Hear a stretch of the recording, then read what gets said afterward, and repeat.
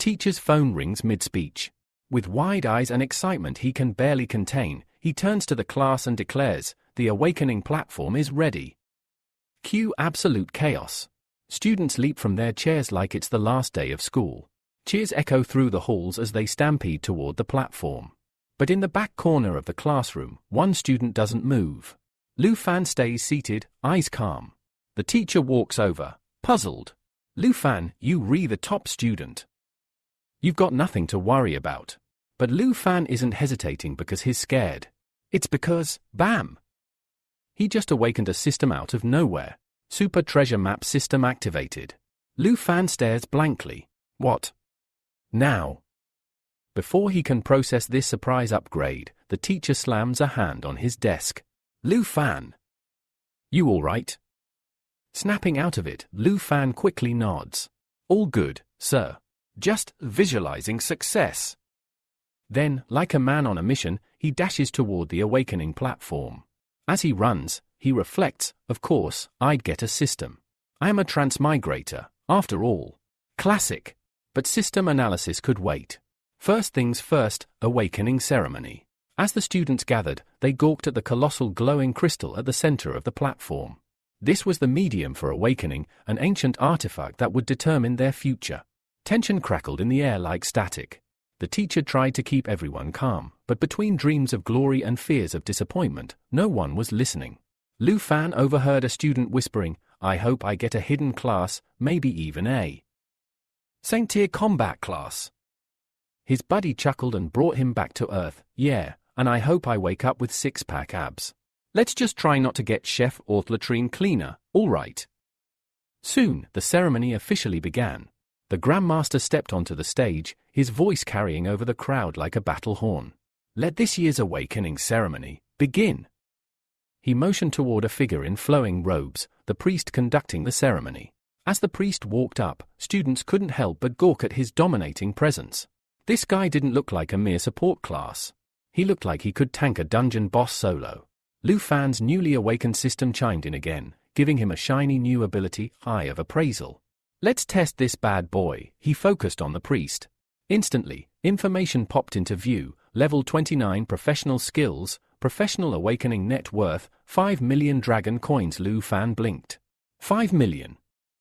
My aunt would have to steam buns till the next era to make that much. Before he could dwell on the staggering wealth gap, the headmaster raised his voice again, signaling the start of the roll call. Names were being called one by one. First up, Jing Dao, the golden boy of Section 25. Rumored to have god-tier attributes, Jing Dao was the student everyone loved, and loved to envy. Watch, he's definitely getting something epic. As Jing Dao stepped onto the stage, the priest began chanting. The massive crystal pulsed with energy, glowing brighter and brighter, until, with a sudden whoosh, a fireball shot out. Pyromancer! The crowd gasped. A combative profession, and a rare one at that. The girl screamed, hearts pounding. Jing Dao conjured a small fireball in his palm and smirked. He was basically printing date requests at this point. Lu Fan watched the scene unfold, his jaw tight. This was what power looked like. This was the difference between struggle and success. If I can awaken a combative class, he thought, I can change everything. But the universe wasn't handing out fireballs to everyone. As the ceremony continued, most students ended up with subsistence professions, herbalist, tailor, miner, and so on. Useful? Absolutely. Glorious? Not quite.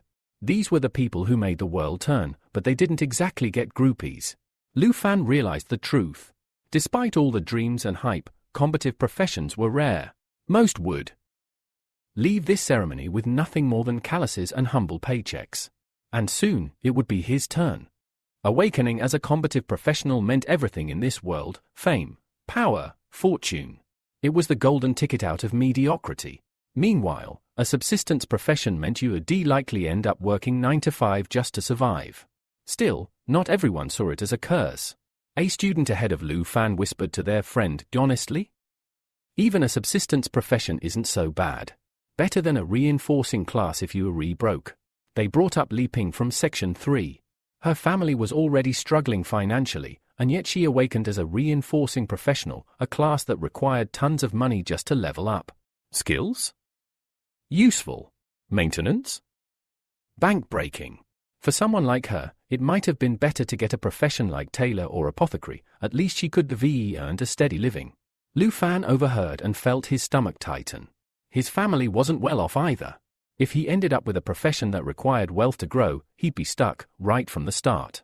Just then, the headmaster's voice rang out across the platform. Lu Fan, step up! As he walked toward the awakening pedestal, the atmosphere shifted. The girls in the crowd suddenly took notice. One of them whispered, "Wait. Is Lu Fan actually hot?" Another giggled, "Smart, handsome, and mysterious. Please let him awaken as something cool." But Lu Fan was focused. No distractions now. He stepped up to the glowing crystal, inhaled sharply, and placed his hands on it. No point being nervous now, he told himself. The priest resumed his chant, and in the next moment, everything changed. A vision exploded in Lu Fan's mind. A red dragon with blazing yellow eyes locked onto him. The earth trembled. Students stumbled, grabbing each other for balance. Golden light poured from the crystal, completely engulfing Lu Fan. Then, a dragon appeared. Not in the vision. In real life. A golden dragon, born from the awakening light, soared above the ceremony grounds. Gasps filled the air. Teachers dropped their notepads. The crowd froze. A hidden profession? One of the female teachers turned to Teacher Lee, wide-eyed. "Your section produced a hidden professional." Teacher Lee nearly fainted from joy. Hidden professionals were legendary, rare, powerful, and capable of altering the fate of kingdoms. If Lu Fan awakened as a dragon blood warrior or a dragon language mage, he wouldn't just be famous, he'd be historic. They hadn't seen someone awaken as a dragon blood warrior in over 10 years. The dragon roared. A sound so thunderous it shook the sky and made students cover their ears. Then, as suddenly as it came, the beast vanished. The headmaster bolted toward Lu Fan, barely containing his excitement. "Tell me, did you awaken as a dragon blood warrior? Or dragon language mage?" Lu Fan looked up. Calm. Stoic. Then sighed. "No.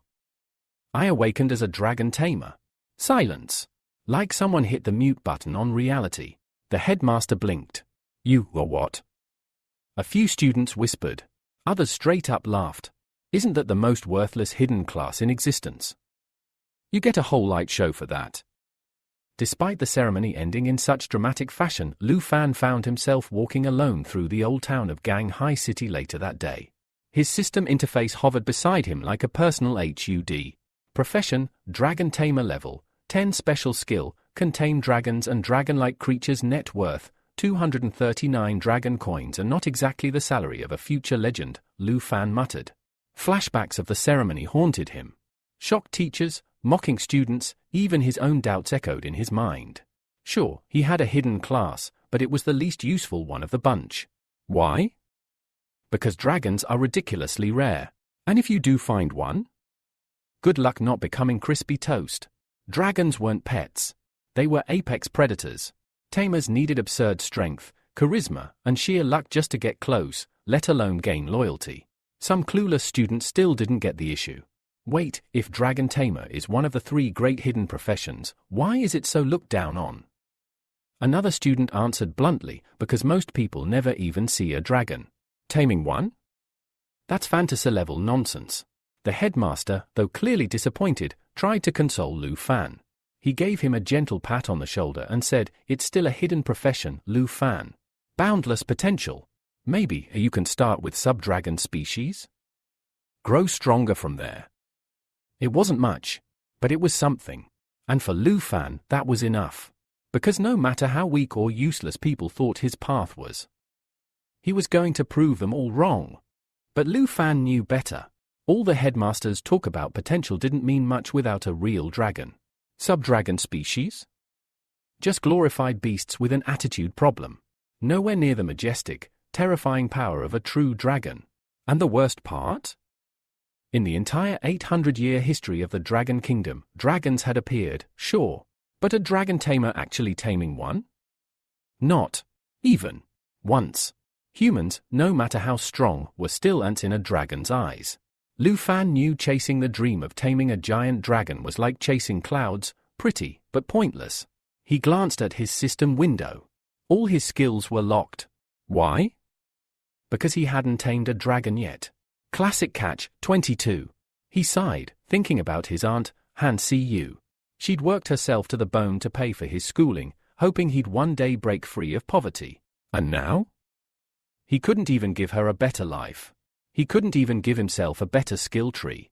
Lost in thought, Lu Fan suddenly found himself standing at the front door of their home, no memory of walking there. He blinked, shook the fog off, and forced a smile onto his face. "I'm home," he called out, voice cheerful. Or at least, trying to be. And then came Aunt Han Siyu. Now let me tell you, Han Siyu was a force of nature. The moment she saw Lu Fan, she launched at him like a missile made of love and flower dust, locking him in a tight hug. "You're back. Tell me everything. What profession did you awaken?" She beamed, eyes full of excitement. Lu Fan opened his mouth to answer, but before he could speak, she cut him off. "Hey, it's okay. Even if you didn't awaken a combat class, that's fine. Honestly, I'd prefer you weren't out there risking your life every day." Her words were warm, comforting, but they hit Lu Fan like a truck. "No, Auntie," he said, louder than he meant to. "I did awaken a combat class. I became a dragon tamer." He braced for disappointment. Instead, Han Siyu looked like she'd just won the lottery. "That's amazing. So what if you don't have a dragon yet? It just means you're strong enough to even be chosen by that profession." She pulled him into another hug. "You'll get into college, and I'll keep supporting you like always. And if you decide not to go, that's fine too. We'll run the steam bun shop together." Steam buns over dragons? Honestly, tempting. Lu Fan felt a lump in his throat. His eyes stung. He didn't deserve someone this kind, this selfless. "Don't cry, dummy. Dinner's getting cold," Han Siyu teased. Lu Fan finally looked at the table. She'd cooked a feast, way too much for one person. She must have spent hours preparing it, hoping to celebrate his awakening. He sat down, trying to enjoy it. But the guilt lingered. Later that night, Lu Fan lay on his bed, staring at the ceiling. His thoughts circled like vultures. Han Siyu was only 26, yet she'd been working tough, low-paying jobs for years. Her hands were covered in cuts and bruises. He remembered once, she'd hidden a burn from him so he wouldn't worry. "I want to change her life," he whispered. But how? Without a dragon, being a dragon tamer meant nothing. Frustrated, Lu Fan slammed his fists into the mattress. "If I just had a dragon, I could really do something." Then, ding! A notification from the system popped up, completely out of nowhere. "Congratulations! You've received your first day reward, Divine Level Treasure Map." Lu Fan blinked. Wait, what? He quickly remembered something important. His system wasn't just about dragon taming. It was called the Super Treasure Map System. At the ceremony, he'd only used the appraisal function. He hadn't even checked out the treasure map features. His hands trembled with excitement as he tapped the treasure map icon.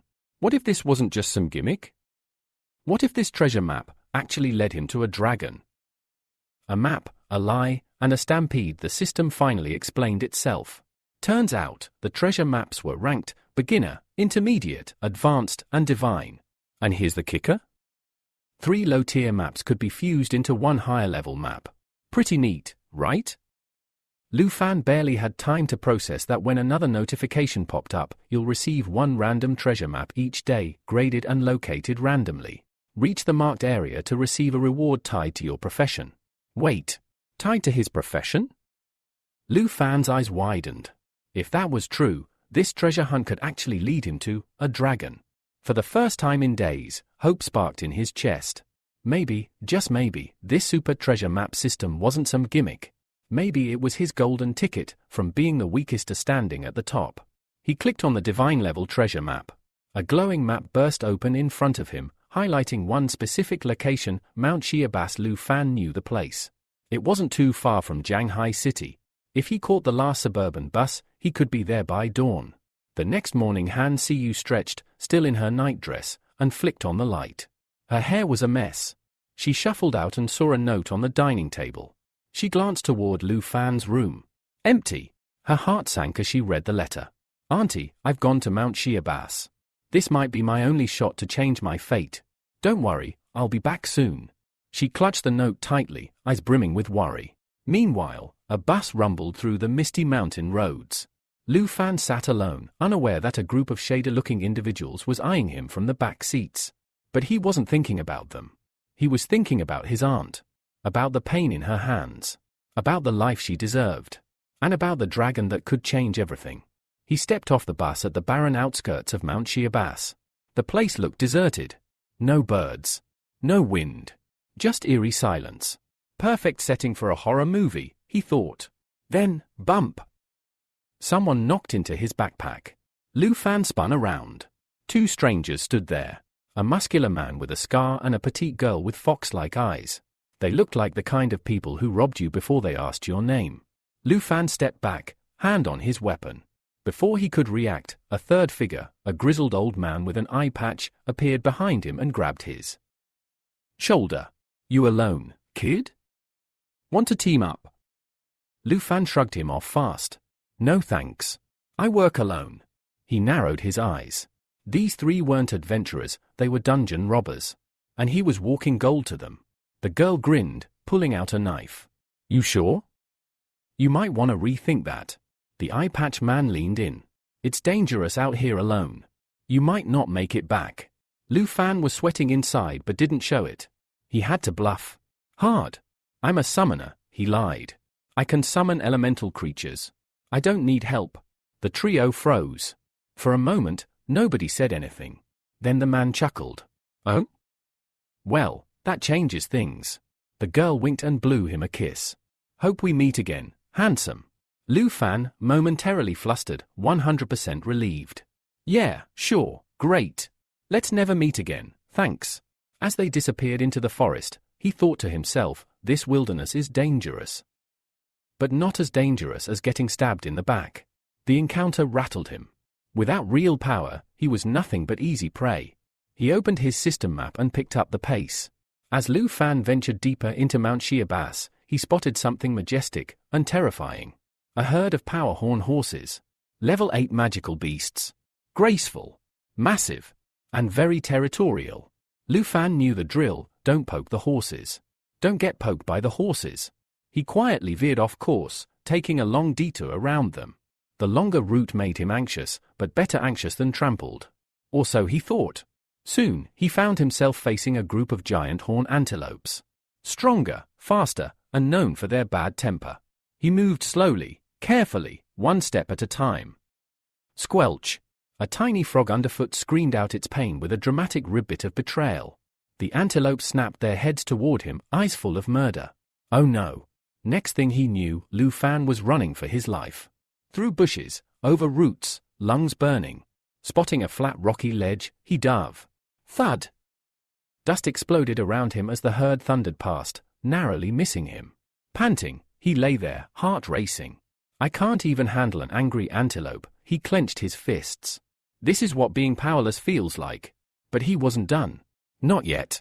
Because somewhere out there, on this mountain, was his first real treasure. And maybe, just maybe, his first real dragon. Lu Fan stood alone, staring at the spot where he nearly became roadkill under a pack of angry antelopes. Catching his breath, he whispered to himself, if I miss this opportunity today, my fate might end up like that poor frog, and just then, ding. System notification, you've arrived at your designated treasure map location. Lu Fan's eyes locked onto two massive rocks ahead. A faint red glow flickered between them, just like on the map. Behind those rocks was a narrow cave. Inside? A pitch-black egg, pulsing softly, cracking slowly. No way. A dragon egg?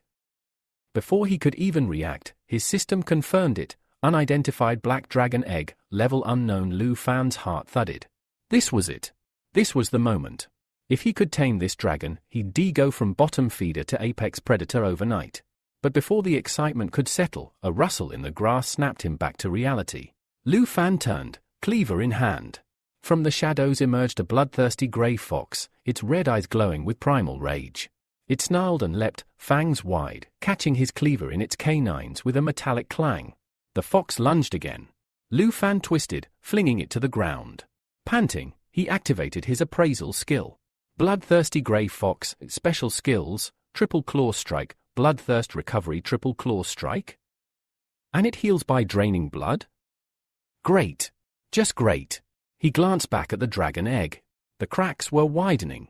If I can just stall the fox until it hatches. But the fox wasn't waiting. It darted forward, fast as lightning. Lu Fan raised his arm, slash. Pain exploded as the claws tore into his forearm. He gritted his teeth. He couldn't let it recover. Not now. The fox lashed out again, strike 1. Lu Fan braced. Strike 2, blocked by his cleaver. Strike 3, he barely dodged, rolling aside just in time. Now! With every ounce of strength, Lu Fan swung his cleaver down, crack. The blade slammed into the fox's skull. Blood sprayed. The creature collapsed with a twitch. System notification, you have defeated a bloodthirsty grey fox. Plus 120 EXP. Lu Fan staggered backward, covered in blood, heart racing. But just as he caught his breath, 3 shadows appeared behind him. Slow clapping echoed. Nice work, Dragon Boy. Lu Fan turned, of course. It was them. The dungeon robbers. The girl smirked. The muscular guy cracked his knuckles. And the eye patch man looked far too amused. Lu Fan immediately took a defensive stance. Don't get any ideas. I'm not joining your gang. The girl giggled. Relax.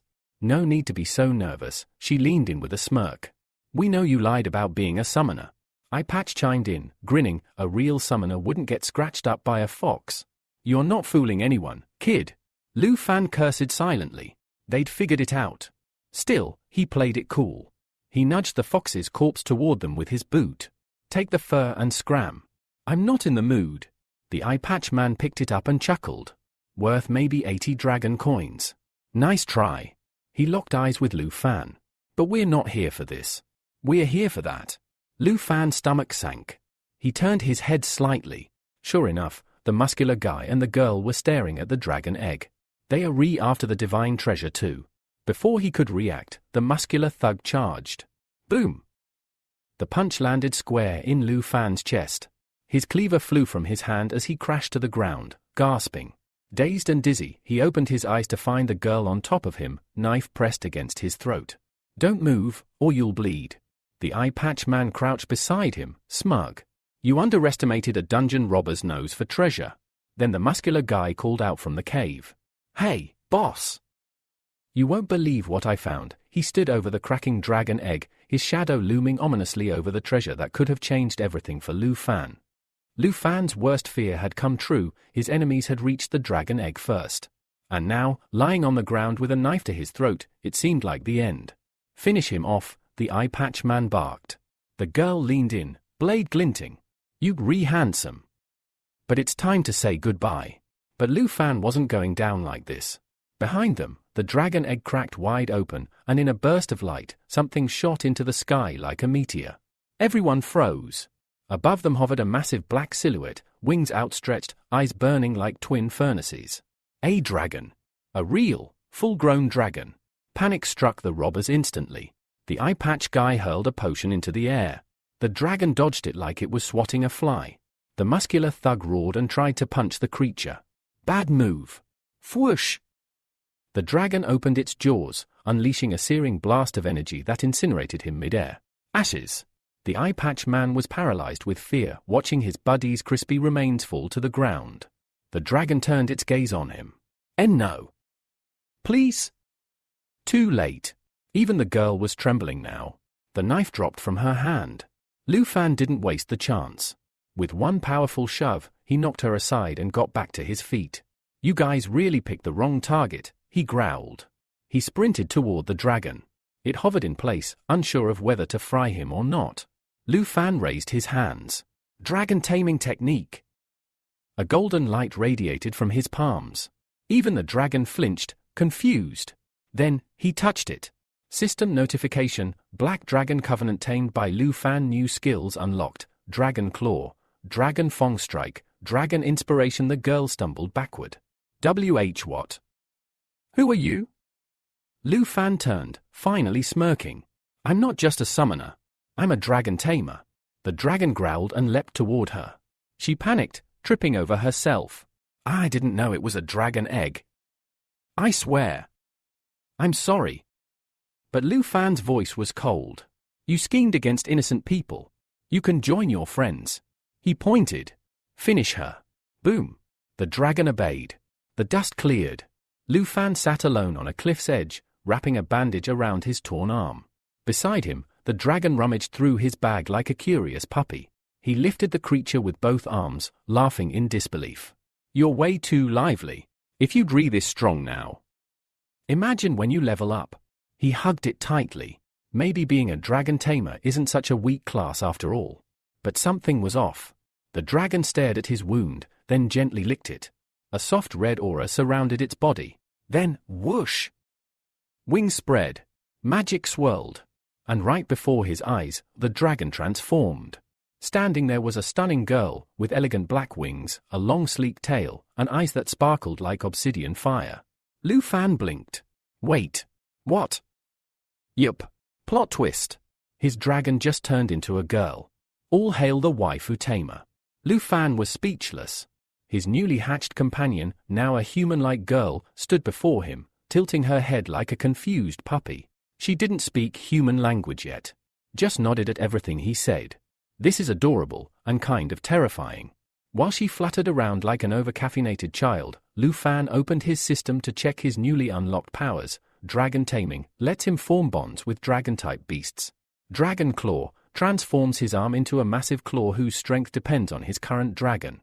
Dragon Fong Strike channels dragon energy for a devastating blow. Dragon Inspiration boosts both his and his dragon's attack and attributes by 30%. No wonder I'm crushing the power charts now, he muttered. Then, curiosity took over. He tapped on his dragon's profile. And boom, her stats popped up. Lu Fan couldn't believe his eyes. He stared at the dragon girl, his dragon girl, while her ridiculously overpowered stats glowed on the interface like cheat codes. Strength, 342 agility, 267 spirit, 359 endurance, 373 at level 1. Talk about broken, but it didn't stop there.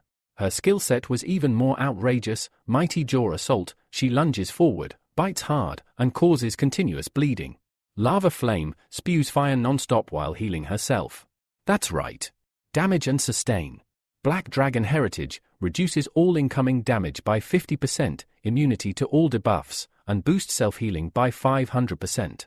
Bloodline Connection grants 10% of her attributes directly to Lu Fan. That means he just got stronger too. Lu Fan blinked. Is this a newborn or a final boss? He checked again. Yep. It was real. The bloodline connection not only gave him a 10% bonus from her, but apparently doubled his own base stats. That explained why he suddenly felt like he could dropkick a mountain. No wonder I feel like I could take on a whole army. This is the true power of one of the 3 strongest hidden professions. All those haters calling Dragon Tamer the weakest class? Joke's on them. They haven't seen this dragon. And right at that moment, he saw her chewing on her own eggshell. Still got that baby brain, huh? Even though she had a human form, she was clearly still just a newborn dragon. Curious, innocent, and hungry. Lu Fan realized there was still one big thing left. I need to give you a name. He paused, watching the first light of dawn stretch across the sky. A little black dragon, born just before sunrise. Shia, he said softly. Your name is Shia. The dragon girl paused mid-bite, looked up at him, and smiled. Wide, bright, and innocent. Like she was thrilled to finally be someone. Lu Fan's heart melted. He patted her head, grinning. Glad you like it. All right, Shia, you hungry? She nodded, finishing off the last piece of shell like a crunchy snack. Let's go hunt some monsters then. Can't go home on an empty stomach. Lu Fan stood up, tightening the straps on his bag. His mind flashed to the upcoming university entrance trial, his shot at the Southern Province's top scholar title, and a seat in the Dragon Kingdom's most elite institution. But he knew one thing, he wasn't ready yet. We need to level up. Fast. He turned to Shia, who fluttered up beside him. With a mischievous grin. Next stop, Mount Shia Basin. Word is, the monsters there taste better than eggshells. They barely made it 10 steps before a loud noise echoed through the forest. Rustling. Thudding. Growling. Lu Fan snapped his fingers, pulling up the interface. Detected, Plains Hyena's nasty creatures. Real troublemakers. They came with 2 dangerous attacks: rending bite, causes ongoing bleeding. Putrefaction applies a disease debuff, weakening both defense and healing. But if you beat them? Loot drop, canine teeth, 95 dragon coins each. Lu Fan gulped. These guys are definitely tougher than that bloodthirsty grey fox from before, and I barely walked away from that fight. Just as he considered backing off, he looked up and froze. Wait, where's Xia? Already airborne. The dragon girl was in full flight, eyes glowing, wings spread wide, and wearing a grin that screamed, "I call dibs on the snacks." Lu Fan sighed. Yep, definitely still a newborn. But one thing was clear, this duo was no longer prey. They were the predators now. Lu Fan could tell Xia wanted to lead this fight. He smiled, stepping back as she soared into the sky. With flames building in her belly and hyenas roaring below, one thing was certain: Mount Shiabas holds no danger, not for the strongest dragon tamer and his dragon. The hyenas didn't stand a chance. High above, Xia's form glowed with molten energy. Then, lava flame exploded from her mouth, blanketing the field in searing fire. The beast screeched and collapsed, dropping loot and XP like burnt pinatas. Ding! Lu Fan reached level 11. Ding! Xia hit level 3. With a grin, Lu Fan told her, "All right, no more time on these small fries. Let's go find the real threat." Their eyes turned to a shadowy cave nestled in the mountainside. That's when he felt it, killing intent. From within the darkness, 3 glowing eyes stared them down. No, not 3 eyes, 3 sets. The beast stepped forward, massive, fur blazing with crimson streaks. The 3-headed blood lion. Level 25. Each head snarled independently, dripping with menace. This elite monster wasn't just for show. It had roar, buffs its own defense and attack. Trample, a massive area damage. Triple flame, 3 waves of fire-based AoE that melt anything dumb enough to stand still. Defeating it meant 23,790 EXP, and rare drops like Blood Lion's Tooth and Blood Lion Skin. Normally, it'd take a whole party of elite hunters to even attempt this. But Lu Fan wasn't normal anymore. "I've got Xia. That's more than enough." He gave the order. Xia let out a low growl of approval. The battle began. The Blood Lion central head howled, casting roar, boosting its power, then started charging triple flame, a slow but deadly cast. Lu Fan narrowed his eyes. That charge time, we can interrupt it. He turned to Xia. "Let's coordinate. Take the heads, I'll follow through." In an instant, Xia's body ignited, flames spiraling around her as she reverted to her dragon form. She shot forward like a bullet from a cannon. Mighty Jaw Assault! She bit into the central head, then clamped her claws around the other 2, pinning them down. System notification, triple flame successfully interrupted. Lu Fan charged in, cleaver glowing with energy. Time to end this. He leapt and shouted, "Dragon Fang Strike!" A blast of dragon aura surged through his weapon, landing squarely into the beast's chest. The lion staggered, then crashed. Down, defeated. Xia landed beside him, shifting back into her human form, panting but smiling. Lu Fan hit level 14. Xia jumped to level 9. Before they could even rest, a new system notification flashed, treasure map system activated. A new map has been sent to your inventory. Lu Fan raised an eyebrow, a sly grin forming. An exclusive dragon tamer treasure, huh? This day just keeps getting better. He turned to Xia. Ready for some treasure hunting? She nodded eagerly, clearly still buzzing from the fight. Scene shift, deeper in Mount Shiabas, 3 figures stood near a jagged rock formation. A blue-haired girl looked impatiently at the cave in front of them. Are we really going to let this opportunity slip by?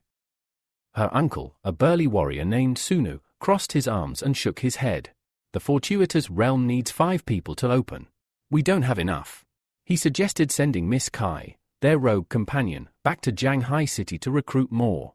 But Kai shook her head. Even if I sprint at top speed, the trip's a full day. The realm will vanish before I'm back.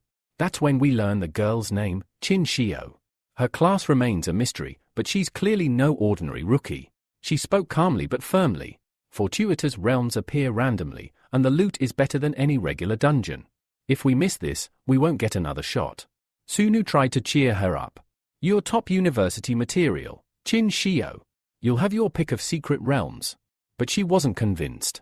Her eyes lingered on the glowing runes of the cave entrance, opportunity slipping through her fingers. Back on the mountainside, Lu Fan and Xia had no idea their paths were about to cross. Qin Xiao was inches from losing her chance at greatness. The fortuitous realm was right there and still missing one member. Suddenly, rustling.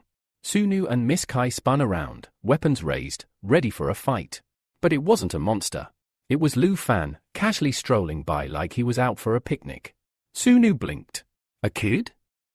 Out here? He warned Lu Fan, this mountain isn't for casual hikers. You should head BA. Before he could finish, Qin Xiao stepped in. With practiced poise, she introduced herself as part of the Qin family of Jianghai City, the wealthiest clan in the region. And then, out of nowhere, she made an offer, join us in the secret realm of chance. You don't even have to lift a finger, just be the 5th member. We'll pay you 100,000 dragon coins. Lu Fan paused mid-step. If the Qin family is willing to pay that much, the treasure inside must be insane. Qin Xiao explained further. They'd already found a paladin as the 4th member but were still one short. Time was ticking. If they didn't get 5 people soon, the realm would disappear. Sunu, already walking toward the glowing purplish portal, waved Lu Fan over. Hurry up if you want to get paid. These kinds of opportunities don't wait. But Lu Fan wasn't easily bought. He smiled and replied, I'm not interested in money. I'll join if we split the rewards based on contribution. Dead silence. Miss Kai blinked. Wait, you want us to divide the loot by strength? Lu Fan nodded. Exactly. Qin Xiao tilted her head, eyeing him with a puzzled look. This guy looks weaker than any of us. Is he confident, or just delusional? But they were desperate. She extended her hand with a smile. Fine. We'll go with your plan. And the 100,000 dragon coins are still yours, out of sincerity. Lu Fan shook her hand, sealing the deal. Internally, he made a decision, he wouldn't summon Shurao Yi yet. Revealing a legendary dragon in front of strangers? That was a recipe for jealousy, or worse. Better to wait until we have the loot. Then I'll let them see what real power looks like.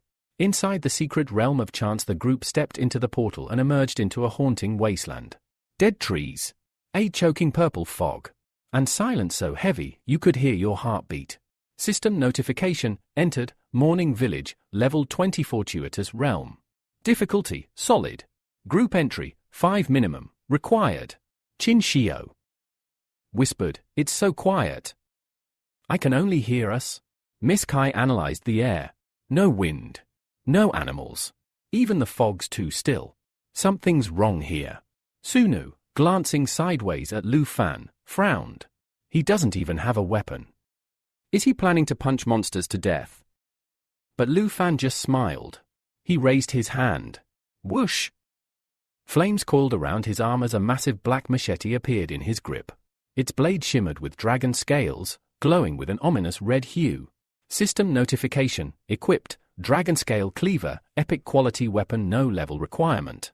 Exclusive to dragon tamers, dragon blood warriors. Skill, dragon blood armor, partially transforms user into a dragon. Boosts all dragon-related skills. Plus 65 strength, plus 30 stamina. Everyone froze. Miss Kai took a cautious step back. Qin Xiao's eyes widened. Sunu muttered, an epic weapon? At his level.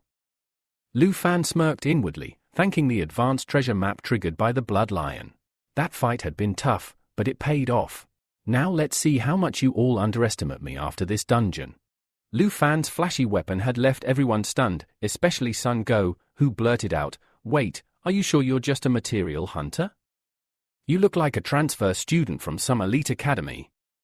Miss Kai rolled her eyes. Why do you even care? If he tries anything sketchy, I'll personally turn him into zombie chow. But before the bickering could escalate, wham!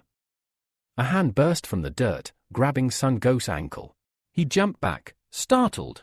From beneath the ground, rotting corpses began clawing their way up, corrupt zombies, level 15 monsters with terrifying skills, hug and bite, they grapple and claw while sinking their teeth in. Corpse poison, every attack poisons the victim, slowly draining HP.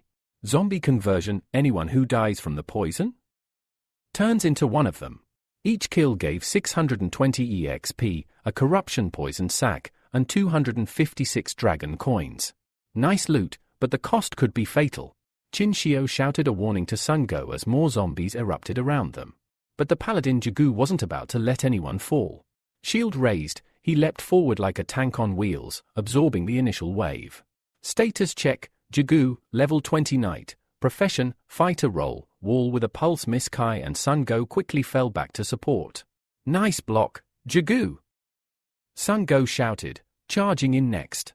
Sun Go, level 28 warrior, began slicing through zombies with massive swings, while Miss Kai, level 23 rogue, danced through the chaos, blades flashing. Meanwhile, Lu Fan remained calm. His system interface flickered in his vision, revealing everyone's battle stats and actions in real time. Knight in front, warrior and rogue flank, good formation. Sun Go's close to a profession change. They're more capable than I thought. Suddenly, Qin Xiao stepped forward. Her staff glowed, and a golden aura enveloped her. She rose slightly off the ground, eyes closed in concentration. Oh, we're charging up the big gun, Lu Fan thought. Then, boom! She cast Holy Light Star Rain. Brilliant star-like energy rained down, exploding on impact, wiping out zombies by the dozens. At the same time, her allies glowed as their wounds healed. Sun Go and Miss Kai had to dive out of the blast zone just to avoid getting roasted by friendly fire. The zombies were annihilated. Qin Xiao turned to Lu Fan with a proud smile. That's my profession. System notification, revealed, hidden class, Holy Light Mage balance dual role. Moderate healing plus area damage. Lu Fan raised an eyebrow. A hidden profession again? And it's a hybrid. He complimented her on the holy damage, particularly brutal against the undead. But the celebration didn't last long. Rumble. The ground shook. Hard. From beneath the soil, a blood-red hand erupted, clawing at the air. System alert. Blood zombies, level 20 elite monsters rewards, 8, 140 EXP, blood corpse poison sac, 90 dragon coin skills, blood sucking bite, heals itself while damaging the victim. Corpse poison, as before, inflicts continuous poison damage. Blood fury, temporarily boosts strength and agility by 40%. The monsters that emerged were bulkier, faster, and clearly out for blood. Their glowing eyes locked on the team. They're not just here to fight. They're here to wipe us out. Sun Go took command instantly. Miss Kai. Protect Qin Xiao and Lu Fan. As the team regrouped for the coming onslaught, Lu Fan knew one thing for sure: if we don't pull out everything we've got, we're not walking out of this realm. Jigu, with me. Sunu's voice cut through the chaos. They couldn't let the zombie horde break their front line. Both he and Jigu charged forward, weapons blazing with energy. Sunu slashed with a powerful full moon slash, severing a zombie's arm clean off. Jigu aimed straight for the heart, driving his sword deep into the creature's chest. For a moment, it looked like they'd done real damage. But then, the zombies grinned. Not in pain. In delight. Jigu tried to pull his blade back, but the zombie wasn't letting go. Its chest began absorbing the sword, like it was devouring metal. Before they could react, a sinister laugh echoed through the mist. The zombies began growing larger, and corpse poison leaked from their mouths. System alert, corpse poison activated, drains party HP and heals zombies per second. Qin Xiao's eyes widened. This isn't normal. I can't cleanse this. We need a priest's clarity skill to dispel corpse poison. Jigu groaned as the poison spread up his arm. His HP bar dropped rapidly. Help me. I can't break free. Let go of your sword, Jigu. Sunu yelled. Now! Jigu released his grip just in time. Sunu yanked him back, barely avoiding the zombie's next strike. Miss Kai, cover us! But Miss Kai was already overwhelmed, fending off two zombies that lunged at her with clawed fingers glowing green. The situation was spiraling out of control. Then, amid the madness, a voice broke through like a calm breeze through fire. Hey, Sak, chill. Don't trouble Miss Kai. Everyone turned. There stood Lu Fan. One eye glowing a crimson red, his legendary machete glowing with golden fire in his hand. He wasn't scared. He wasn't flustered. He looked like he was about to take the entire undead army head-on by himself. Sunu panicked. Get out of there! Those are red blood zombies. But Lu Fan didn't flinch. He lunged. Slash! His machete cut clean across the zombie's throat, severing it with surgical precision. The creature collapsed, dead before it even realized what hit it. The team was stunned. Sun Go stared, jaw on the floor. Did that newbie just one-shot a red blood zombie? Lu Fan casually handed Jigu his sword back. Don't back down. Keep moving forward, he said with a smile that screamed confidence. Sunu blinked. Okay, seriously, what's your level? Lu Fan's eye still glowed faintly. I'm just a normal level 14 student. No one believed that. Jigu, barely conscious, was quickly tended to by Qin Shio, who worked to stop the poison spread. As she healed him, she overheard Lu Fan talking about coming to Mount Shia Basin for practice before the big exam. Her mind raced. Level 14? That's my age group, but how does he hit harder than Sunu, who's level 28? Before she could get an answer, a zombie lunged at her from behind, grinning with poison-dripping teeth. Qin Shio, move! Miss Kai shouted. But she didn't have to. Lu Fan was faster. He dashed in, pinned the zombie to the wall, and took it out with a single precise swing of his machete. He turned to the group. These things are going to keep evolving. We need to end this quickly. I'll take the front. Everyone else, hold your positions. Sunu hesitated. But Qin Shio remembered something. Rumors. Whispers back in Jianghai City. A hidden class. A powerful young tamer with dragon blood. Could it be Lu Fan, she wondered. She smiled.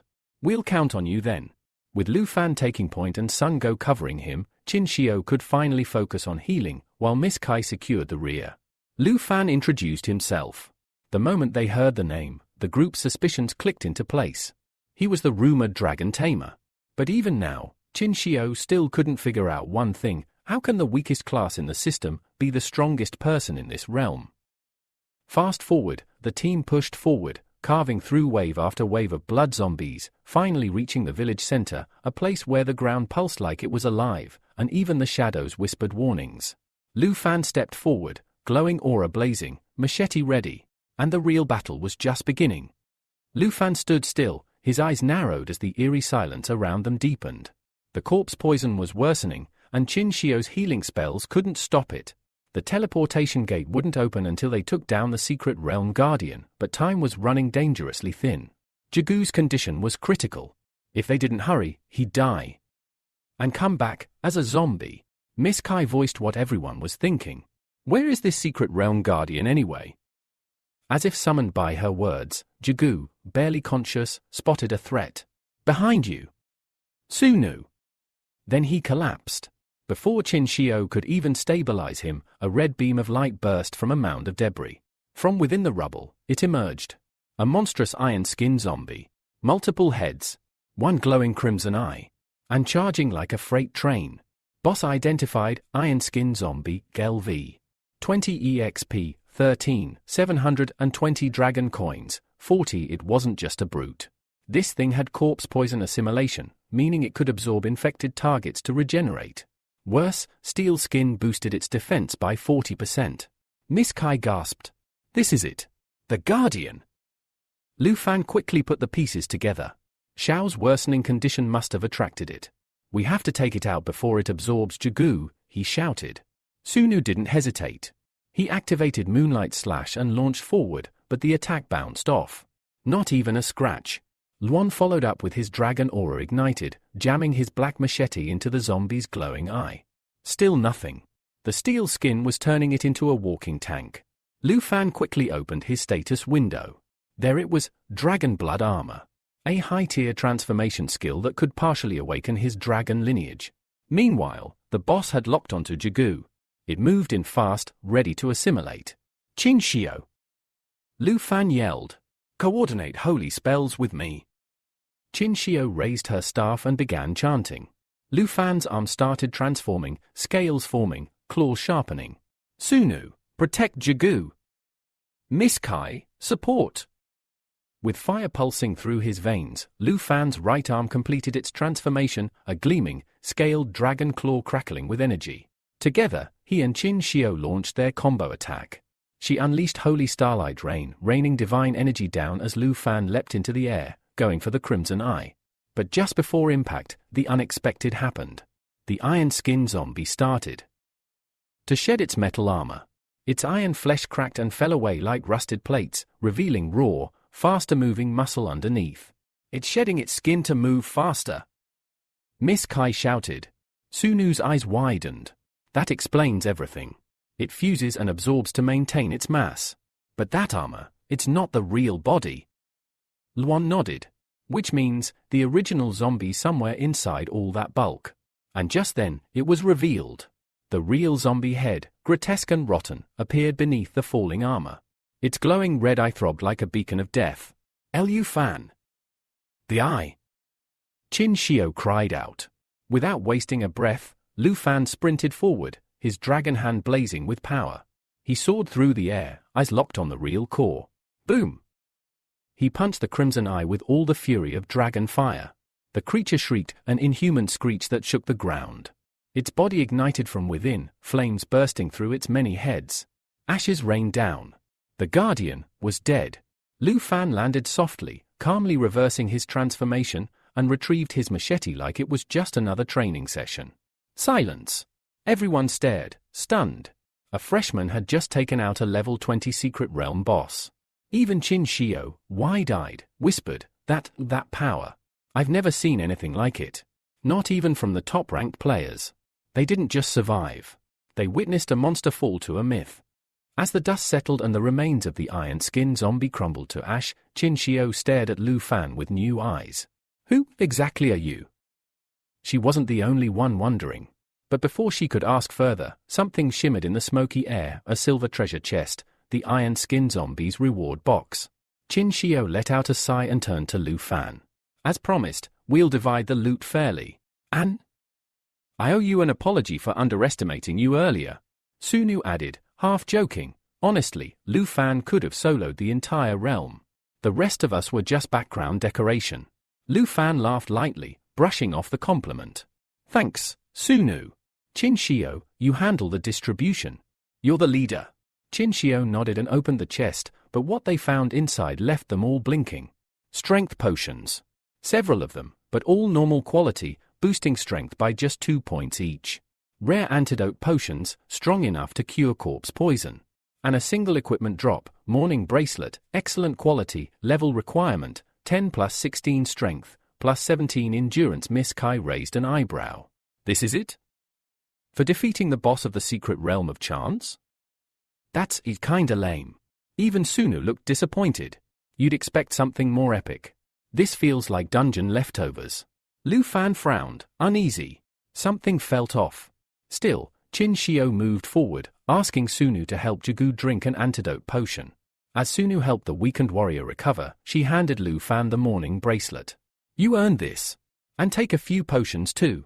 Lu Fan accepted them with a quiet nod, impressed by the Qin family's sense of discipline and fairness. They're a proper team. I respect that. But even as everyone relaxed, Qin Shio's expression darkened. Where's the portal? We beat the Guardian, but there's no way out.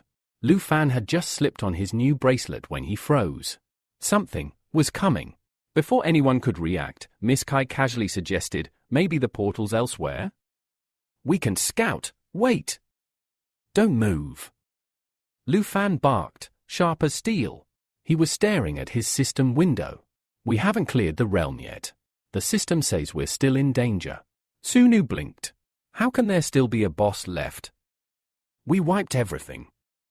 But Qin Shio interrupted, her voice uneasy. I can feel something. A presence. It's heavy, cold, wrong. The group turned to her. A holy light mage sensing darkness? Not a good sign. They followed the feeling, moving cautiously toward the lakeside of Morning Village. The further they went, the creepier it got. The place was cloaked in fog and decay, the lake itself reeking like a sore from hell. Maybe we missed this spot earlier, Sunu muttered, already regretting it. As they neared the water, a shadow shifted beneath the surface. Something massive. Something alive. A huge, tentacled monster rose slowly from the depths, its body covered in pulsing, grotesque eyes, each one glowing with a crimson pupil radiating pure rage. The water rippled with hatred. This thing was mad. Mad that they killed its minions. Suddenly, boom! Tentacles shot out from the ground, writhing with blinking eyeballs, lashing at the group. They barely dodged in time. Miss Kai screamed, "What is that thing?" Lu Fan opened his system to scan it. Nothing. Level, unknown name, unknown. Even the status window didn't recognize the creature. This wasn't a normal boss. This was something else. Something ancient and hungry. Turns out, Lu Fan was right all along. This wasn't over, not by a long shot. As the monstrous tentacles lashed wildly, Sunu barely managed to dodge them. Okay, yep, that thing's definitely the real final boss. He stepped forward, crimson sword in hand, trying to shield the others. But the tentacle monster didn't care. One swipe sent Sunu flying like a ragdoll, crashing into the dirt with a painful grunt. Their strongest warrior? Down. That was a bad sign. Before anyone could react, the tentacles changed course, aiming straight for Qin Shio. Frozen in shock, she couldn't move. It's too fast. Boom. Like a thunderbolt, Lu Fan appeared out of nowhere, grabbing her just before the tentacles could crush her. He held her tight as they both tumbled to the ground. Qin Shio blushed. He actually saved me again? No time for romance. Another wave of tentacles slammed them both to the side. The group regrouped, checking on Qin Shio. Miss Kai rushed over. Are you okay? Meanwhile, Lu Fan, ever the MVP, was already back on his feet. But then, the air shifted. From the river's surface, a dark purple aura began to rise. The water bubbled, and every instinct in their bodies screamed, run. Too late. Out from the depths emerged a colossal abomination, its body wrapped in grotesque tentacles. But at the center stood a woman, long hair flowing, hands shackled by ancient iron chains. Her face twisted in anger and sorrow. The grieving specter. Level 25 boss.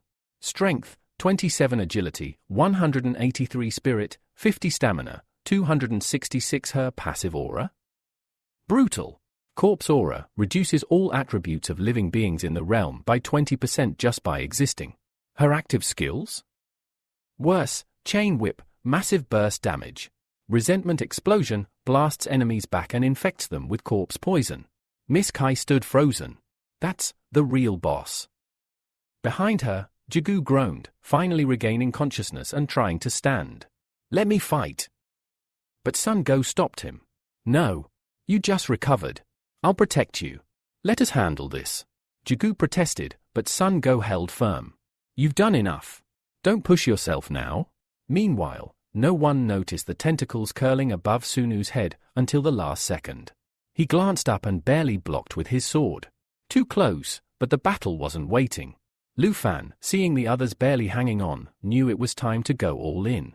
He gripped his legendary black machete and locked eyes with the boss. If she's a zombie, there has to be a core. A true body, then he saw it. The real body of the grieving spectre, hidden in the mass of tentacles, still partially human. That was the key. With a mighty leap, Lu Fan charged.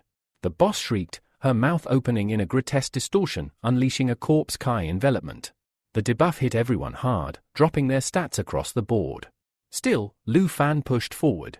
Tentacles lunged at him like spears, but he was too fast, dodging, weaving, climbing one of the iron chains wrapped around her.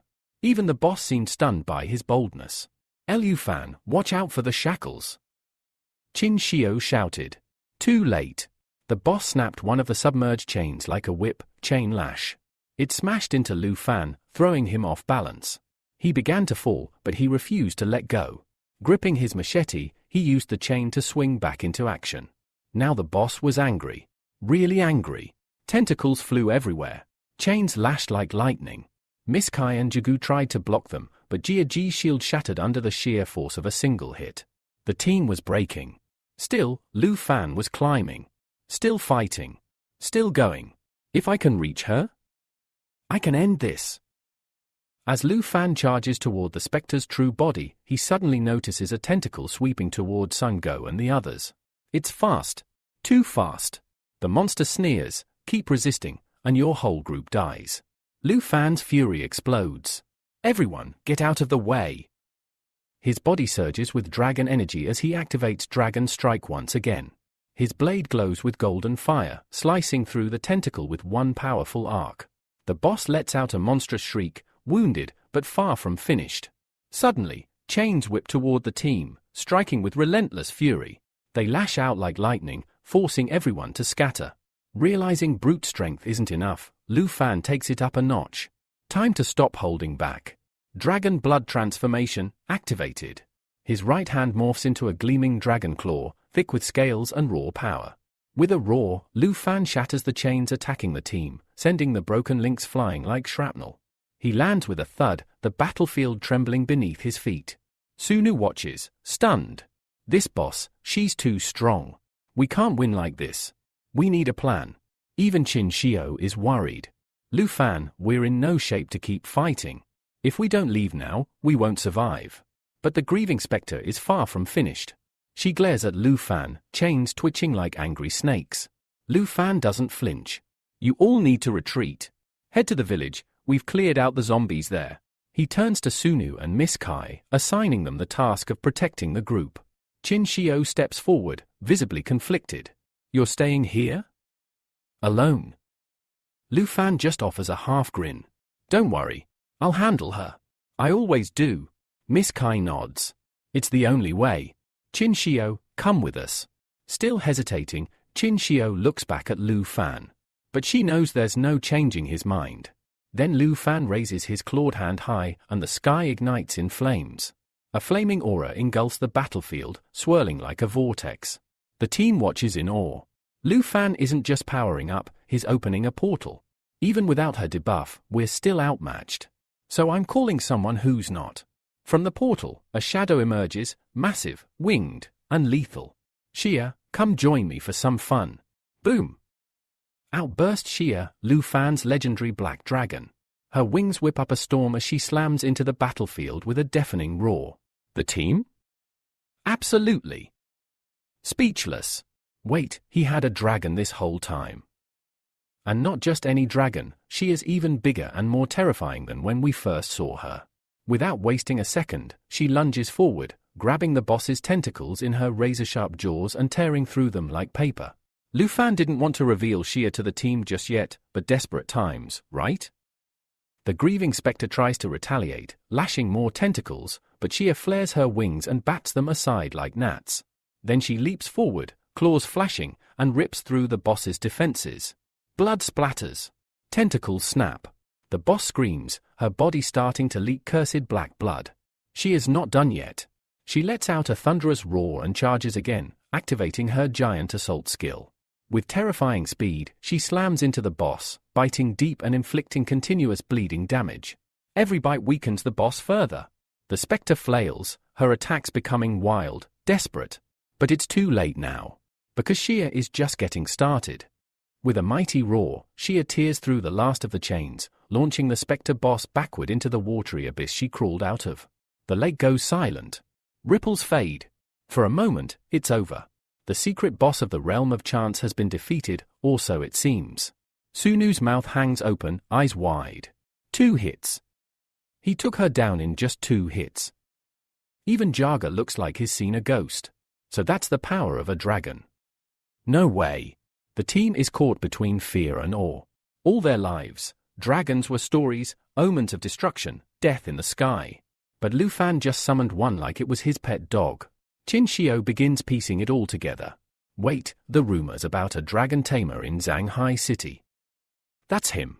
Lu Fan, the so-called worthless dragon tamer. Yeah, worthless?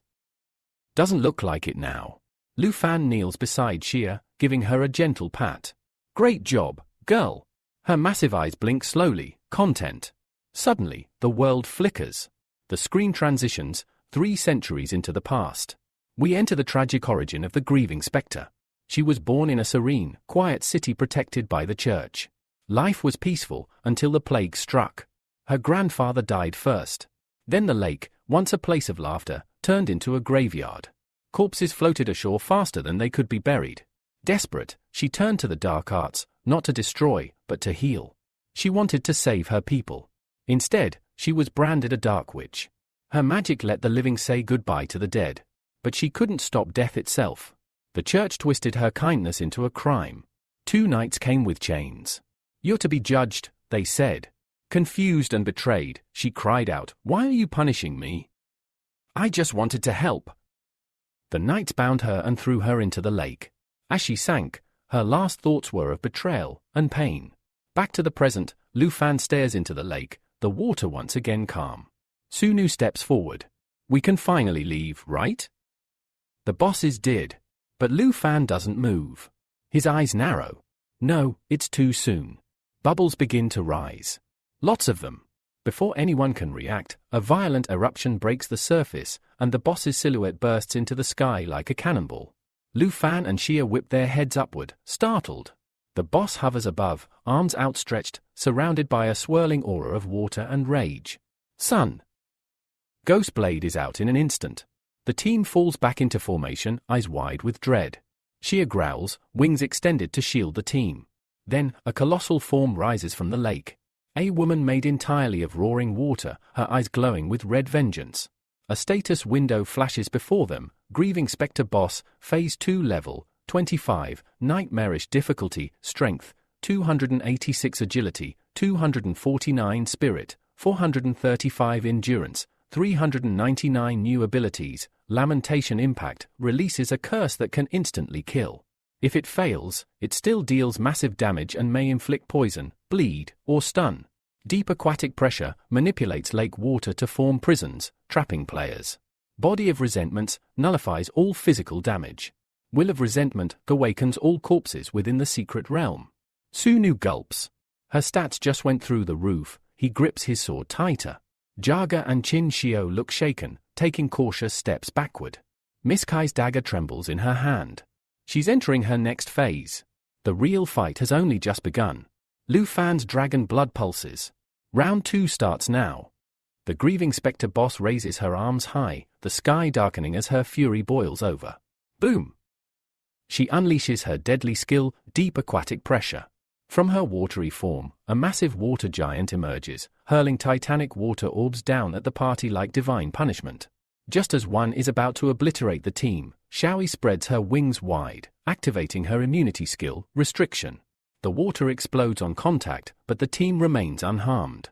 A system window pops up in front of Lu Fan. Black Dragon Lineage skill activated. Incoming damage reduced by 50%. Immune to harmful effects. Self-healing increased by 500%. Okay, that's just unfair, mutters Jaga, half impressed, half terrified. One orb crashes down beside Miss Kai.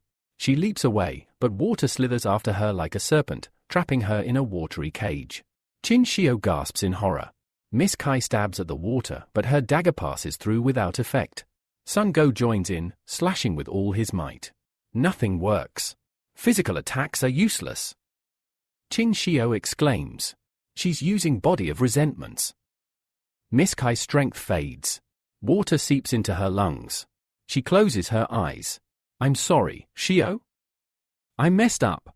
But Qin Shio steps forward, tears welling up. No. I should be the one apologizing. I led us here. This is all my fault. She falls to her knees, clutching her staff helplessly.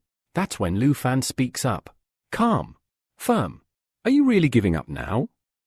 After all we've been through. Another orb falls, this one for Sunu. Before he can dodge, he's sealed inside his own watery tomb. The team is cornered. Morale is crumbling. I'm the only mage, Qin Shio admits. And my magic isn't strong enough. Sunu, still trapped, grits his teeth. Guys. She's immune to physical damage. We're sitting ducks out here. He looks toward Lu Fan. Can you use magic? But before Lu Fan can reply, the boss unleashes Lamentation Impact. A deadly hand of water stretches toward him. Xiaoi moves like lightning, throwing a wing in front of him. She glares like, seriously? Again? A system notification pops up. Black Dragon Immunity triggered instant death, blocked corpse poison, blocked bleed and stun, blocked. Lu Fan casually slips his hands in his pockets, unfazed. Another alert, damage reduction, 50% status effect immunity, active self-recovery, plus 500%. Man's got cheat codes, Sun Go mutters inside his bubble. Sunu yells out, if you can't use magic, what can we do? Lu Fan grins. I can't. But my dragon can. Everyone's jaws drop. Miss Kai stares, blinking in disbelief. You're a dragon tamer. That word suddenly hits different. The once worthless title now sounds more like a god-tier rank. The boss tries another sneak attack. Bad move. Lu Fan clenches his fist, a fireball igniting in his palm. He locks eyes with the boss, his fiery aura rising. A dragon's power isn't something humans can comprehend, he says coolly. The water woman launches another lamentation impact. Xiaoyi tanks it. Again. Another system pop-up, all harmful effects nullified. And now? It's Lu Fan's turn. Xiaoyi, activate dragon inspiration. The ground trembles. Flames spiral around them.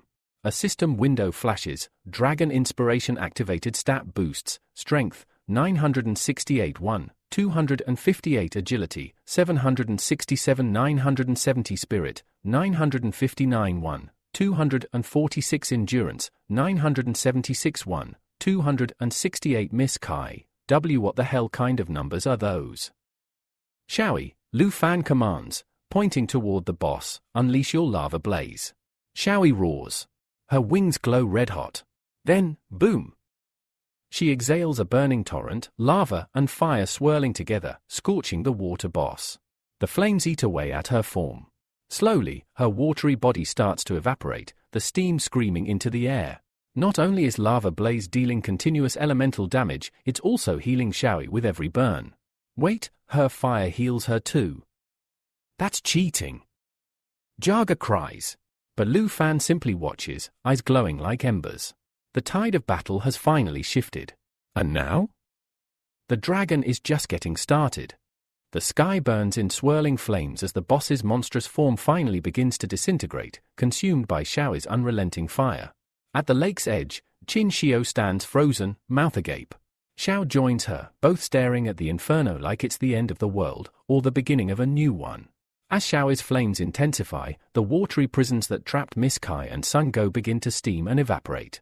Miss Kai stumbles free, soaked and speechless. Sunul, his face grim, looks skyward. This power, it's catastrophic, he murmurs. Suddenly, boom! The boss begins to implode, her body unable to withstand the searing heat. In a final act of desperation, she triggers her ultimate skill, Will of Resentment. She's trying to resurrect the corpses in the realm. Qin Xiao yells. But it's too late. The colossal water woman crumbles into ash and steam, leaving behind only a purple haze as she vanishes completely. And in her place? A glowing portal hums into existence. Right beside a gleaming treasure chest. High above, Xiaoyi reverts to her human form, floating midair with a proud smirk.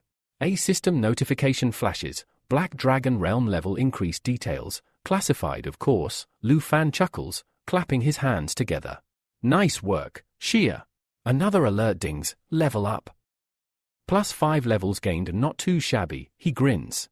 Smoke fills the battlefield, the lingering remnants of a hard-won victory. Qin Xiao rushes over to Miss Kai, who coughs weakly but smiles. Sun Go points toward the portal. It's over, he announces. Go stands up, brushing ash from his shoulder. Everyone okay, he asks. But then, a noise. Shuffling. Groaning. Behind them. They turn. The village zombies, previously defeated, have risen again, brought back by the boss's Will of Resentment. Oh, come on, Sun Go groans.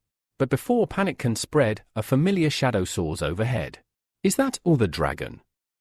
Sun Go asks, eyes wide. Xiaoyi, now in her true dragon form, dives toward the horde, her mouth glowing. She has got this, Lu Fan assures calmly. And she does. Lava blaze erupts once more. A burning storm sweeps across the zombies, reducing them to ashes within seconds. Zombies that gave us so much trouble, she's just melting them like butter, Qin Xiao whispers in awe. Lu Fan walks over, hands in his pockets, smirking. Yep, that's Xiaoyi, the black dragon. He turns to Sunul. No. Need to be tense. She's got everything under control. Then, he looks toward the treasure chest, rubbing his hands. Now, according to the rules. I pick first. He pauses, looking back with a smirk. Anyone got a problem with that? Qin Xiao shakes her head. No objections here. Lu Fan steps up, opens the chest, and it glows with heavenly light. Everyone gathers around, anticipation thick in the air. Inside, they find some serious loot. 1. Holy Light Staff, excellent quality, +32 spirit, +19 stamina level requirement, 10 ability, Holy Light Seal, binds a target with Holy Light. Duration scales with spirit stat. Perfect for our magic squad. Lu Fan nods at Qin Xiao. 2. Twilight Robe, excellent quality, +35 spirit, plus 15 stamina level requirement, 10 ability, light flow, generates a light barrier. Strength scales with spirit. Hey, defense matters too, right? Sun Go says, eyeing it hopefully. 3. Ring of Morning rare quality plus 57 spirit, plus 21 stamina, plus 12 strength level requirement, 15 ability, morning aura, marks a target. Anyone attacking them builds resentment points, causing effects like poisoning, bleeding, dizziness. That's terrifying, Miss Kai mutters. And amazing, Sun adds. 4. Job transfer scroll item rarity? Function, unlocks a new class or transforms current job path that's going to change someone's life, Lu Fan murmurs. As the teen stands around the chest, mouths hanging open at the bounty, the air finally begins to settle. Victory is sweet. The danger is gone. And the real adventure might just be beginning. Among the treasure, one item shines with mysterious potential, a rare consumable scroll capable of transforming a normal profession into a hidden one of the same class type. The kind of item players could only dream of. Without hesitation, Lu Fan picks the job transfer scroll, and as he lifts it, a blue energy pulses from his body. System notification, job transfer scroll acquired. Qin Xiao steps forward. You don't have to do this, she says gently. The loot's yours by the rules. But Lu Fan just smiles. Relax. I'm not trying to win generosity points. The rest of the gear is loaded with spirit stats, it suits you way better. Qin Xiao, touched, glances down at the chest. If it weren't for you, we might not have made it out alive. Lu Fan watches curiously as she reaches into the chest again, this time, pulling out the Ring of Morning. She holds it out.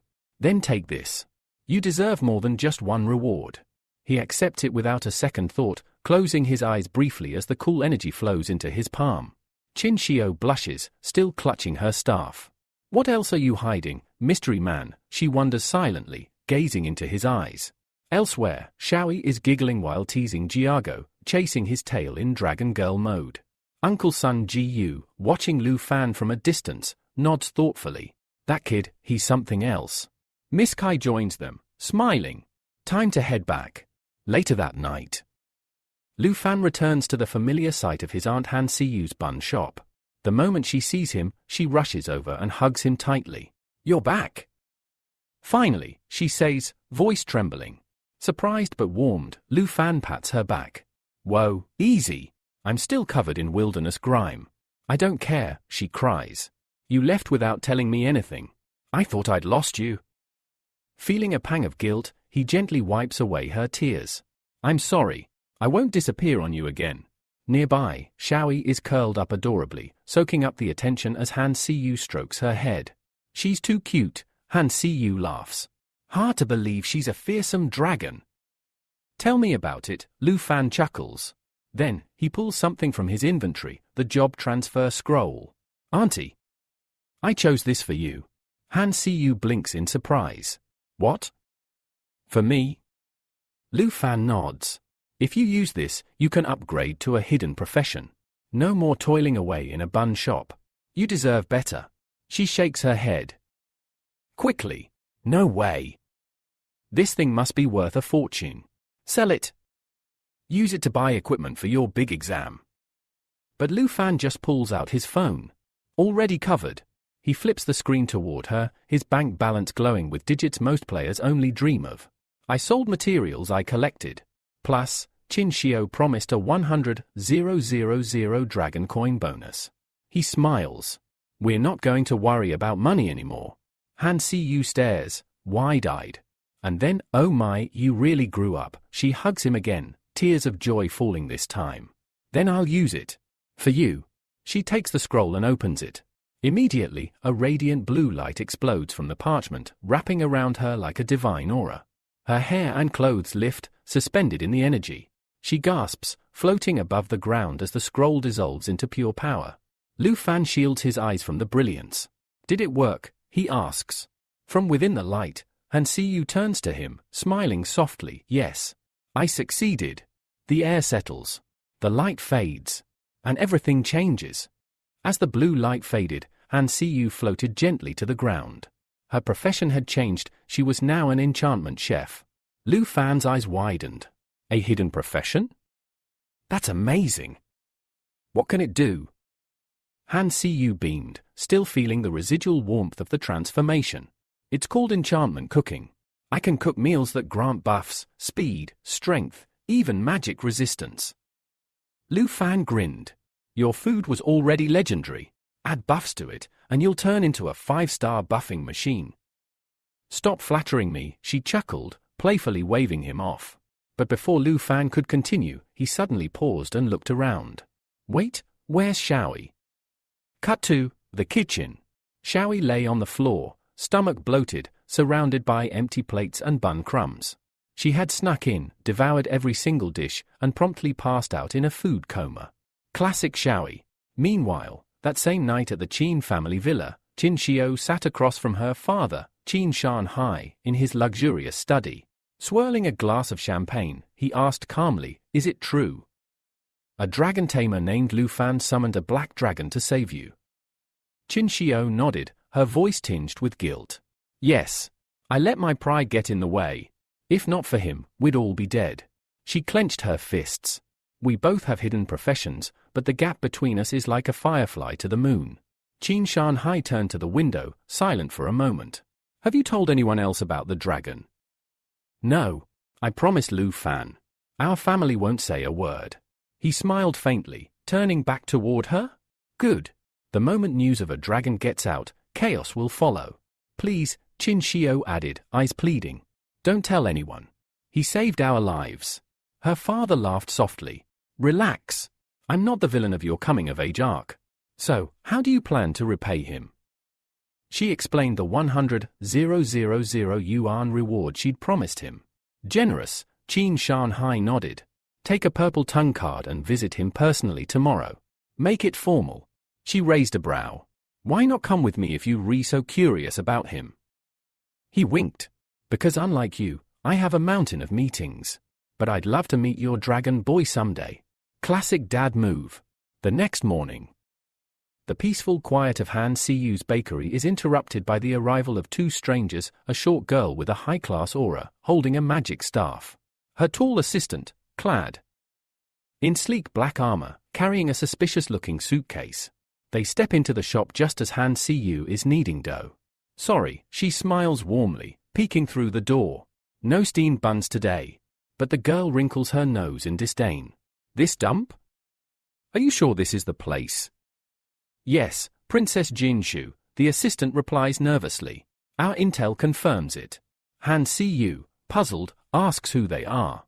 Without warning, the assistant pushes the door open, hitting Han Siyu in the arm. "Ouch," she yelps, clutching her elbow. The pair stride in like royalty barging into a village inn. "We're looking for someone," the princess announces. "A dragon tamer. Name, Lu Fan." From upstairs, Lu Fan hears the commotion and races down. He sees Han Siyu holding her arm, in pain. "Auntie, what happened?" Han Siyu tries to downplay it. "It's nothing. Just a bump." The princess scoffs at the rustic surroundings. "The smell in here, how do people survive like this?" Lu Fan glares. "Who are you people?" The assistant steps forward. "This is Princess Jin Shu of the Tai Kingdom. I am Chu Hong Tai, her assistant." The princess smiles confidently. "I've come all this way to offer you an opportunity, a breakthrough that could change everything." Lu Fan raised an eyebrow.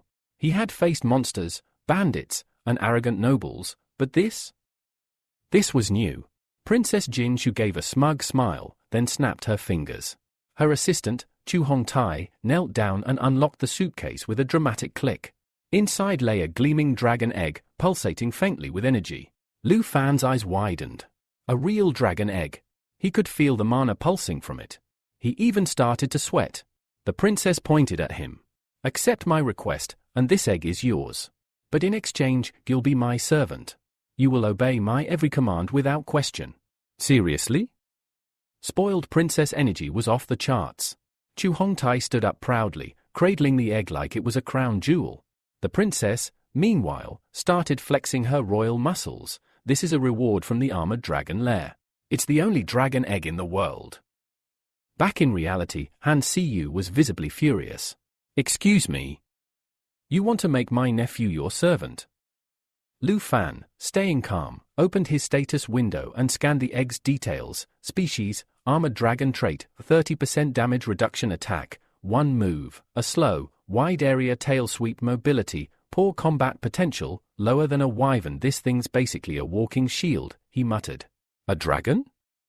More like a bulky lizard in cosplay. But Jinshu misread his silence. Speechless, aren't you? It's powerful, I know. Lu Fan cut her off, deadpan, powerful? Its only feature is defense. I'm not sure it even qualifies as a dragon. Jinshu gasped like she'd just been slapped with a noodle. Do you even understand what a dragon egg means to a tamer? Han Siyu watched this drama unfold, completely baffled by the absurdity of it all. How can a child like her think ordering people around makes sense? Lu Fan placed a reassuring hand on her shoulder. Don't worry, Auntie. I'll handle it. The princess wasn't done with her delusions. A dragon tamer without a dragon is worthless. Join me, and I'll make you the strongest man in history. Fame, power, it can all be yours. Lu Fan, still calm, gave the most Lu Fan response ever, no thanks. Boom. The refusal hit her like a magical brick to the face. What? Are you really turning down the chance to make history? Lu Fan folded his arms. If you're done, you can leave now. I'm not interested in your offer, or your egg. Chu Hongtai stepped in, scowling. The princess gave you a chance, and you spit on it? You ignorant fool. I won't be anyone's servant, Lu Fan replied coolly. Respect is earned, not bought with cheap deals. Princess Jinshu's face twisted with rage. Teach him a lesson, she ordered. Chu Hongtai cracked his knuckles and stepped forward, ready to throw hands. Han Siyu quickly stepped between them, pleading, please. Don't fight. He just doesn't want this, can't you see that? But Chu Hongtai wasn't listening. Out of the way, old woman. He shoved her to the side. She stumbled and cried out, falling hard against the counter. Lu Fan froze. Then, his blood boiled. He rushed to her, eyes wide with concern. Auntie! Are you okay? She nodded, holding her red, swollen cheek. I'm fine, but that boy needs to be taught some manners. Chu Hongtai sneered. You dare defy Princess Jinshu? You lowly commoners don't know your place. Han Siyu screamed, Lu Fan. But it was too late. In a blink, Lu Fan stepped forward, his black machete gleaming in his hand. He slashed. A burst of wind followed. Blood sprayed. Chu Hongtai stumbled back, cheek bleeding, eyes wide with disbelief. Lu Fan pointed his blade straight at him. You laid a hand on my family. I won't show mercy. Just as Lu Fan's blade drew blood, Han Ku rushed in, grabbing his arm. Lu Fan, don't. Don't act impulsively. But it was too late for diplomacy. The bratty Princess Jinshu, completely clueless about what had just happened, still demanded answers. What's wrong with Chu Hongtai? I told you to teach him a lesson. Chu Hongtai, stunned from Lu Fan's earlier attack, now realized this wasn't just some random commoner. This boy was dangerous. Then, with zero hesitation, Lu Fan stepped forward, reached out, and slapped the princess. Hard. The sound echoed like thunder. Everyone froze. I don't care what royal playground you crawled out of, Lu Fan growled. Shut your noisy mouth, take your trash, and get out of my home. Slap. Even her ancestors probably felt that one. Chu Hongtai saw red. You dare lay a hand on the princess. He lunged, but Lu Fan wasn't done. With one swift motion, Lu Fan swung his black machete, knocking the spear wand out of Hongtai's hand like it was a toy. The bratty princess sat on the ground, still cradling her cheek, absolutely seething. Her face twisted with fury. You idiot, she screamed at Chu Hongtai. Does this look fine to you? Kill him. I don't care if we never find another tamer again, just kill him. Hongtai wiped the blood from his mouth and stood. Yes, princess. Elsewhere. Back in Lu Fan's room, his phone wouldn't stop ringing. Inside the house, Xiaoi, our sassy black dragon waifu, rolled her eyes. Does he ever mute his phone? The caller was Qin Xiao, pacing the streets, confused. That's the number he gave me. Why isn't he picking up? She glanced around, trying to remember where his house was when, boom. A wall nearby exploded. Debris scattered. People screamed. Chu Hongtai had just been launched through it like a meteor. Qin Xiao stared. You look terrible.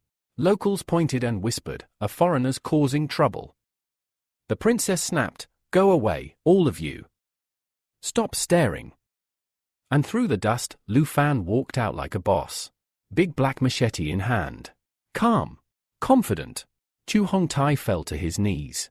I can't defeat him, his attributes are too high, but the princess wasn't ready to quit. Then let me help. She began chanting. Dark energy swirled around her like a vortex of rage. Lu Fan watched closely. That energy, it's the exact opposite of Qin Shio's holy spells. Suddenly, Qin Shio appeared, running toward him. Lu Fan. Are you okay? What are you doing here? Before he could say more, Princess Jinshu finished her incantation. All that twisted energy flowed into Chu Hongtai. He screamed, convulsing from the power overload. A blinding light exploded around them. Lu Fan and Qin Shio shielded their eyes. A status window popped up, Chu Hongtai, Guardian Knight, Combat Class, Princess Jinshu, Advanced Spiritual Witch, Combat Class, when the light faded. Chu Hongtai had transformed. Muscles doubled. Aura darkened. Eyes glowing. He was no longer human, he was a monster. I'm here to help, Qin Shio said firmly, stepping in front of Lu Fan. But Hongtai lunged at them with unnatural speed. Qin Shio, take care of my aunt. Lu Fan shouted, pushing her aside. The ground exploded where he had just been standing. Debris flew everywhere. Sliding back, Lu Fan narrowed his eyes. His attack power, it's off the charts. I'll need dragon inspiration and dragon claw to survive this. The princess stood nearby, shrieking, kill him. Kill him and I'll finally calm down. Hongtai yanked his staff from the dirt, ready to strike again. But before he could move, a blur of black shot from the window. Xiaoi, our dragon waifu, had arrived. In a flash of light, she returned to her original dragon form, wings unfurled, scales gleaming. The princess and Chu Hongtai froze. It's a real dragon, Princess Jinshu clutched her staff, stammering. Useless trash. Hold him off, I'll cast another spell. But before her chant could even begin, Xiaoi roared. A thunderous, god-tier roar that shook the entire street. The blast wave knocked the princess off her feet, cancelling her spell instantly and blowing her wig of entitlement into another dimension. We pick up right where we left off, with Shirao Ei, our legendary dragon waifu, fully unleashed. Activating her dragon bloodline skill, Xiaoi gained 50% damage reduction immunity to all debuffs and, wait for it, 500% boosted self-healing talk about plot armor on steroids. Without even flinching, she grabbed Chu Hongtai and body-slammed him into the ground. He squealed like a spoiled toddler who just dropped his lollipop. Let me go. Being the good dragon she is, she obeyed, but only after launching him like a meteor toward Princess Jinshu.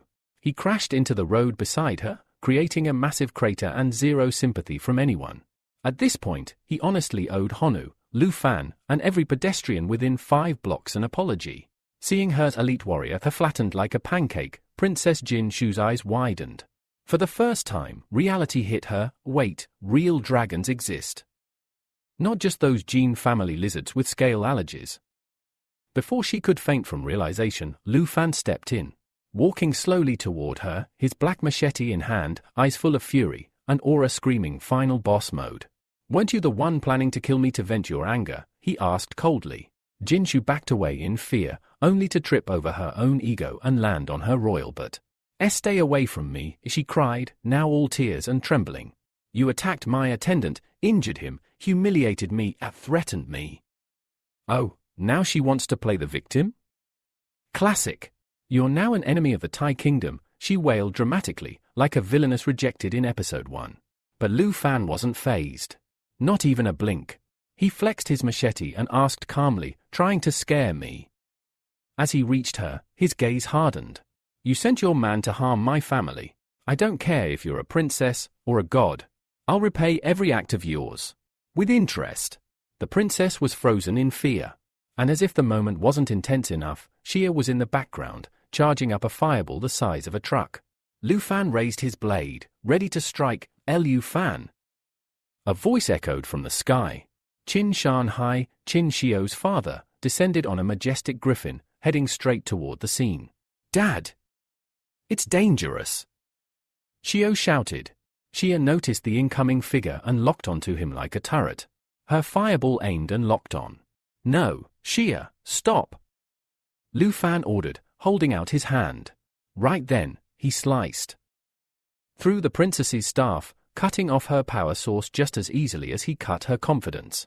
The fireball vanished as Xia held her fire, and Qin Shanhai landed safely. Call back your dragon, Lu Fan, he said, gesturing to the bystanders. There are civilians here. This place isn't a battlefield. He glanced at Xia with awe. So this is a real dragon. Even his poor griffin trembled like a chihuahua in a thunderstorm. Qin Xiao ran up to Lu Fan, grabbing his arm. Please, come with me. Lu Fan nodded. Xia immediately reverted to her human form, calm and composed as if she didn't just nearly vaporize royalty. Scene shift, Han's bun shop. Lu Fan sat down with Honu, recounting everything. She explained that Qin Shanhai knew the princess and that Xiao had called him, hoping he could help resolve the conflict. That brat's not gonna let this go, Lu Fan muttered. Just then, Qin Shanhai entered. You sure know how to stir things up, kid, he said with a wry smile. This time, it wasn't my fault, Lu Fan said. She picked the fight. Han Ku cut in, asking the important question, so, how's this being handled? Qin Shanhai replied, they're both in the hospital. And yes, we'll have to explain everything to the Jin family. That name hit the room like a cold wind. The Jin family. Honu asked, worried. Aren't they just merchants? Not just merchants, Qin Shanhai replied. They've got power. Political influence. They re deeply tied to the Tai Kingdom's upper elite. The room grew tense. But Lu Fan? Still cool as ever. I'm not compromising my dignity over a dragon egg. Let her bring the whole kingdom if she wants. Qin Shanhai smiled. You've got guts, Lu Fan. I admire that. And for once, the room wasn't filled with tension, but with respect. After the dust settled, Qin Shanhai lit a cigarette with casual confidence, exhaling a cloud of smoke as he laid out the terms for Lu Fan's safety. I can keep the princess off your back, for now. But I can't do it alone. You have a condition to meet. Lu Fan, curious, raised his cigarette like a question mark. What condition? Qin Shanhai's eyes gleamed. Become the South Province champion in the grand exam. He was clear and unwavering. I'll hold the princess at bay until then, but only if you beat every top student in the entire South Province. Before Lu Fan could respond, Qin Xiao added with a serious tone, it won't be easy. There are countless elites. But if you're champion, that's when I'll really step in. Lu Fan's face hardened with determination. Boiling. Pacing furiously, phone pressed to her ear, she screamed accusations. Qin Shanhai is obviously protecting Lu Fan. He hasn't been punished yet. The voice on the other end tried to soothe her, promising to escalate the matter to higher officials. No, she barked. Put pressure on the kingdom's top brass. This is my command. Lu Fan will pay for this humiliation. Despite her rage, deep down, we all know, even her entire empire wouldn't stand a chance against Lu Fan and his dragon. Scene shifts to the third middle school, day before the grand exam. The playground buzzed with nervous energy. Groups formed, whispers floated. Then, a hush fell as Lu Fan walked back onto campus. Whispers erupted, is that Lu Fan? The bun seller? He used to be top tier, but no school wanted him now.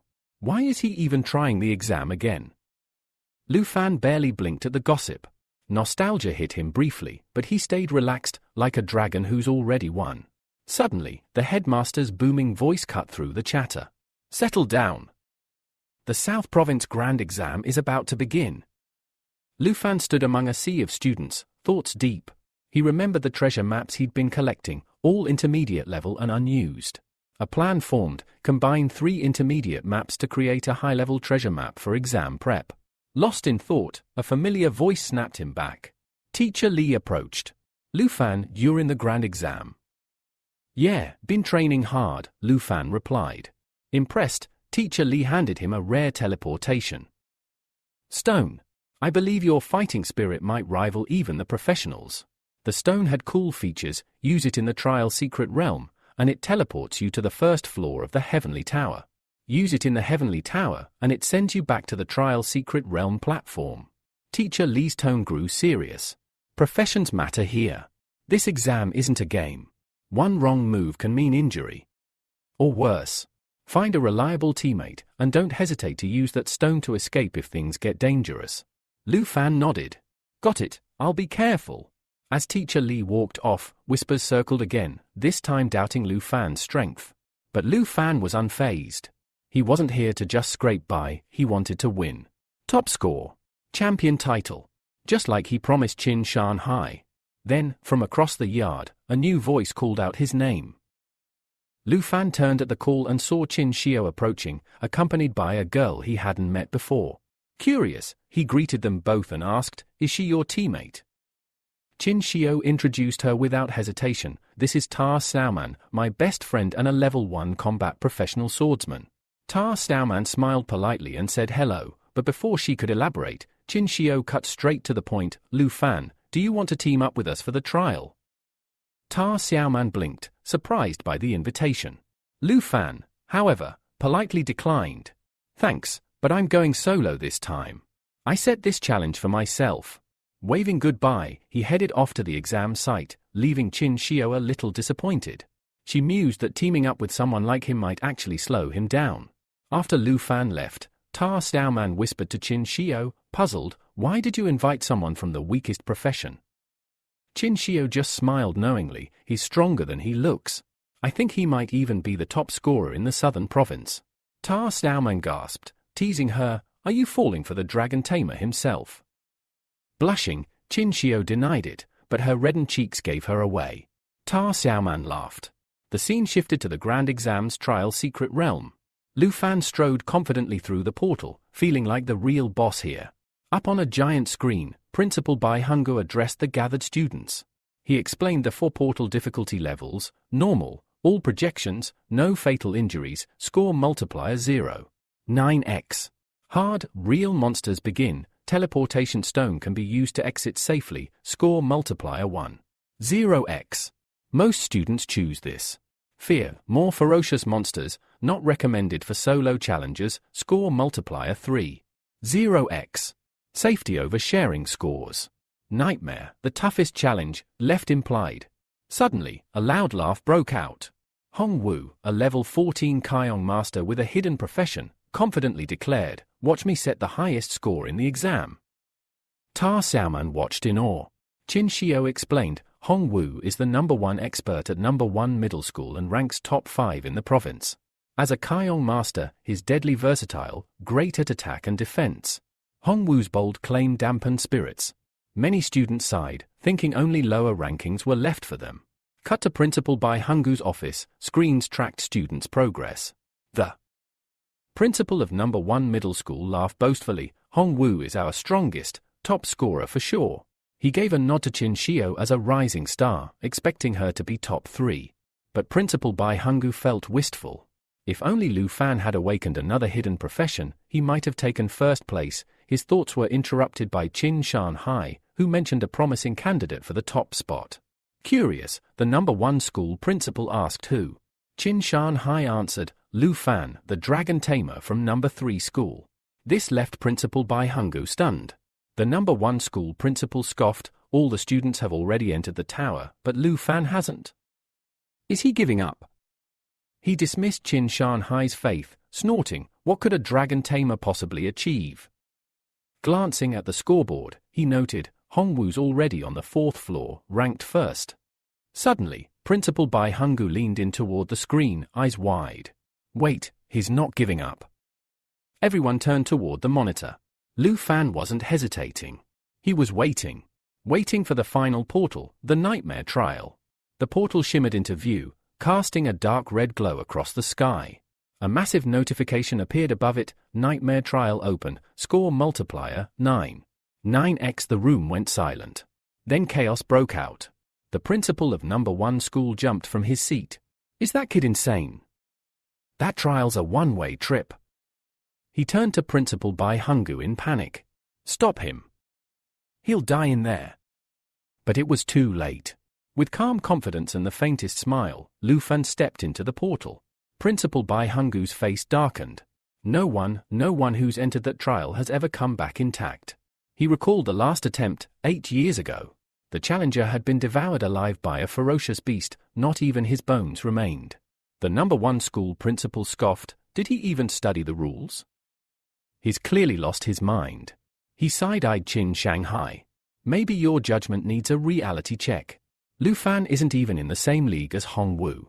But Qin Shanghai merely smirked and leaned back in his seat. Let's not jump to conclusions. The exam's just getting started.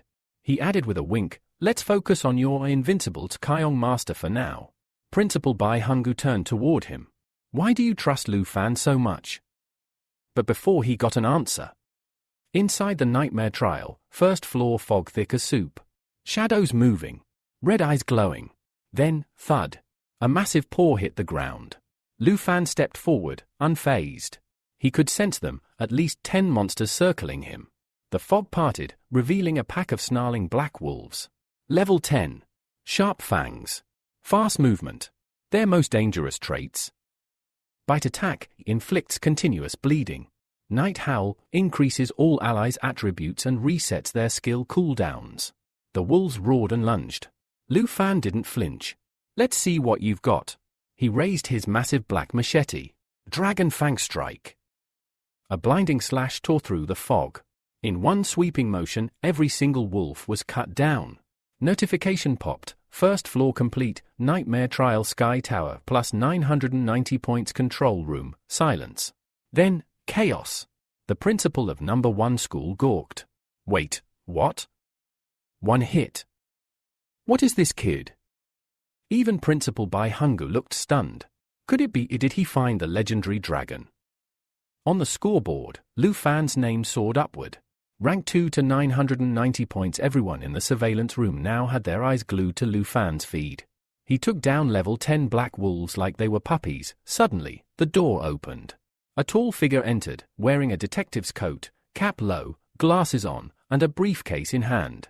He didn't say a word at first, just stood in the corner. Qin Shanghai turned and immediately sat up straight. The man finally spoke, Kaiyan Slong, special investigator from Longdi. He slowly removed his cap, his sharp eyes locking onto Qin Shanghai. I'm here for someone. A person of interest. Where's the Dragon Master, Lu Fan? A stat screen appeared behind him, Kaiyan Slong, level 57, combat specialist back inside the tower. Lu Fan moved forward through the thick fog of the Nightmare Trial's first floor. And just like that, the real nightmare had only begun. Inside the dense fog of the Nightmare Trial, Lu Fan marched confidently, his massive black machete slashing through thorny vines. In his other hand, he held up his system map, the screen glowing faintly as he tracked his location. Then it pinged. You have reached the location marked on the treasure map. Lu Fan's eyes lit up. Another notification followed, Heil treasure map detected. Exclusive treasure nearby. He grinned. Finally, the vines thinned out ahead, and nestled between them was an ancient book, gleaming with embedded gems and pulsing with energy. He reached for it. You have acquired, skill book, accelerated growth. The book shone brilliantly as if it recognized its destined wielder. Passive skill, accelerated growth doubles pet experience gain. Enhances growth rate permanently. Without hesitation, Lu Fan opened the book. Energy burst out and enveloped him, flowing into his veins like wildfire. He smiled. This is exactly what Shirao-e needs. Ever since they left Morning Village, his dragon companion had been leveling up too slowly. But now? With this passive skill, she'd evolve at twice the speed. Lu Fan could already imagine the look on his opponents' faces. Back in the surveillance room, Principal Bai Hunggu, Qin Shanghai, and the mysterious envoy Shin Xiong all stared at Lu Fan's screen. Shin Xiong broke the silence. Principal Bai, I'll bring him back. Now. I'm taking him to Longdi. Bai Hunggu raised an eyebrow. He's still taking the exam. It's better we wait. I'll take responsibility as his administrator. But Shin Xiong frowned sharply. You can take responsibility, but you can't suffer his punishment. Bai Hunggu froze. Punishment? What punishment are you talking about? Before he could reply, Qin Shanghai stepped forward and gently grabbed Shin Xiong's arm. Old friend, let's step back a moment. We can talk this out. But Shin Xiong pulled away forcefully, his face cold. Don't interfere, Qin Shanghai. Don't test me. If you get involved, the Jin family and the higher-ups in Longdi won't be pleased. Gasps filled the room. Officials from #1 middle school stared. What did Lu Fan do? One finally asked. Qin Xiong didn't answer. His eyes locked onto Qin Shanghai, who now stood tall and silent, staring straight back. I don't understand why you're protecting him, Qin Xiong growled. But step aside. Qin Shanghai didn't flinch. You'll have to go through me. Qin Xiong's patience snapped. Bring Lu Fan out. Now. I'm busy, and I don't want to waste time. Just then, Qin Shanghai calmly took out a cigarette, lit it, and took a slow drag. Old friend, is that what I still am to you? Qin Xiong paused mid-step, visibly agitated. Political tension buzzed in the air. The room knew now, this wasn't just about a student. It was about alliances, secrets, and the ever-tightening grip of the Jin family. Qin Shanghai's voice turned deadly serious. Once Lu Fan's truth comes to light, the Jin family, Long Di, none of them will matter. The room froze. Qin Xiong's face twisted in fury. You're talking nonsense. There's no truth. You're defying a Long Di envoy. He turned to leave, but Qin Shanghai grabbed his arm again. If I'm going too far, so be it. I'll accept the consequences. The air between them turned electric. A system window flashed. Qin Shanghai, level 57 knight, Qin Xiong, level 57 swordsman. They were evenly matched, but emotionally, the battlefield was tilted. Qin Xiong's voice lowered into a threat. I'll report this to the top. You'll regret it. Before fists could fly, Principal Bai Hungo stepped in between them. Enough. This is a major exam. You must not disrupt it. Everyone tensed. For now, the storm was paused, but not calmed. Meanwhile, inside the nightmare trial, Lu Fan calmly advanced, unaware of the storm brewing above him. But he could feel it. Something big was coming. Qin Shanghai leaned forward, eyes locked on Qin Xiong. Tell me something, old friend, aren't you even a little curious about Lu Fan's secret? The one powerful enough to shake the very foundations of Long Du and the Jin family. Qin Xiong stiffened. He turned back to the monitor, brows furrowed. Wait, is he really in the nightmare level of the trial? The words hit like a thunderbolt. That's suicide, Qin Xiong muttered, stunned. Only a lunatic would challenge that level. What gives this kid the right? What makes him so special? Inside the tower, Lu Fan stood in front of a massive, ancient gate etched with dragon scales and glowing runes. It pulsed with danger. He took a deep breath. Time to test my limits. With his new passive skill activated, his mind was clear. A quick glance at his status screen confirmed it. Passive skill acquired, accelerated growth, plus 100% EXP gain for summoned pets. He smirked. No better time to give Xia some battle training. Back in the surveillance room, the principal of number 1 middle school broke the silence. Didn't you see him wipe out a dozen beasts in a single move earlier? That wasn't luck, that was talent. Even Qin Xiong couldn't deny it. His expression twisted in confusion and unease. Suddenly, Lu Fan's voice echoed from the monitor, "Come out, shall we?" In a flash of black light, the massive black dragon appeared, horns gleaming, scales like obsidian, eyes glowing with raw fury. Her roar shook the very tower. Everyone in the surveillance room froze. Even the ever-calm Qin Xiong staggered backward. That's a dragon, a real dragon. Xiaoyi raised a claw, her muscles flexing. With a single earth-shaking strike, she smashed the gate to pieces. Rubble exploded outward like a storm. The path to the next floor was now wide open. Qin Shanghai wiped the sweat off his brow. Now you've seen it. This is Lu Fan's secret. Everyone stared, dumbfounded. Not a single person could speak. He's not just a dragon tamer. He's the only tamer in history with a real dragon. Principal Bai Hungu, normally unshakable, finally spoke up. Lu Fan really tamed a giant dragon. Inside the trial, second-floor Xiao's wings spread wide as she let out a blast of flame breath, scorching everything in sight. The plant monsters shrieked and wilted instantly. Lu Fan charged forward, his black machete cutting down beasts with precise, brutal efficiency. Second floor cleared, plus 50,000 points. Back in the control room, everyone's eyes shot to the leaderboard. Number 1, Lu Fan, 50,000 points. Number 2, Hong Wu, 27,550 points. Number 3, Qin Xiao and Dao Xiaoman, 12,570 points. Lu Fan and Xiaoyi kept climbing. By the 13th floor, it was an all-out massacre. Xiaoyi mowed down enemies with fire and claw. Lu Fan's blade sliced through monsters like paper. No hesitation. No mercy. 13th floor cleared, the surveillance room remained silent, too stunned to speak. Principal Bai Hunggu murmured, This isn't just about the dragon. Lu Fan's raw strength alone is terrifying. I'd bet his attributes are over 100 across the board by now. He looked toward Qin Shanghai, voice low, even without the dragon, Lu Fan might be number 1 in all of Shanghai City. Qin Xiong stood frozen. Qin Shanghai turned to him with a knowing look. So, tell me now. After witnessing this, do you still want to take Lu Fan to the higher-ups of Longdu? Qin Xiong lowered his head slightly, his voice softer than before. Now.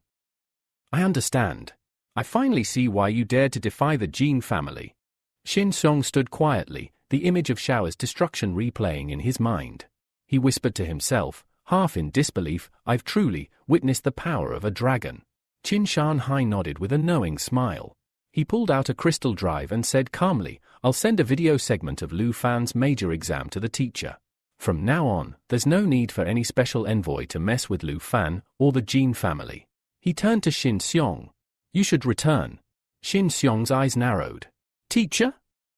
You mean Northmark Jing, don't you? Qin Shanghai simply smiled, not confirming, yet not denying. Inside the tower, Nightmare Trial, floor 20 Lu Fan stood in a pitch-black corridor. A strange purple light flickered at the end, and began to move toward him. Warning, high-level magic detected. It was a spell, launched by a dark sacrifice, a level 15 elite enemy. The status window flickered, Black Curse, decreases enemy stats by 50%.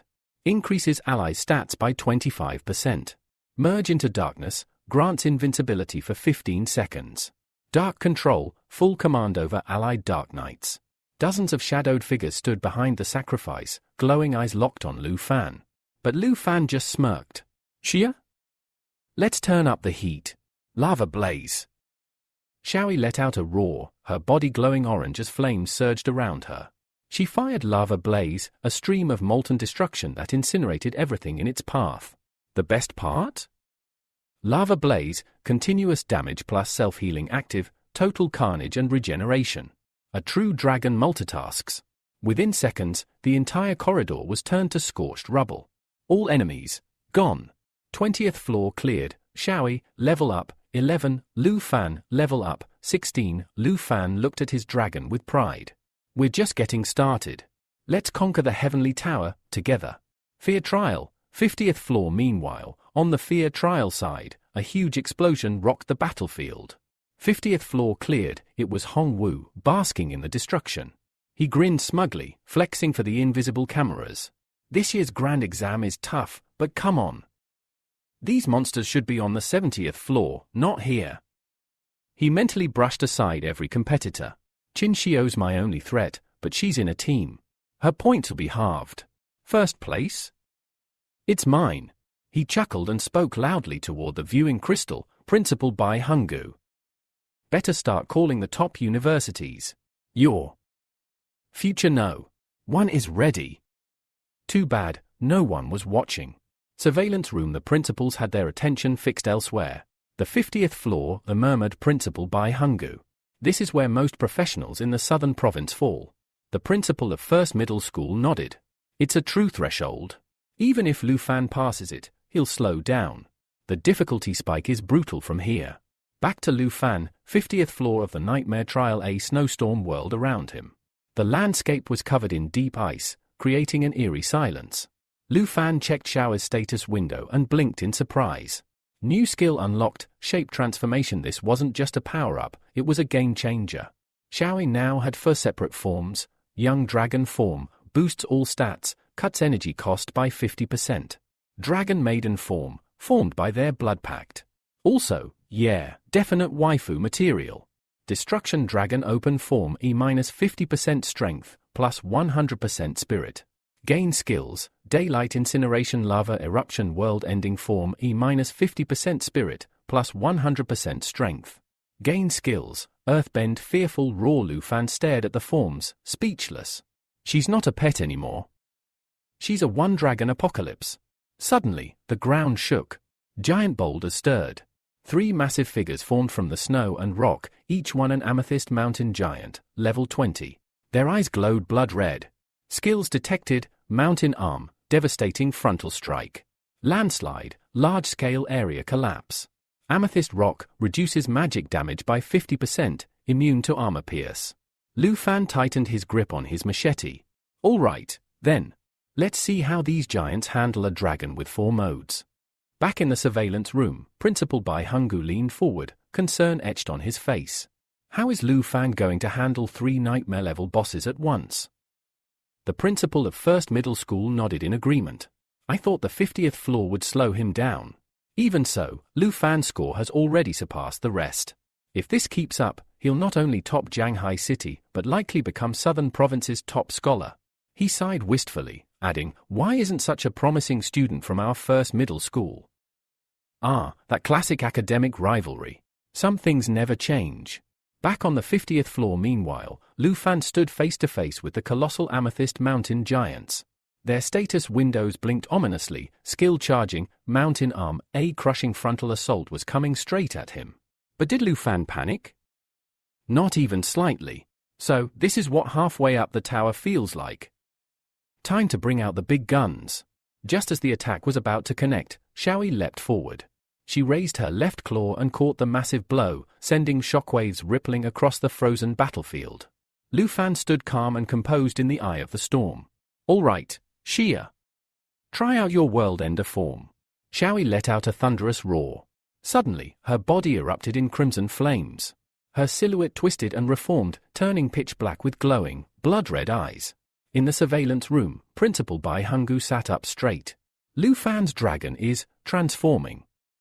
The system notification chimed. Transformation complete. World Ender form active. Strength 456-2, 912 spirit 1, 424 712 new skills. Earth Shatterer. World ending raw. Even Qin Shan Hai couldn't hide his awe. That transformation, it's terrifying. Gives me chills. Battlefield carnage. Lu Fan, now synced with his dragon's strength, readied himself. One of the mountain giants lunged at him from behind. Without even looking, Lu Fan sensed the movement and jumped into the air, dodging with ease. Skill activated, Dragon Inspiration, boosts Lu Fan and Xia's stats by 10%. Now supercharged, Lu Fan ordered, Xia, bite its head off. No dramatic build-up. No extra commands. Just raw execution. Xiaoyi obeyed. With one mighty snap of her jaws, boom! The giant's head shattered like glass. In the control room, jaws dropped. That was a level 20 boss, the First Middle School principal gasped. And she crushed it like it was nothing. Principal Bai Hunggu ran the numbers. To pierce an amethyst giant's defense, that dragon's attack power must have exceeded 2,000. As the first giant fell, the second tried to grab Lu Fan, but again, he sidestepped with graceful agility. He followed up with Dragon Claw, slamming his opponent with such force that the ground cracked open in a shockwave explosion. Back in the viewing chamber, Qin Shan Hai turned to Qin Xiong. Aren't you glad you didn't try to take Lu Fan away earlier? Qin Xiong remained silent, his eyes locked on the screen. The end is near. As Lu Fan danced around the battlefield, Xiaoyi prepared her next move. Skill activated, world-ending roar, applies vulnerability debuff to enemies. The remaining giant staggered, visibly weakened. Lu Fan took aim, preparing to strike the final blow, but before he could act, Xiaoyi reared back and slammed the earth with both claws. Skill activated, Earth Shatterer, the impact split the ground wide open. A massive black pit yawned beneath them, pulling the last giant in. And just like that, all bosses eliminated, floor 50 cleared. Lu Fan stood at the edge of the pit, wind howling around him, his dragon roaring beside him. As smoke still curled from the destruction of the 50th floor, the system chimed in. Black Dragon has leveled up, LV. 12. Lu Fan has leveled up, LV. 16. Lu Fan's eyes lit up with excitement. Nightmare mode was definitely the right call. He realized something key. With every floor getting harder, his own power would keep skyrocketing. Victory wasn't just rewarding, it was supercharging him.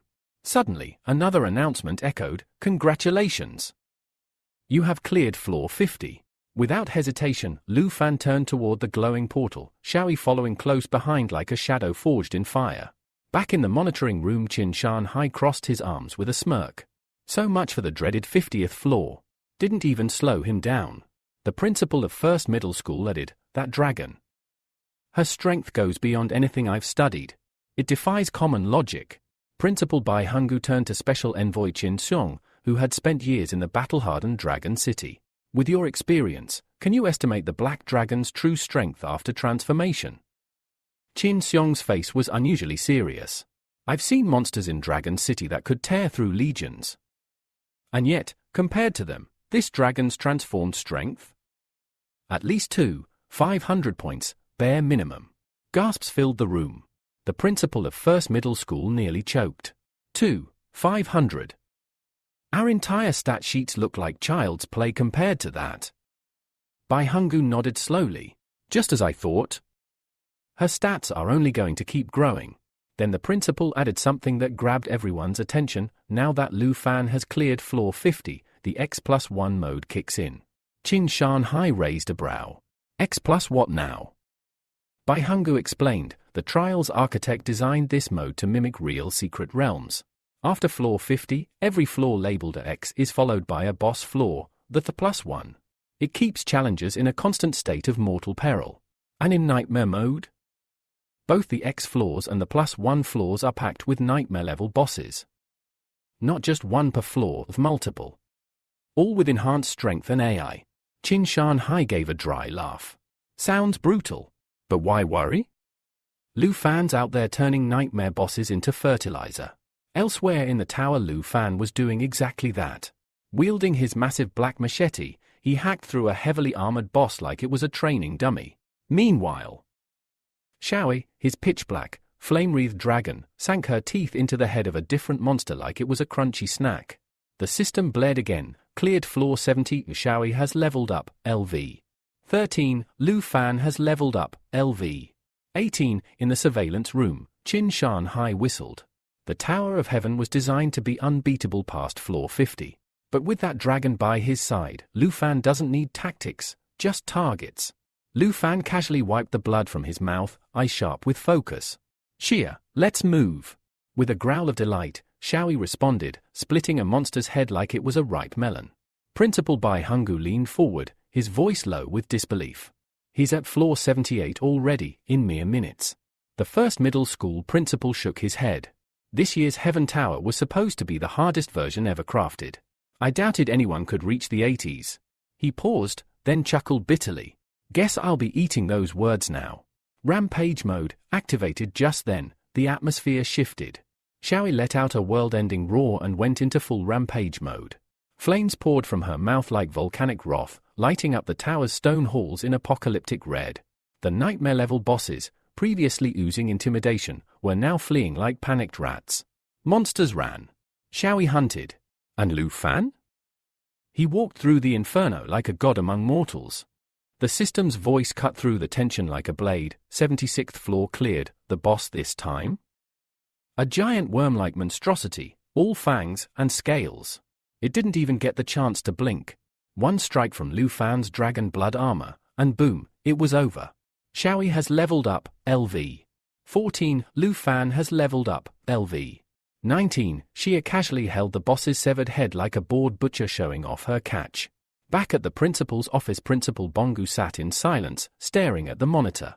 He finally spoke. "So many geniuses have come this far, only to fall short. They burned everything, pushed to the edge, and still perished." Qin Shanhai nodded solemnly. "The 70s and 80s floors, once you reach them, you read too deep in to turn back. It becomes a one-way path." Bongu folded his arms, watching Lu Fan scream. "But this one? He's different. He might actually do it. First in a decade to reach the end." System notification, entering floor 99, and just like that, the scene shifted. Lu Fan stepped onto a broken battlefield.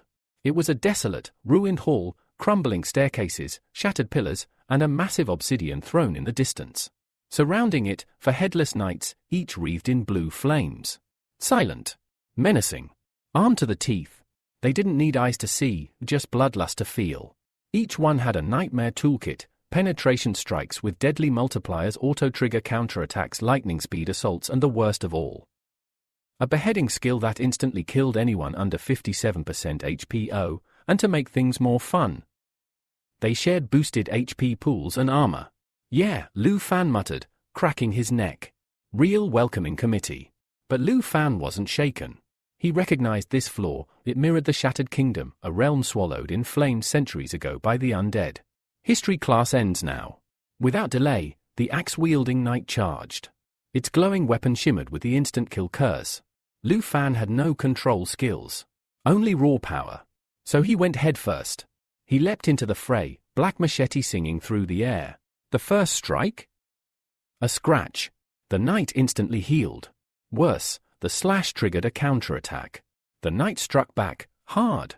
But Lu Fan braced himself, blocking at the last second. Seeing an opening, he roared, "Xia, fire!" She answered the call.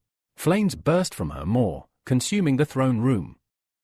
In infernal rage, the whole floor trembled, stone cracking under molten fury. Good girl, Lu Fan grinned. But it wasn't over yet. The dual blade knight screamed, for the king, and dashed in, lightning charging its weapons. Sparks erupted as it clashed with Lu Fan's blade. He held his ground, but barely. The other knights were closing in. No more games. Xia, Lu Fan ordered, prepare your ultimate. The dragon began to pulse, channeling chaos itself. The 99th floor, final phase. Xia unleashed a massive lava blaze, waves of heat warping the air. The knights didn't flee. They charged. And they burned. Flames swept through the hall like a tidal wave. Blackened armor crumbled, ash filled the air, and one by one, the nightmare knights fell to pieces, reduced to nothing but melted metal and fading blue sparks. Floor 99 cleared. Shaoi has leveled up, LV. 15, new skill unlocked, Black Flame Judgment. Lu Fan has leveled up, LV. 20, Lu Fan read the system window, eyes wide. You're evolving faster than me, girl. Xia gave a low, satisfied growl, already glowing with her newfound power. Meanwhile, in the surveillance room, silence. Total silence. Then the door to the 100th floor swung open on screen. The principal of First Middle School dropped his pen. Qin Shanhai, usually full of snark, whispered, "We're witnessing history." Even Bongu, the calm and collected veteran, looked visibly shaken. It's happening. In the surveillance room, the principal of First Middle School stared, slack-jawed. Hold up, this was never supposed to be possible. Meanwhile, at the top of the tower, Lu Fan stood tall on the 100th floor, a shattered kingdom strewn with skeletal remains. At the heart of the ruin, a towering throne crumbled but still held its dark majesty. Embedded in the throne was a gleaming sword, which Lu Fan yanked free. The moment he pulled it, a powerful aura erupted, swirling like a storm around him and Xia at his side. The scene before them sitting on the throne was the World Annihilation Emperor, a terrifying level 60 boss, radiating overwhelming power. Surrounding him were 500 demon soldiers, a restless, undead army ready to defend their master with their last breath. Lu Fan's secret weapon. Lu Fan glanced at Xia's stats. Her new skill, Cataclysm, was a 3-stage assault of total destruction. First, a ground-shaking impact that wreaked havoc, then an engulfing flame that burned enemies to ashes. Finally, a massive area detonation that obliterated anything left standing. Lu Fan's grin widened. Time to unleash some real chaos. Xia's transformation. With a fierce nod, Xia transformed into her destruction dragon form. Flames roared and swirled around her like a living volcano. The system flashed with her boosted stats and fresh skills, all things incinerate and lava burst included. Back in the surveillance room, principals Bai Hong and Qin Shanghai watched, stunned. Is that a whole new level of terrifying? Bai Hong muttered. Lu Fan's been holding back this kind of firepower all along. Qin Shanghai gasped. Battle begins. The demon commander barked orders, rallying the undead army to defend their emperor. But Lu Fan didn't hesitate. He grabbed a skeleton soldier like a baseball bat. Xia, Cataclysm, now! The destruction dragon let out a deafening roar, soaring high as hellfire rained down in waves. The aftermath. The system's casualty counter exploded, soldiers incinerated left and right. Flames spread like wildfire. Undead army shrank from 500 to less than 200 in moments. Xia's relentless assault burned the battlefield, healing herself amid the inferno. With a final explosive detonation, the last enemies were swallowed whole by flames. Silence fell on the surveillance room. The principals marveled. A mere student wielding this much power. Unimaginable. Qin Shanghai's eyes widened as the system updated, 42 soldiers remaining. 37. Suddenly, the demon commander stepped forward. "Kneel before your king," he demanded. Lu Fan's response gripping his dragon sword tight, Lu Fan's smirk only grew. She pressed the attack, each enemy falling swiftly, until only devastation remained, nothing but scorched earth and broken bones. The score Bai Hong too watched, deep in thought. Even the four horsemen wouldn't stand a chance. The principal from First Middle School stared in disbelief. 989, 500 points. The highest in 30 years. Bai Hong muttered, "This year's test is the hardest yet. The reward better be at least 3 rare artifacts." The final challenge. Lu Fan surveyed the ruin, sword in hand. Trash cleared. "Now, show yourself, the Annihilation Emperor." Smoke curled away as a terrifying figure emerged from the shadows. The final boss radiated suffocating, sinister energy, stomping the ground with earth-shaking force. Sword drawn, it locked eyes on Lu Fan. The look said it all, "You're dead." System alert, only one undead soldier remains. The boss charged, building momentum to strike. But Lu Fan was ready. He activated dragon armor. His arm transformed, scales rippling, fingers sharpening into wicked dragon claws. An intense aura erupted, crackling with black dragon power. Smirking, Lu Fan stretched his claws forward and signaled to Xia. "Gear up." Black Dragon Xia fixes the boss with an intimidating stare. Claws extended, ready to pounce. The Annihilation Emperor swings his massive sword with all his might, aiming to end Lu Fan in one brutal strike. But Lu Fan blocks effortlessly, dragging his dragon claws along the blade with a sharp clang. Seizing the moment, Lu Fan commands, "Xia, strike now." All things incinerate. With a roar, Xia flaps her colossal wings, unleashing fiery tornadoes that slam into the boss with devastating force. The Annihilation Emperor is sent hurtling backward, crashing into debris and plunging his sword deep into the ground to halt his slide. Shocked, the boss realizes his strength is fading rapidly. The source? Lu Fan's rare lament ring, draining the enemy's life force relentlessly.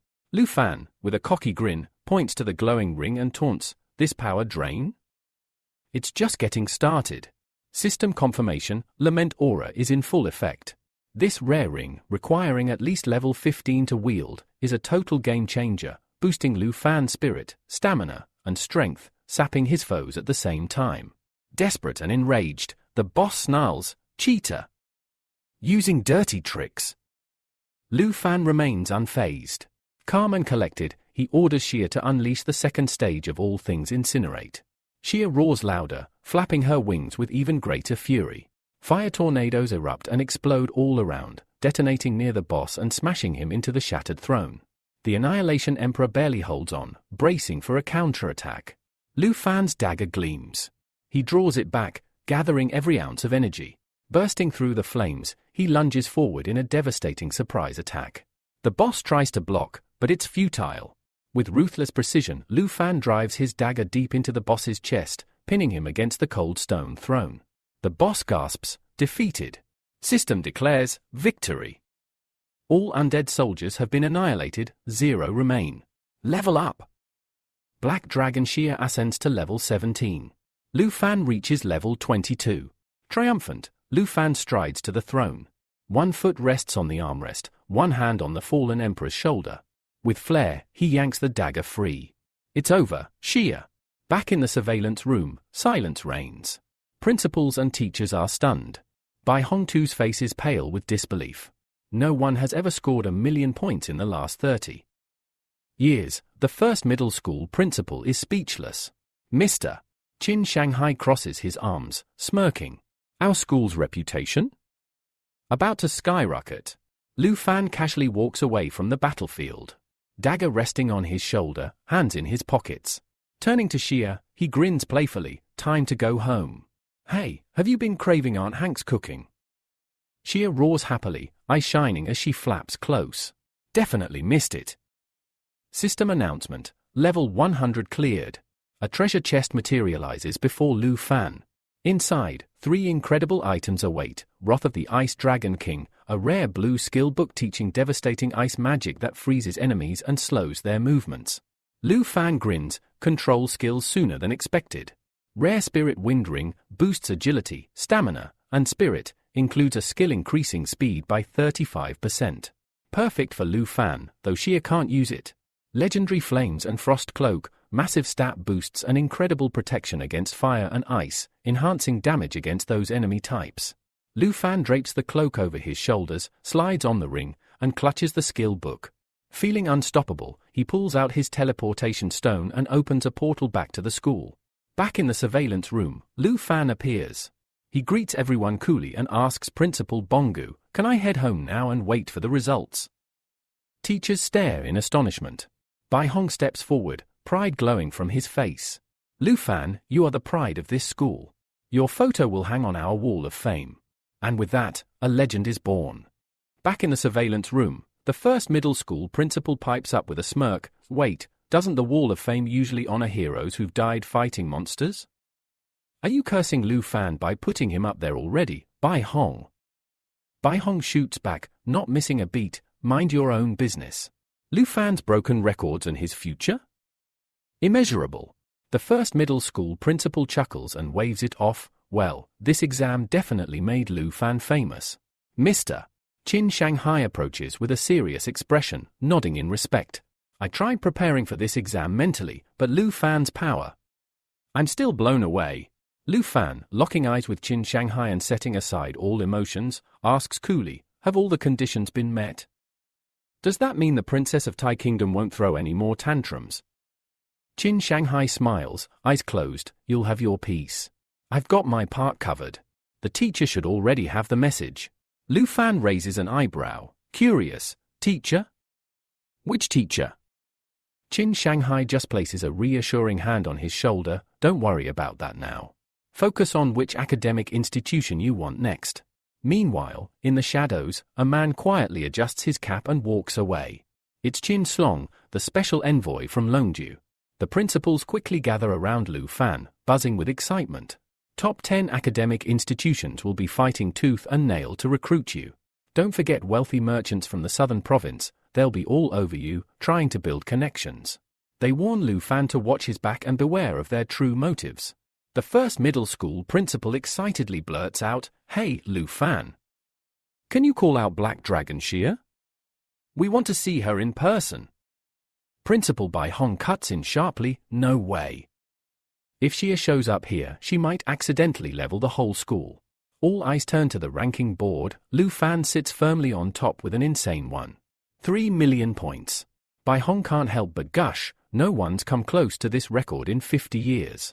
Cut to the far north, level 60 territory in the Dragon Realm at a fortified base. Marcus Tu Jing, the northern frontier marquis, sits sipping wine with a weathered, grey-haired face.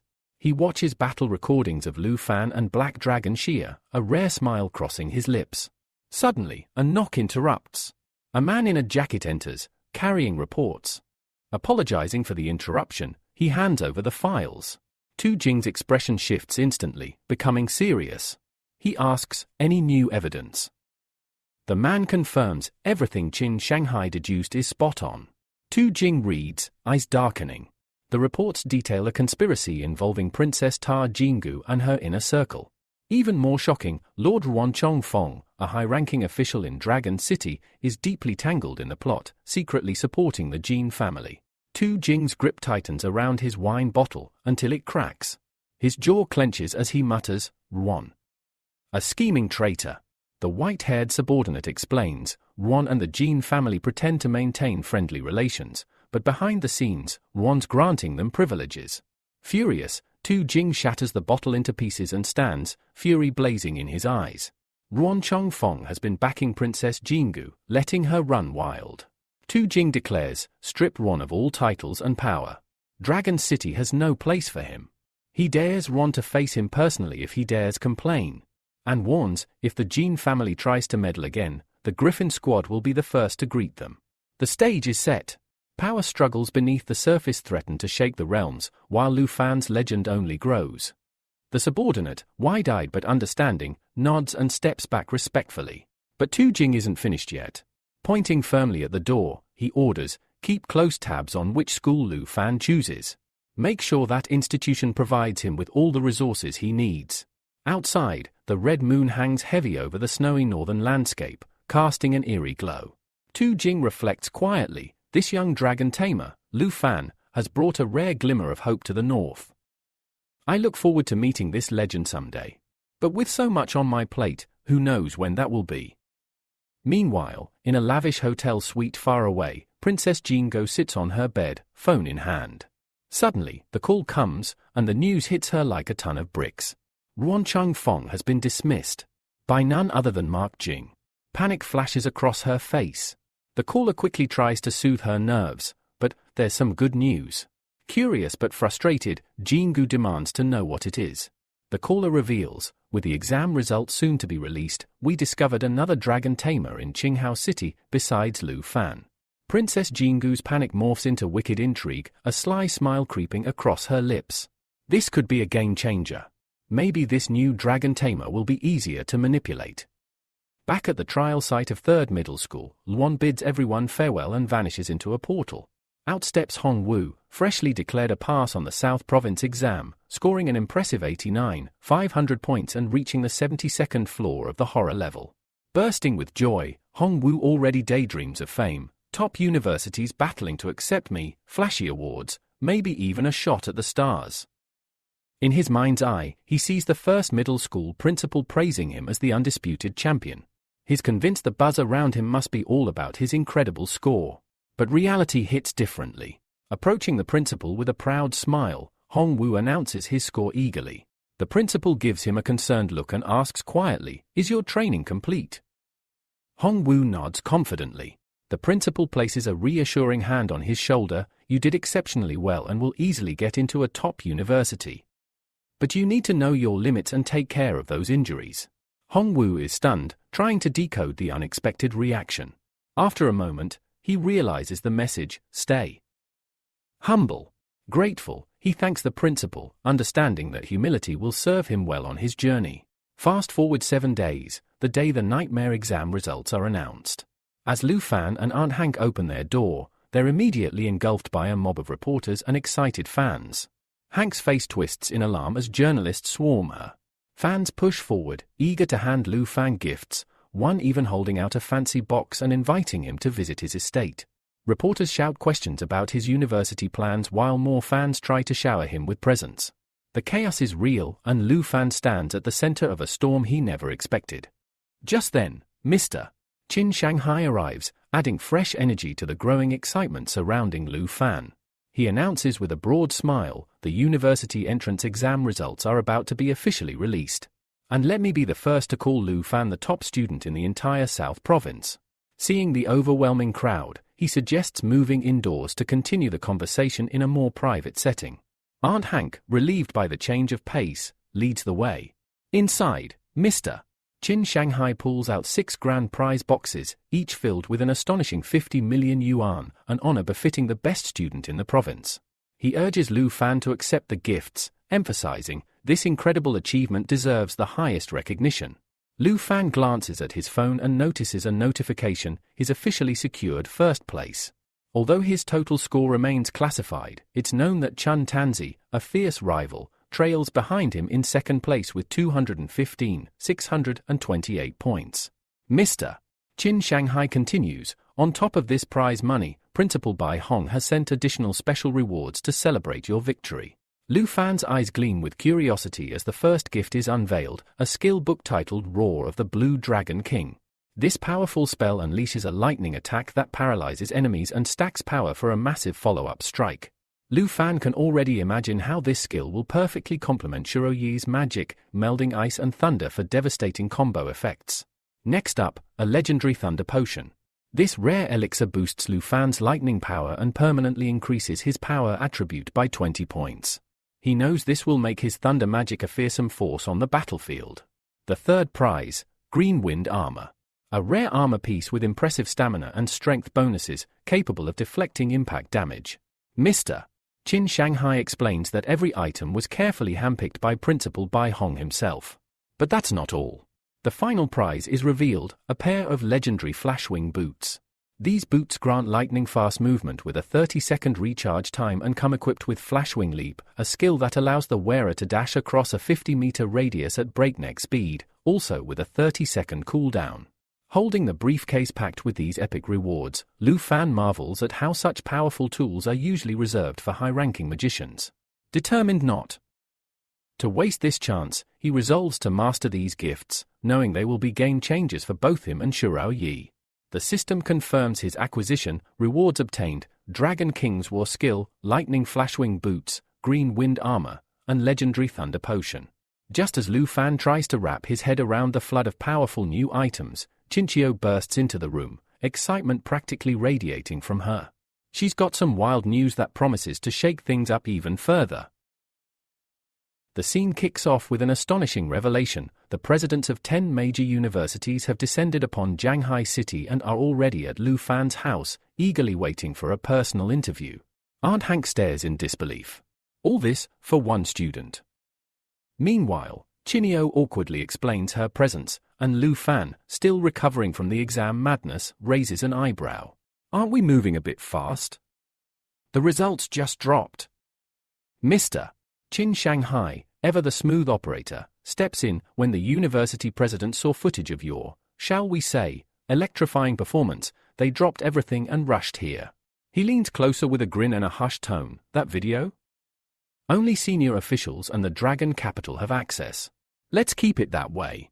Then, switching to business, he adds, as for Princess Jingu, the situation is under control. And a certain mysterious teacher is eager to meet you. With a hand on Lu Fan's shoulder, Mr. Qin Shanghai assures, no need to worry. Everything will be arranged smoothly. Just then, Chinio approaches Lu Fan, nervously holding out a purple card. I wanted to thank you earlier, but... Well, Jingu kind of ruined the moment. Lu Fan's eyes widen.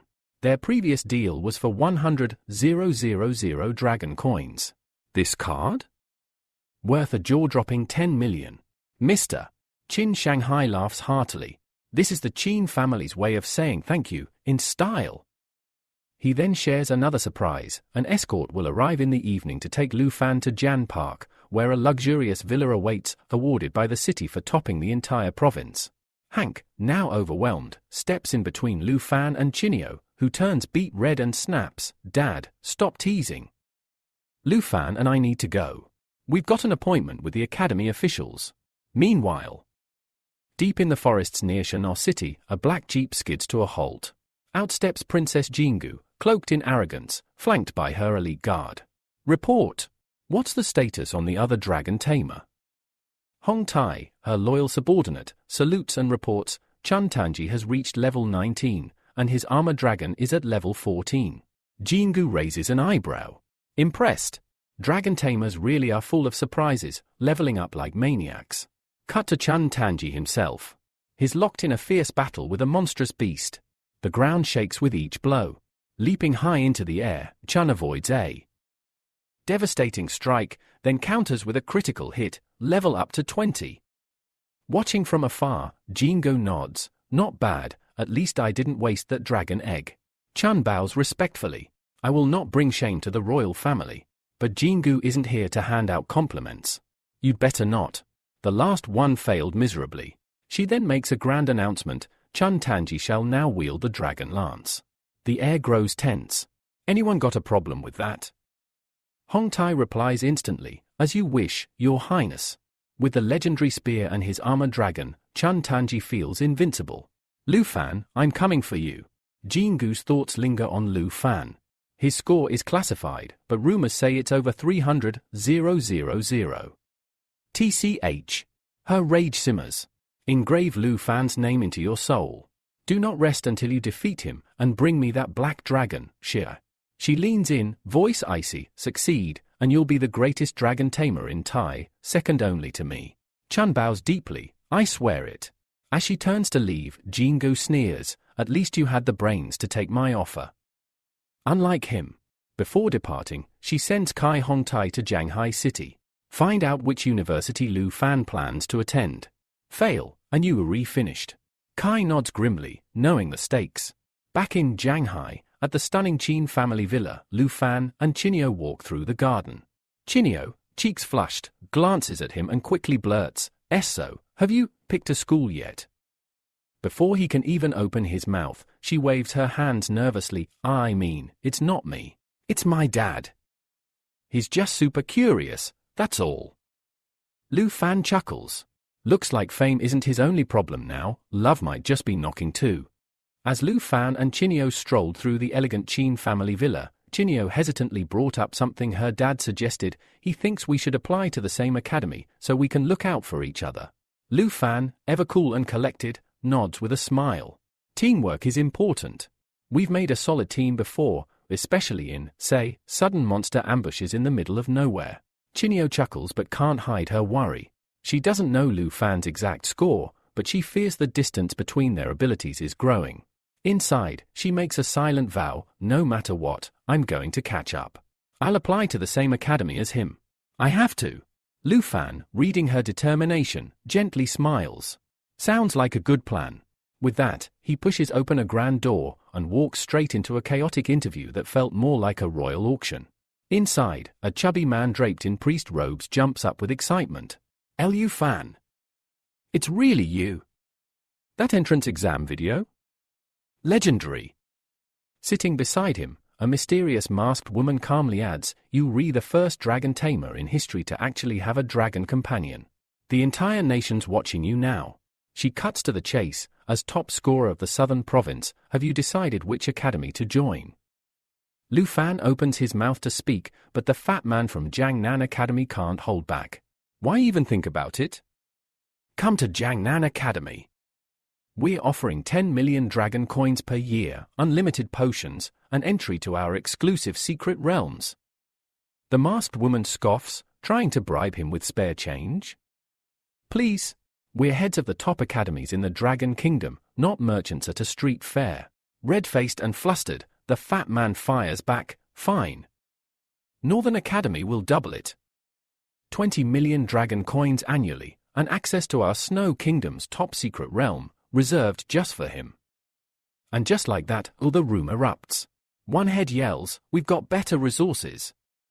Another jumps in, we'll let him explore 3 hidden secret realms a year. Even the janitor outside probably wanted to throw in a scholarship. Amid the chaos, Lu Fan stands there, dumbfounded. I thought this was an interview, not a bidding war. Then, silence. Gayan, the composed head of Dragon Capital Academy, steps forward and drops a bomb. Dragon Capital Academy controls this year's national trial quota, and we're offering it too. Lu Fan. The room freezes. The fat man stumbles a step back. Wait, you're serious? The national trial? For him? The masked woman slams the table. This is outrageous. He just changed professions. Other nations have been training their candidates for years. Lu Fan raises a hand like a student asking a question. What exactly is the national trial? Gayan explains, calmly but with weight behind every word, the national trial is a collaboration between 23 nations. Once every 3 years, each country selects a young warrior under the age of 25. No national-level experts allowed. It's a trial by fire, deadly, rare treasures hidden within, and the whole world watching. He pauses, then adds, and those who pass don't just graduate. They become national-level experts. The envoy from Northern Academy, now sweating bullets, pleads with Lu Fan, join us. We'll ensure your training for the trial starts immediately. The Jiangnan envoy looks about ready to faint. This is unfair. You can't use the trial as bait. Gayan doesn't flinch. From top scorer in the province to ruler of the Dragon Kingdom. That's the path we offer. Just as Lu Fan tries to process all of this, a system notification blinks in front of him. Ding! New treasure map acquired. Location? Map quality, high sender, unknown. Lu Fan stares blankly. Well, that's not ominous at all. Lu Fan blinked in surprise. A new divine treasure map? It had been ages since the first one changed his life, leading him to Black Dragon Shear's egg. Now, curiosity bubbled in his chest. As he examined the glowing map, excitement surged. It's located inside Dragon Capital Academy. That settled it. Gayan, still watching him closely, asked, so, are you satisfied? Lu Fan gave a calm yet decisive nod. Yes. I've made my choice, I'll join Dragon Capital Academy. But before Gayan could start celebrating, Lu Fan added, I do have one more request. Gayan tilted his head, curious. As long as it's not outrageous. For days later, Lu Fan stood outside Hank's steam bun shop, closing the shutters for the last time. The familiar creak of the hinges felt final. Hank sighed, her voice nostalgic. I never imagined I'd leave this place after so many years. Dusting off his hands, Lu Fan replied with a soft smile, we've got a villa now. And savings. There's nothing holding us back. She looked at him, eyes misty with emotion. Feels like just yesterday you were a scrawny kid knocking on my door. And now look at you. Just then, a car pulled up, and out jumped Chinio and Taimon, waving like overexcited tour guides. Time to go, Aunt Hank. Dragon Capital awaits. Taimon beamed. She announced that not only had she applied to Dragon Capital Academy, but so had she and Chinio both passed, and all thanks to Lu Fan. We're officially classmates now. Oh, and Chinio's family even chartered a private plane for us. Fancy, who? Chinio blushed furiously, trying to shut her up. Hank, surprised by everything, turned to Lu Fan. Wait, you really asked Gayan to help me get in? Lu Fan nodded. You've always been more than just family. You deserve this. Gayan had agreed to vouch for Hank, though the final say still belonged to the academy. But it was a shot, and that was enough to bring tears to Hank's eyes. Back then, I dreamed of going to an academy like this. I just never thought I'd get the chance. Lu Fan gently patted her shoulder. Then don't cry. Let's start this new life. Chinio smiled and shouted, okay, team. On the plane, we've got treasure to chase and classes to sleep through. The plane landed in Dragon Capital, a bustling metropolis so alive and electric that Hank couldn't stop staring out the window. Is this really where we're going to live? She whispered, awestruck. Chinio pointed out the market where rare recipes were sold like hotcakes, while Lu Fan's eyes locked onto the towering spires of Dragon Capital Academy in the distance. But the peaceful moment shattered when a luxury car rolled up. Out stepped none other than the bratty Princess Jingu, with Hong Tai opening the door and Chun Chenji standing stiffly beside her like a bouncer with something to prove. Jingu's eyes locked onto Lu Fan. Her irritation was palpable. Great. Why is she everywhere I go? Lu Fan sighed internally. Chun Chenji took a step forward, clearly spoiling for a confrontation. But Jingu snapped, stand down. Without Ron Chongfeng's backing, we don't start anything here. Grumbling, Chun Chenji backed off, for now. Chinio leaned in, whispering to Lu Fan, wasn't she the princess who came to study in our kingdom? My dad mentioned someone like that. Taimon, sensing the tension, tilted her head. So what's her problem? Did someone snatch her last dumpling? Before Lu Fan could answer, Gayan arrived, eyebrows raised at the awkward standoff. You don't know each other. She seemed genuinely surprised. Lu Fan, Chun Chenji, you are both dragon tamers. The twin stars of the southern province. Lu Fan blinked. He's a dragon tamer too. Before the shock wore off, Chun Chenji stepped forward, barely hiding his contempt. I've heard your name more times than I care to count. Lu Fan, drained from the trip, rubbed his temples. Can we not? We've just landed. Hank eagerly agreed, tugging his arm. Let's go before this turns into a duel. Gayan nodded and offered to show them their accommodations personally. If anything isn't to your liking, let me know. Orientation begins tomorrow. As they left, Jingu huffed and dramatically turned on her heel. I'll handle my own arrangements, she snapped, walking off with her entourage. Lu Fan glanced at her retreating figure. Why do I get the feeling this year's going to be anything but peaceful? The group finally arrives at the dormitory district, but this isn't your usual showbox room with bunk beds and instant noodles. Gayan gestures toward a pristine gated section with elegant villas lined up like royalty on parade. Welcome to the first-year villa zone, she announces. There are only 30 villas in total, and who gets them? Only the elite, the top 30 scorers from the entrance exam. Lu Fan? Naturally ranked number 1. His reward? Villa number 1, the crown jewel of the campus. Meanwhile, Chun Chenji, despite his twin-starred hype from the southern province, only made 18th overall. He's been booted to Villa 18. Lu Fan, barely hiding his smirk, thinks it's poetic justice. Twin stars? Please. One of us still has dignity left. Just then, Chinio and Taimon share the bad news, we didn't make it into the top 30. Guess it's the student dorms for us. Gayan nods sympathetically but adds, well, the villas are definitely nicer. That's when Hank strikes. She clings to Lu Fan's arm like a seasoned negotiator and bats her eyelashes. Miss Gayen, since Lu Fan is living alone, can we stay with him too? Record scratch. Chinio and Taimon go full tomato mode, blushing like their crush just read their diary out loud. Gayen, to her credit, considers it professionally. There's no rule against it, as long as the villa's official resident doesn't object.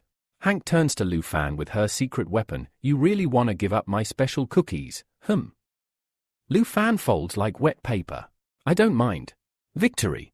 Hank cheers and grabs Chinio and Taimon in a group hug. This will be perfect. It'll boost our teamwork for realm expeditions too. And there it is. Your long-awaited harem arc just launched. Our gigachad Lu Fan has unintentionally assembled Team Chaos. Trying to justify the situation, Lu Fan tells the girls, the dorms are really far. If you stayed there, I'd have to walk half the campus just to see you. Chinio blushes again and agrees, while Taimon, still clinging to her big sister energy, adds sternly, fine, but no funny business with Chinio. I will be watching you. Just when things start settling in, a shimmering screen appears in front of Lu Fan. It's the Divine Treasure map, and the location it points to. Villa number 2. Next door. Lu Fan turns to Gayen. Who lives in Villa 2? She explains that she only oversees the Southern Province students. Villa 2 belongs to someone from another region, but she thinks it's just one girl. Lu Fan gulps. I'll go check it out. Hank giggles, bring back a souvenir. The girls, though smiling, go oddly quiet.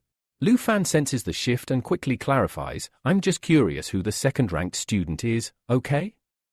That's all. As he walks off, Hank whispers with a grin, is our boy finally growing up?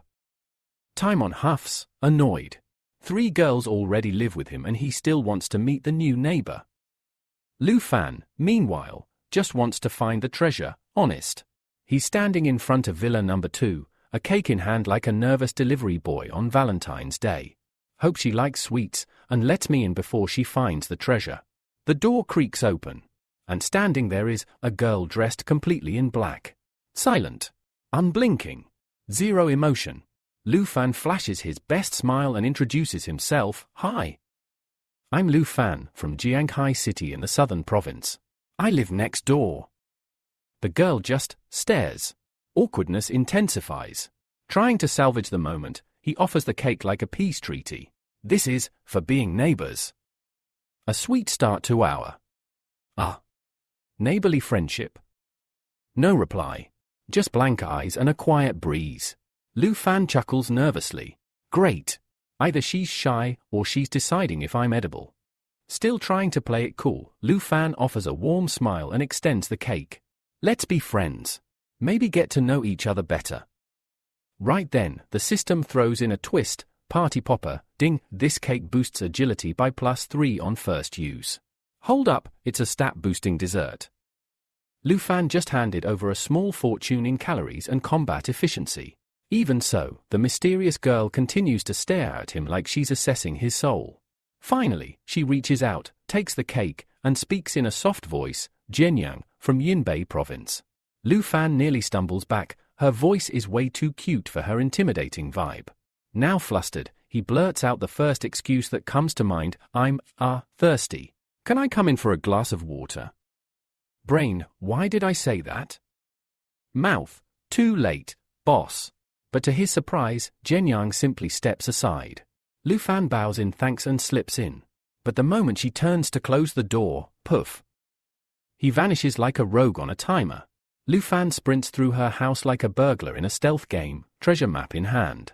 First stop, the bedroom. Clothes on the bed. No treasure. Not what I'm here for. Probably. Next, bathroom. Nothing but minty soap. Then, jackpot. He opens a barely used room and there it is, a jade dragon egg shimmering with power.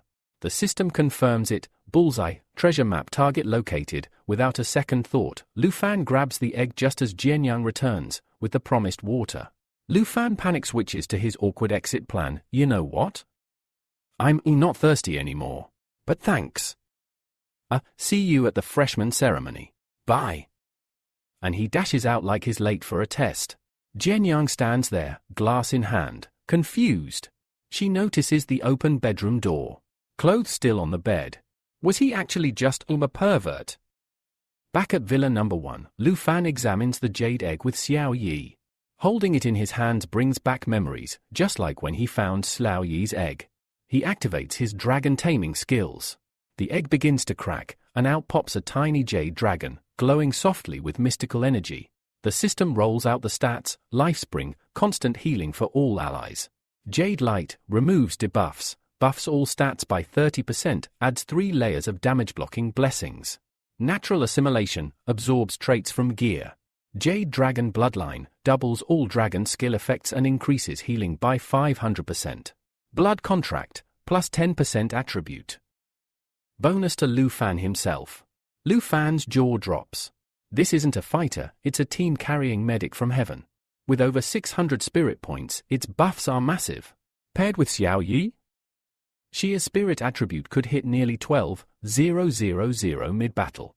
And the best part? It can grow even stronger by assimilating equipment. While Lu Fan is nerding out over stat sheets, Xiao Yi is busy playing with her new sister. Until the baby dragon chomps down on her thigh. Hey! No biting your big sis. Lu Fan quickly intervenes and decides to name the new dragon. You'll be called Xiao Pei. Xia's little sister from now on. Xia, unimpressed, glares at Xiao Pei, who growls back like a chihuahua challenging a tiger. Lu Fan facepalms. Okay, both of you, chill, or we'll wake the whole villa. The next morning, Lu Fan, Chinio, and Taimon are walking through the lively campus. It's the day of the freshman enrollment ceremony. Lu Fan mentions that combat and life professions attend separate ceremonies. Chinio confirms that their beloved baker mage Hank is off attending her own. Taimon then narrows her eyes at Lu Fan with a smirk. So, about all that noise coming from your room last night, Lu Fan tries to explain. It was just a baby dragon hat, but before he can finish, 2 students suddenly spot Chinio and Taimon. Whoa! Is that really them? Looks like trouble, or fans, is approaching fast. As Lu Fan, Chinio, and Taimon stroll into the ceremony hall, a pair of wide-eyed boys spot them and nearly fall over themselves. Bro, they're campus belle level. If I could get a girlfriend like that, I'd risk my life in a secret realm, no hesitation. The other guy quickly pulls him back to reality. Yeah? Good luck dating both when there's a dude walking right beside them. Lu Fan? Still blissfully unaware that he's the source of every guy's envy today. Inside the auditorium, Chinio reminds Taimon that teacher Gayan said hidden professions sit up front. Taimon sighs and waves her off. Guess I'll hang in the back, then. Don't wanna cramp your mysterious, chosen one energy. Lu Fan scans the room and spots a familiar scowl. Hong Wu, the loudmouth martial artist from the Shanghai City entrance exam. Lu Fan offers a calm, polite smile. Hong Wu? Practically vibrating with rage. Ever since his principal mocked him for placing way below Lu Fan, his pride has been burning like a volcano with caffeine. And now, he's face to face with the reason for his humiliation. Meanwhile, Taimon sits alone, glancing toward the front rows. She nervously wonders, why are all hidden professions grouped together? Does this mean Lu Fan and Chinio will be side by side every day? Not that she's jealous or anything. She totally is. Suddenly, Lu Fan notices a quiet figure sitting right in front of him, Jianyang. He greets her with a nervous smile. Chinio turns in surprise. Wait, you know her. Lu Fan explains she's from Villa Number 2, their next-door neighbor. Chinio's jaw drops. No way. That's Jianyang? She's ranked 2nd overall. Beautiful and strong. Wow, clearly, this neighborhood is stacked. In the back rows, other students start whispering. Man, just being here at Dragon Capital Academy means you're surrounded by goddesses. Yeah, but it's not like we stand a chance. Should we ask for their contact info? Dreams of flirting are short-lived as a tall, sharply dressed man steps onto the stage. He radiates authority and power. Good morning. I am Xiao Xinming, level 78 Thunder Mage, Vice Principal of Dragon Capital Academy and Professor of Combat Magic. ZAP. Even his glasses feel electrified. He skips the fluff and dives right into the rules. Your ID cards will now be distributed. They are not just identification, they store personal points, which serve as the academy's currency. Teacher Gayan moves through the rows, handing them out. Lu Fan glances at his 13,539 points.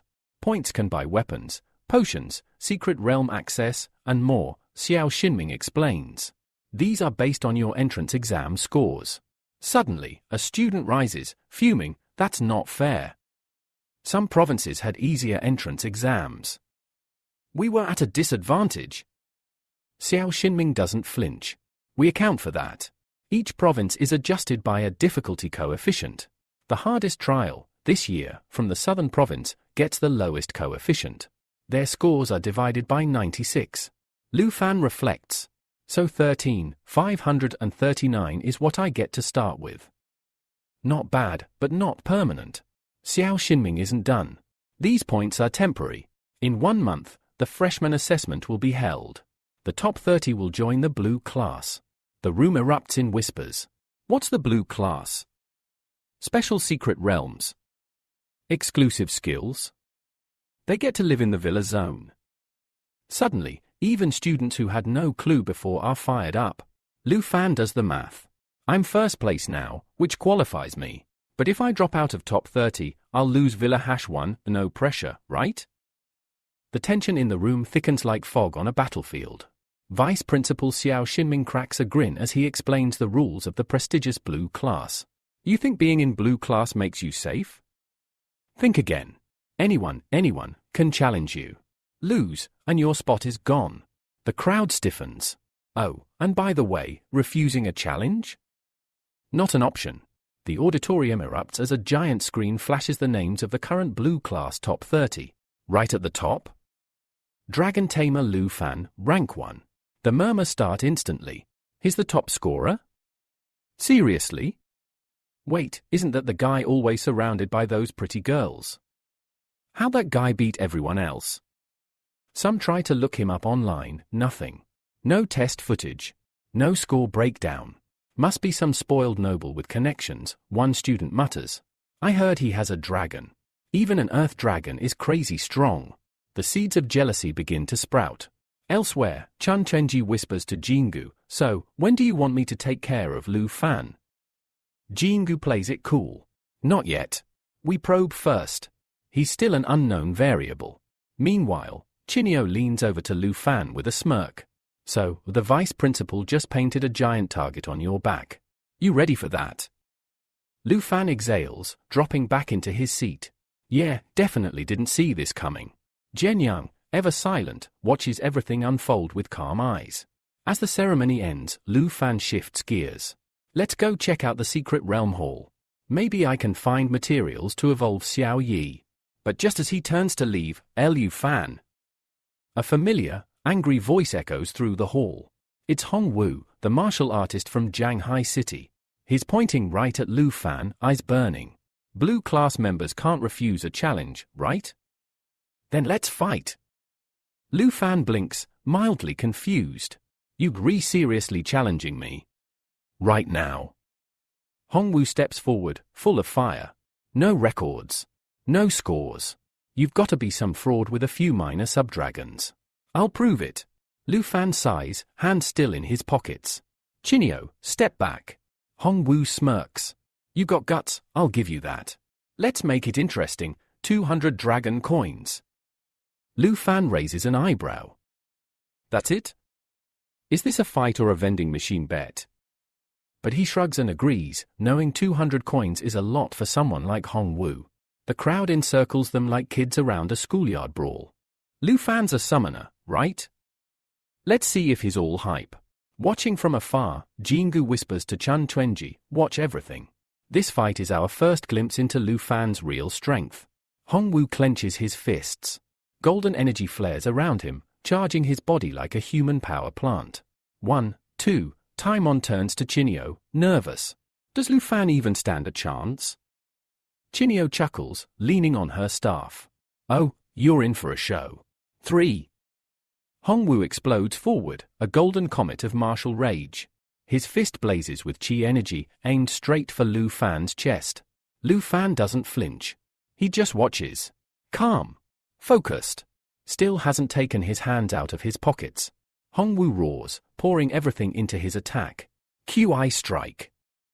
His technique is designed to double damage at weak points. His Kai levels spike. The ground cracks beneath him. But just before impact, Lu Fan vanishes. Hongwu stumbles forward, punching nothing but air. What? The audience gasps. Chinio grins. Told you. The entire arena is frozen. Hongwu stands wide-eyed, his brain scrambling to understand, how did Lu Fan just disappear? Was that or the blink technique? That's something only second-tier mags use. Before Hongwu can even finish the thought, Lu Fan reappears, right behind him. I've heard Chong-style martial artists are solid in close combat and range defense, Lu Fan says calmly, voice almost bored.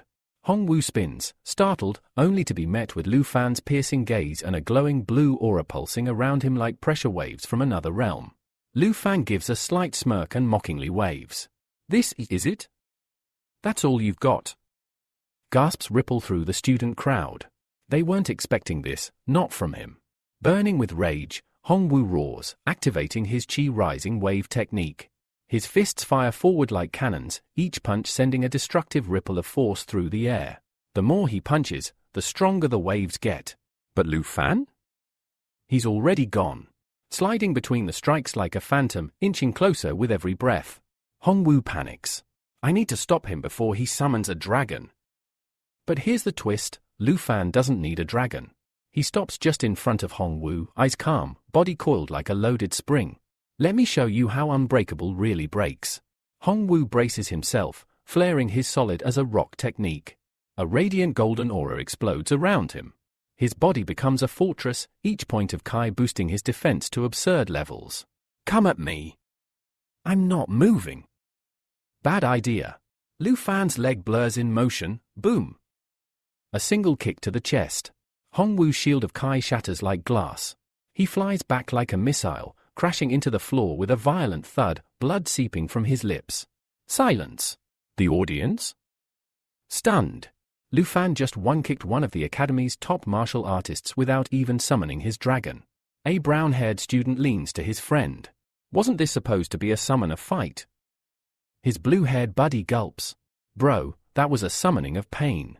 Another student pales, eyes locked on Hongwu's broken form. Is he dead? Hongwu groans, barely conscious. Lu Fan walks over, calm as ever, hands still in his pockets. He bends down, pulls out his ID card, and places it gently on top of Hongwu's. A bet is a bet. 200 dragon coins, claimed. A system window pops up, plus 200 dragon coins, total 13. 739. Hongwu props himself up just enough to glance at the screen. What he sees next crushes his soul. Entrance exam multiplier, 96x total points, 1, 321, 824. He stares in horror. 1.3 million. Compared to Lu Fan, Chun Chenji's 210,000 is embarrassing. Hongwu's jaw hangs slack.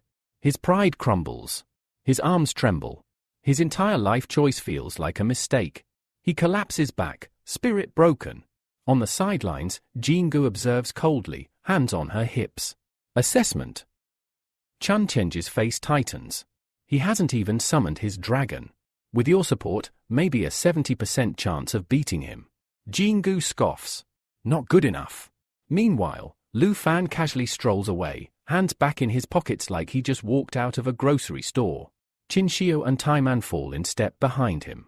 Behind them, Hongwu still lies on the ground, eyes open in disbelief, haunted by regret. Why did I ever mess with that guy? Later, the trio enters the secret realm center of Dragon Capital Academy. Inside the towering stone hall, mystical light pulses from every corner. Chinio stands at the entrance, staff in hand, eyes gleaming with joy. Lu Fan, Hank's already inside. Behind her, Taiman strolls in, hands behind her back, a slow, amused grin spreading across her face. She saw everything. And now she knows Lu Fan is no ordinary summoner.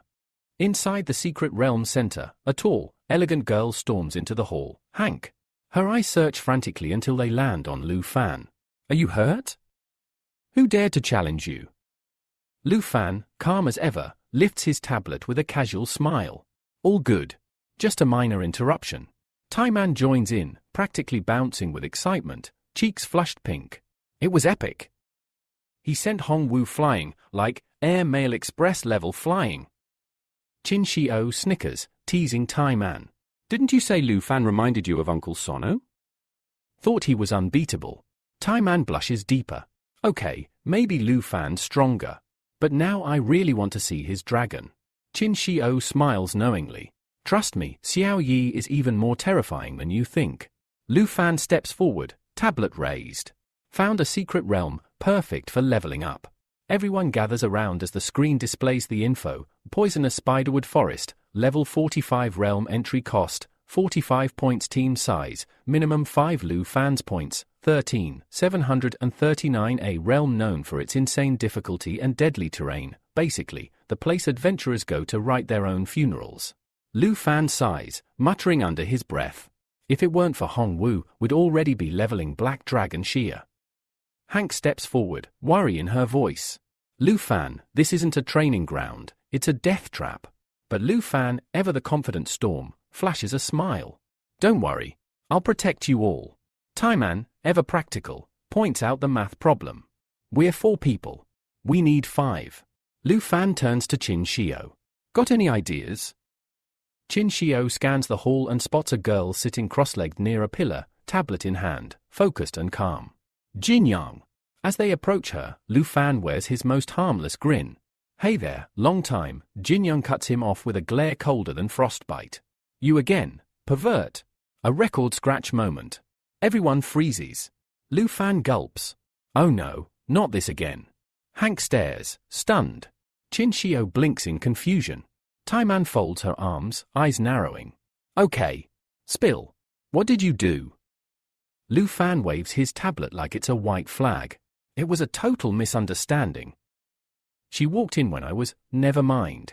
It looked bad, okay? Trying to redirect, he reminds Jin Yang, you're still looking for a team, right? We need one more. You need a group.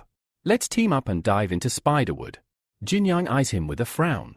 For a moment, it seems like she'll reject him on principle. But then...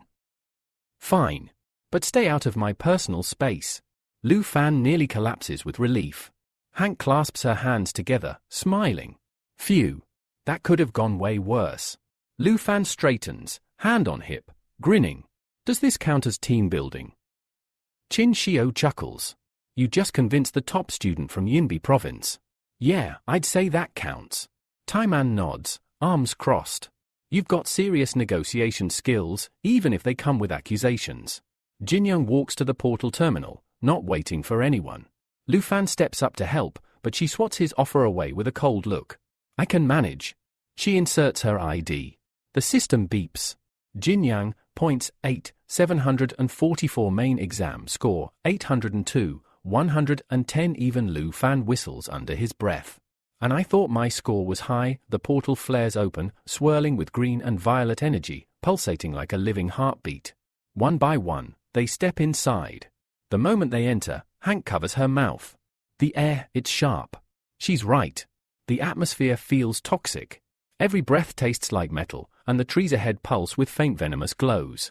In the distance, shadowy webs stretch between twisted trees, like something is watching. The poisonous Spiderwood Forest has begun. And somewhere deep inside, something far more dangerous than spiders is waiting. Dense mist, gnarled trees, and the eerie stillness of death, welcome to poisonous Spiderwood Forest. Shinshio gripped her magical staff, her eye scanning the darkness as the team moved forward. Every shadow looked alive. Every gust of wind carried the whisper of something dangerous. Lu Fan, hands in his pockets, casually followed Jin Yang, who led the way with silent confidence. Tai Man, walking alongside, glanced at Lu Fan and asked in her usual calm tone, why this realm? Out of all 49, you picked this one? It's a level 45 death zone. Behind them, Qin Shio said nothing, but the way she held her staff in a white-knuckled grip spoke volumes. Hank, on the other hand, was clearly struggling to stay calm. Her backpack clinked with every step as she clung to it like a life preserver. Lu Fan flashed his usual grin. I searched the entire secret realm list. This one's the best for XP farming. Translation, high risk, high reward. Classic Lu Fan move. Tai Man nodded, not pushing further. Just checking. Not judging. To break the tension, Hank suddenly reached into her bag and pulled out a sealed pouch. Snack break. I made experience-boosting travel biscuits. Everyone paused. Wait, food that boosts EXP. Lu Fan's eye sparkled. You're a walking cheat code. He, Shinshio, and Taiman each grabbed one and took a bite, eyes widening as the delicious flavor hit. Hank beamed. Made them with help from my life professor. 20% XP boost for 3 hours. Lucky I didn't mess up the enchantment this time. Lucky for them, not so much for her classmates, who got burnt bricks instead of biscuits. Meanwhile, Hank walked over to Jinyoung, biscuit in hand. She offered it with a warm smile. Jinyoung blinked, caught off guard. Why are you being so nice? She glanced at the biscuit, then looked back at Hank. That cake Lu Fan gave me, was that yours? Hank nodded proudly. Yep. Want more? I can make extra. Just then, Shinshio and Taiman chimed in. She's amazing at cooking. You should totally stop by our place sometime. For a second, the cold, stone-faced Jinyoung actually smiled. A rare, genuine moment in a place built to kill. But the warmth didn't last. Suddenly, Lu Fan's head snapped to the side. Something was moving, fast. Everyone, get ready. The bushes rustled violently. Out slithered a massive black-scaled python, its green eyes glowing like toxic gemstones. Easily level 40, and loaded with 200 EXP. Taiman stepped forward, sword gleaming. Mine. Hank quickly shoved the biscuit bag back in her satchel. Shinshio called out, wait. These monsters are high level. We need to strategize. Hank nodded nervously. I can make resistance-boosting food, but I need time and ingredients. Lu Fan raised a hand and shook his head calmly. No need. A glowing ball of energy formed in his palm, pulsing with power. The others stared, unsure what he was doing. Jinyoung's eye sharpened. His summoning, moments later, with a crackle of light, a small yet regal dragon appeared. Tiny. Proud. Perched right on Lu Fan's head. Taiman blinked in confusion. Wait. That's it? That's the dragon. The little beast flared its wings dramatically, more adorable than terrifying. Lu Fan chuckled. Get off my head, Xiao Yi. Time to show them what you can really do. Shinshio's eyes went wide in shock. Wait, that's not Black Dragon Xiao Yi. The tiny dragon perched on Lu Fan's head was different. Hank blinked, amazed. Where did this dragon even come from? Why haven't I seen it before? Jinyoung remained silent, her gaze locked on Xiao Yi with a quiet intensity. Suddenly, the black-scaled python prepared to strike. Taiman braced herself, sword ready. Lu Fan didn't hesitate. Sheer, emerald light, now. The dragon's gem on Lu Fan's hand shone brilliantly. The python lashed out its massive tail at Taiman, but just before impact, a green shield shimmered into existence, blocking the blow. The force threw Taiman backward, but the shield absorbed the hit completely. Shinshio rushed to her side, hands glowing, ready to heal. She noticed 3 green leaves hovering above Taiman, one flickered and vanished as the shield took damage. Taiman slowly sat up, realization dawning. The shield protected me, a system notification blinked clearly, J-Dragon Shear's Emerald Light activated, 3 layers of Emerald Blessing applied. Blocks damage, removes debuffs, boosts attributes by 30%. Lu Fan smiled confidently. As long as she is with us, no debuffs or injuries can hold us back. Shinshio, marveling as she healed, whispered, this isn't just a support dragon. It's a game changer. Stronger than a level 2 priest. Taiman stared in awe. Even a small dragon like Shia can shield damage and boost stats. The moment of awe didn't last long. The black-scale python crept forward, jaws wide, ready to snap. Hank gasped. Watch out. It's coming. Lu Fan drew his dagger, eyes blazing with determination. But before he could charge, a brilliant red beam sliced through the fog, piercing the snake's open mouth. The python convulsed and collapsed. Jinyoung stood calmly, bow drawn, having just saved the day with a perfect shot. The group stood stunned, watching the giant serpent crumple. Jinyoung revealed her combat class, Swordmaster. In her hands, the Bloodbreaker sword gleamed with epic quality. It boasted 39 strength 126 agility armor breaker, ignores 30% of enemy defense agility boost, plus 40% speed. Lu Fan nodded in respect but had no time to linger. Jinyoung spun around, sword raised for another strike. Hank, duck! Hank turned too late. A massive spider, eyes gleaming with malice, reared its razor-sharp leg to strike her. Jinyang's sword slammed down, intercepting the blow just in time. Without hesitation, Lu Fan lunged, pulling Hank to the ground. They rolled clear of the spider's attack. The creature pulled back, revealing a silver-armored exoskeleton. This was no ordinary spider. It was the silver-armored spider, level 40, worth 15,750 EXP. Its deadly abilities included poisonous fangs, mandible-piercing silver armor, immune to armor-breaking effects. Lu Fan helped Hank to her feet, both catching their breath. Jinyang advanced, eyes blazing with fierce determination. The spider struck again with mandible piercing, but Jinyang dodged effortlessly. It tried once more, but she slipped out of range, leaving it open. Lu Fan moved in, dagger ready. He caught Jinyang's eye and urged caution. Her mind raced, analyzing the beast's patterns. With a swift, precise strike, Lu Fan jabbed beneath the spider's jaw. Seconds later, the spider collapsed, defeated. Jinyang didn't stop moving. She flipped midair and warned Lu Fan sharply, "Stay alert. There's more coming." But it wasn't over. From the shadows, more silver-armored spiders emerged, skittering through the bushes like a metallic plague. Their eyes glowed with menace. Jinyang landed gracefully, her expression sharpening. Without a word, she conjured two new weapons into her arsenal: Breaking Army Greatsword, level 21 epic, capable of unleashing Mountain Shaker, dealing 210% damage and splashing to nearby enemies. Water-Cold Sword, level 14, dealing ice damage and slowing enemies' movement. She turned to Luan and the rest of the group, her voice steady and serious. "This isn't just a wave. It's a warning." Beyond the lesser spiders loomed a colossal web, thick with shadow. And at its center, a beast. The Black Web Hunter. Level 46, dripping with menace. 39,110 EXP, and skills that made even the bravest flinch: Poison Fang, venom that ate away at health, web bind, sticky traps that left victims helpless. The ground shook as a spider lunged, but Lu Fan and Jinyang didn't wait to be cornered. With three swords hovering protectively around her and Xia clinging to Lu Fan's back like a heroic backpack, they rushed into battle. Lu Fan spared a glance at Jinyang's arsenal. Her weapons aren't just rare. They're forged for war. Before he could ask, a spider attacked. They dodged effortlessly, Jinyang midair, Lu Fan rolling like a rogue. She looked at him, eyes sharp. Sword masters can forge and level their own weapons. I started with a rusty stick. Then, without skipping a beat, she spun through the air, ice swirling around her. With a wave, she conjured a frozen arrow, launching it at the spiders. The frost burst, freezing several spiders mid-lunge. Landing like a ninja on ice, she turned to Lu Fan, "Cool story time's over. Eyes up." Lu Fan grinned. Even in chaos, she was as composed as a dragon tamer. Just then, a spider crept behind her, jaws wide, venom dripping. "Jinyang, duck!" Too late. But Lu Fan was faster. He intercepted the attack with his dagger, steel clanging against fang. "Xia! Emerald light, now!" The little jade dragon soared into the air, tiny claws glowing. A wave of emerald energy burst forth, wrapping around Jinyang. 3 shimmering leaves floated above her, protection granted.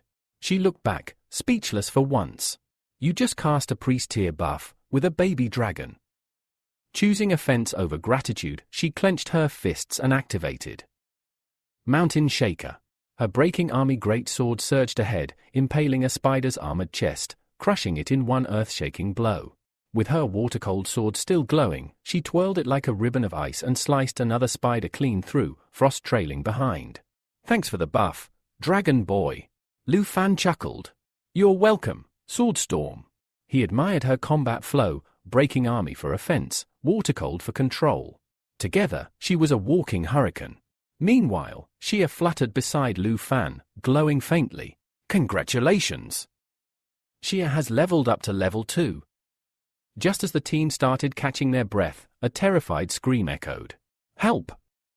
Lu Fan and Jinyang turned instantly. Hank was surrounded.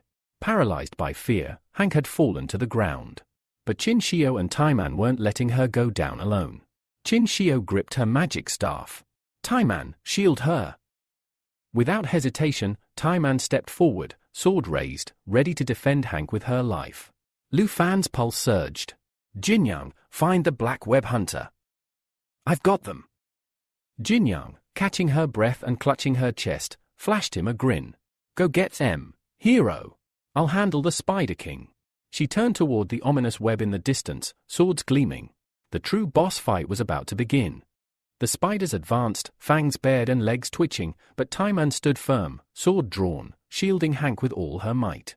Behind her, Qin Shio's staff glowed with arcane power as she prepared her support magic. Just as the situation turned grim, a soft green glow lit up the air. Xia appeared, floating above Hank like a tiny guardian angel.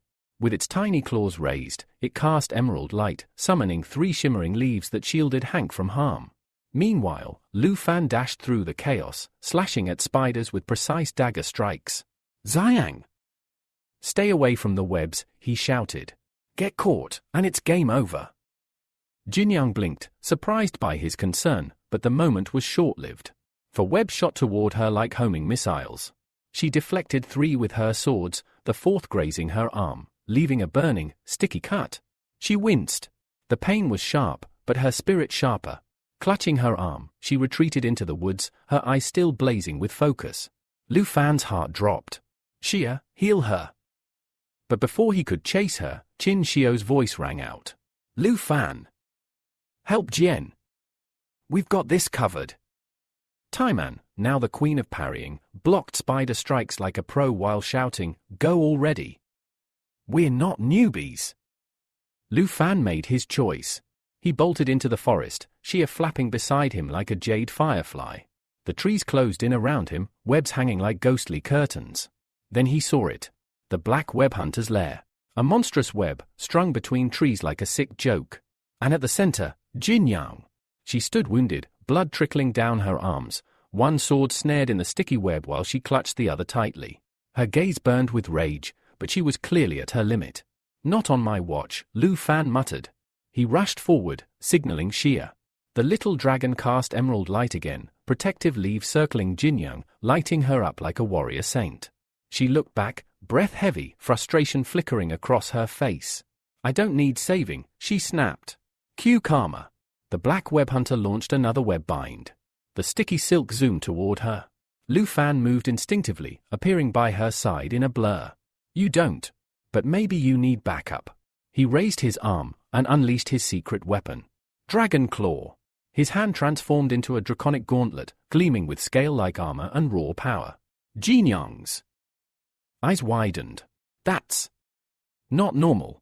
With a roar, Lu Fan slashed downward, severing the webbing and crushing several spider legs with one blow. Her trapped sword dropped free. Jinyang stared in stunned silence. He's stronger than I thought. Her sword began to glow. She raised it high. Mountain Shaker, now. Lu Fan nodded. This was their moment. He activated Whisper of Wind, his agility jumping by 15%, and dashed toward the beast. Jinyang followed, sword gleaming. Dragon Fang strike from Lu Fan, his weapon glowing with channeled dragon breath, striking with explosive force. Mountain Shaker from Jinyang, earth-rending power, splashing damage to all nearby enemies. Together, they were a storm. With one final synchronized attack, they cleaved the black web hunter clean in half. The monster's body slumped, twitching, then disintegrated into shimmering particles. Jinyang's bloodbreaker sword pulsed, absorbing the kill. Her strength and agility spiked. She looked at Lu Fan, cheeks flushed. Not bad, for a dragon tamer. Lu Fan grinned. Not bad yourself, for someone who didn't want help. Just then, ding. System notification, Dragon Xia has leveled up to level 3. The tiny dragon tugged at Lu Fan's sleeve, fluttering with pride. Lu Fan couldn't help but smile. At this rate, you'll be level 5 before we're even out of this realm. After a few more monster kills, Xia had clearly gained more confidence, and more spark. Jinyang stepped closer, her expression thoughtful. She looked at Lu Fan, not the fighter, not the protector, but the person. Hey! Can I ask you something? After the battle, Jinyang quietly confessed something unexpected, how vulnerable she had felt during the fight. Her voice was steady but soft, the words tinged with humility. I thought I had it under control, but I'm glad you were there. Lu Fan, surprised by her honesty, was about to respond when the rest of the team arrived. Qin Shio's staff glowed proudly as she declared victory. All silver-armored spiders eliminated. She gave Lu Fan a quick, flushed smile. And everyone's safe. Even Hank.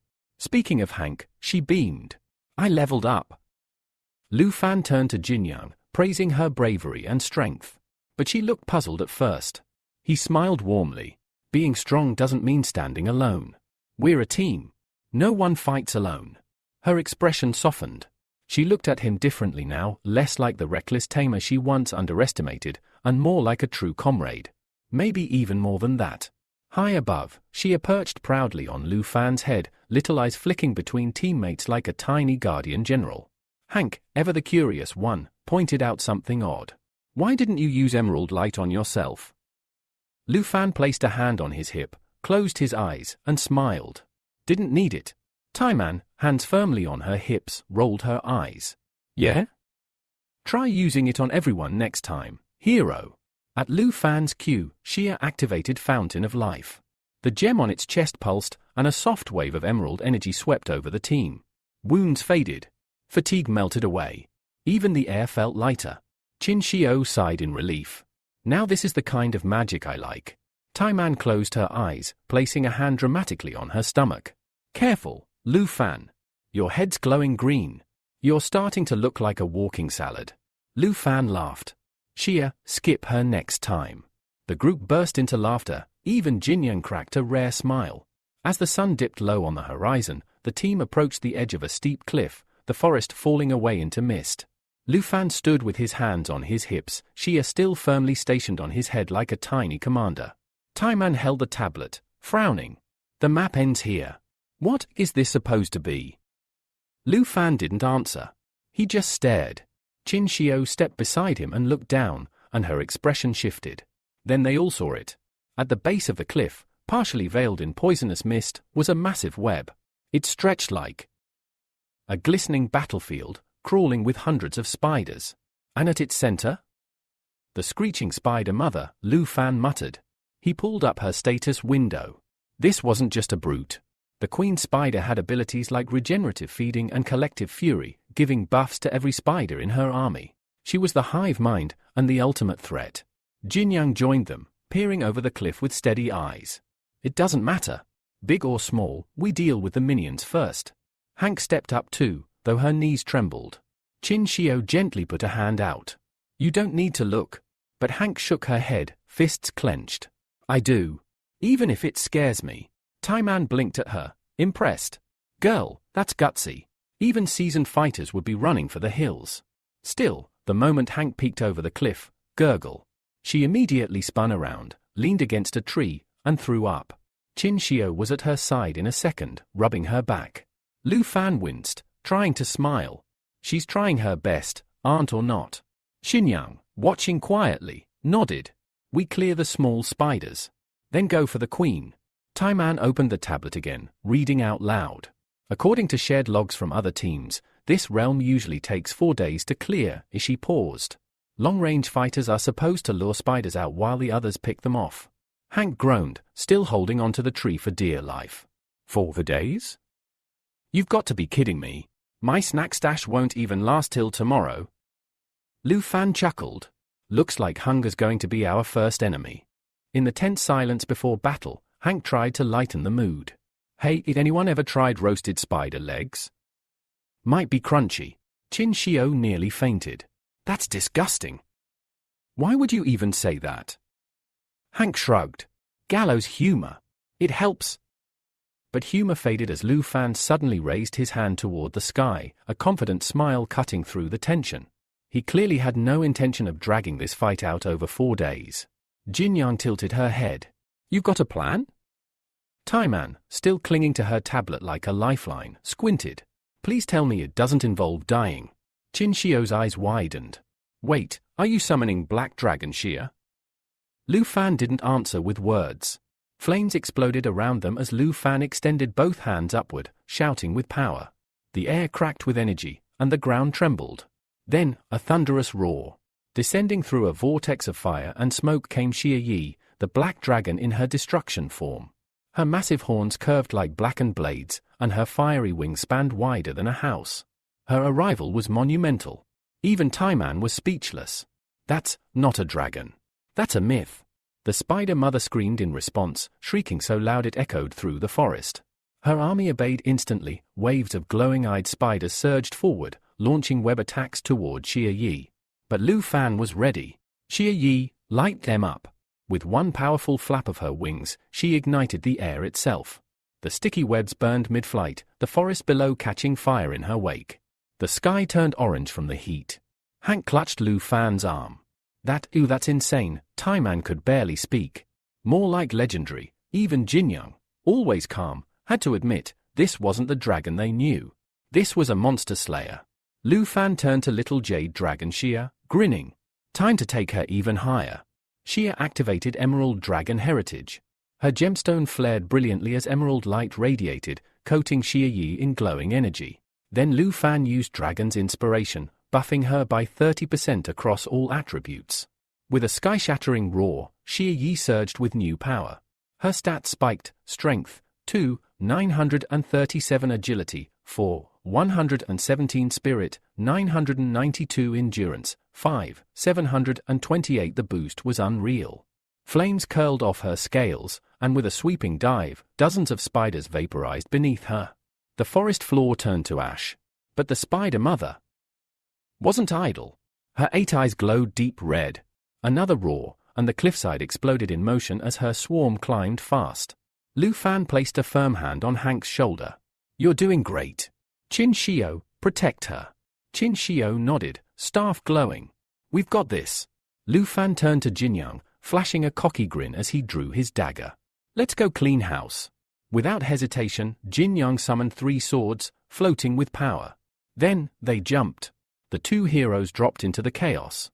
Lu Fan's dagger slashed with precision, every swing taking out a spider. Beside him, Jin Young's swords danced through the horde, slicing with elegance and speed. They landed at the base of the cliff, spider carcasses raining around them. But it wasn't over. More spiders emerged, surrounding them on all sides. "Xia Yi, do it!" Lu Fan commanded. Black Dragon Xia Yi descended like a meteor, activating the second phase of Great Cataclysm. She opened her jaws wide and unleashed a blast of pure destruction. Fire exploded across the battlefield. Trees vanished.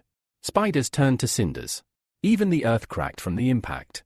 The forest shook with fury, but Lu Fan and Jin Young kept pushing forward, little Xia hovering behind them, providing buffs and support.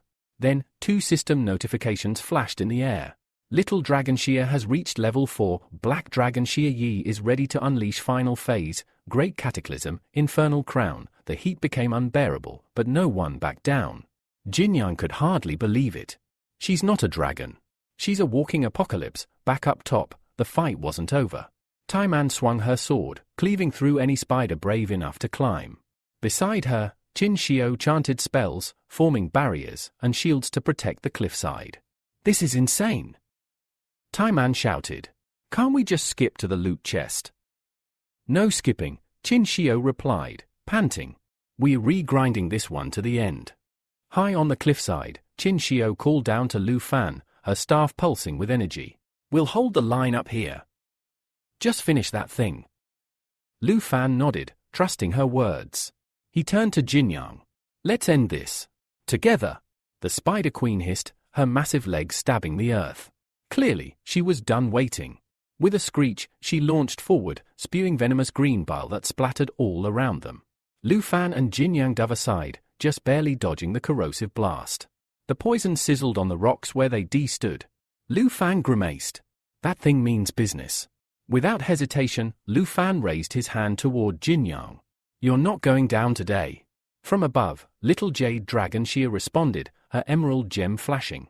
A swirl of green light enveloped Jin Young, and 3 shimmering jade leaves floated gently above her head, emerald light activated.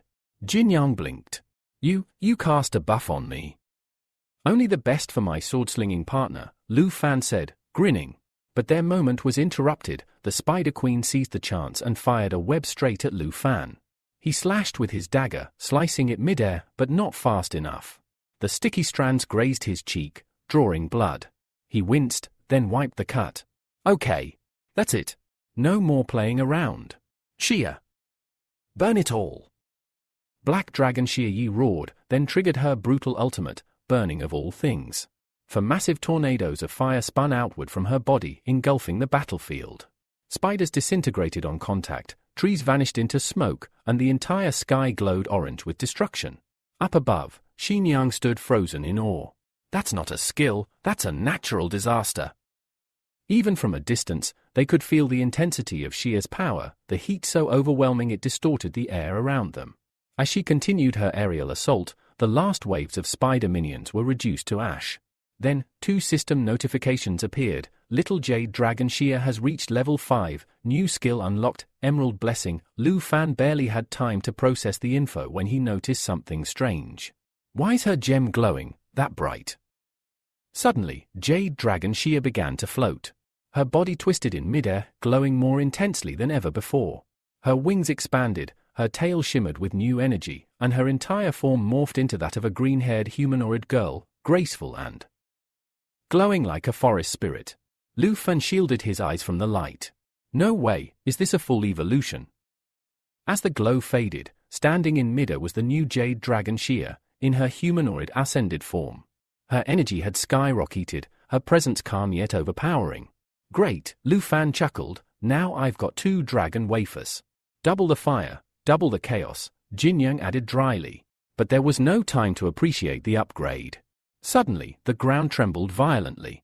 A huge claw burst from the earth, swiping toward Jinyang. Reflexes kicked in, she leapt, barely avoiding it. Lu Fan rolled beside her. From above, Xinyang landed, 3 glowing emerald leaves now floating around her too. She looked baffled. Wait, what are these? Let me explain. That was Jade Dragon Xia's new ability, Jade Blessing. It coats allies in 3 layers of jade energy, boosting the power of their next 3 attacks. Xinyang, never one to waste good buffs, activated hers immediately. With a determined look, she launched her 3 enchanted swords, now charged with jade energy, straight at the Spider Queen. The result? Catastrophic. Her Bloodbreaker sword, which hadn't even left a dent earlier, now sliced straight through the Spider Queen's silver armor like a hot knife through butter. The Queen screeched in pain and staggered backward, venom dripping from the deep gash. Now that's what I call an upgrade, Xinyang said with a smirk. Lu Fan stood still for a moment, watching Xia in her evolved form lighting up the battlefield. A proud smile tugged at the corners of his lips. Look at you! Level 5 and already carrying the squad. He gently patted her head, and Xia closed her eyes with a small smile, basking in the warmth of the moment. But as always, peace in the forest of venomous spiders was short-lived. With an ear-splitting shriek, the Spider Queen re-emerged, even more furious than before. She reared up and blasted a fresh wave of venomous spray, pooling acid so corrosive it could reduce their HP to 5% per second just by standing near it. Lu Fan's eyes narrowed. Dodge, now! In one fluid motion, he leapt aside, barely avoiding the acidic flood. Xia zipped upward like a green blur. But they both knew dodging wouldn't win this fight. It was time to end it, for real. Xia!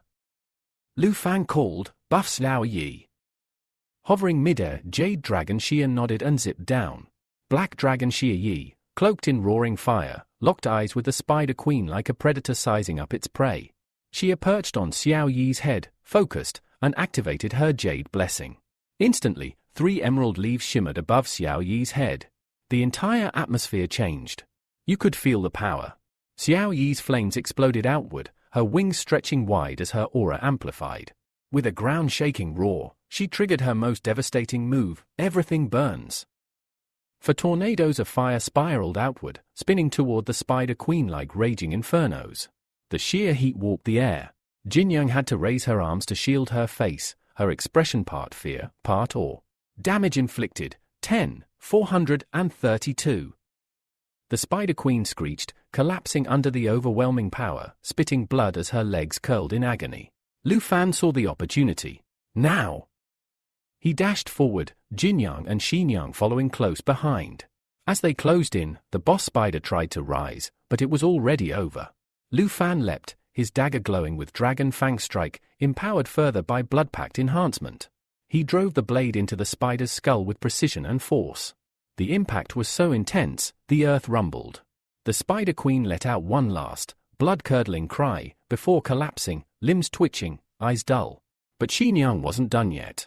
Still empowered by Jade Blessing, she summoned her 3 swords with a snap and launched them into the spider's open mouth.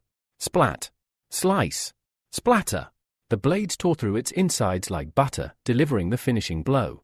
Lu Fan landed gracefully, brushing dust from his shoulder. Around him, victory notifications exploded in a flurry of light. Black Dragon Xia Yi has reached level 18. Jade Dragon Xia has reached level 7. Lu Fan has reached level 23. Level ups all around. Xinjiang, still reeling from the carnage, turned to Lu Fan. Okay, real talk. How many points did you score during the major exam? Lu Fan flashed a grin and shrugged. About 1.3 million. Xinjiang's jaw dropped. A bead of sweat rolled down her cheek. 1.3 million, she whispered. Lu Fan chuckled, looking far too casual for someone who just annihilated a queen-level boss. Maxed out the score cap on nightmare difficulty. But hey, who's counting? He turned away, that mischievous sparkle still in his eyes. This is just the beginning. With the venomous forest finally cleared, the team regrouped at the cliffside. Lu Fan waved to the top. Chinio, Ta Xiaoman, bring Hank down. As they gathered, Jade Dragon Xia floated over to Lu Fan and gave him a gentle hug, her emerald eyes soft with affection. But then, uh-oh. From behind, Black Dragon Xia Yi narrowed her eyes. Jealousy mode activated. She stomped over, grabbed Xia by the arm, and ripped her away from Lu Fan like an older sister snatching candy from her little sibling. Enough cuddles. He's my tamer. Xia blinked, confused, while Lu Fan awkwardly rubbed the back of his head. I didn't know dragons had rivalry mode. Our poor MC, Lu Fan, was left standing in the aftermath of a classic dragon girl tug-of-war, utterly bewildered. What just happened? Did I get fought over by dragons? Meanwhile, Jinyang, who had been silently observing everything, kept her usual calm. But inwardly, she was re-evaluating everything. There's such a massive gap between my power and his.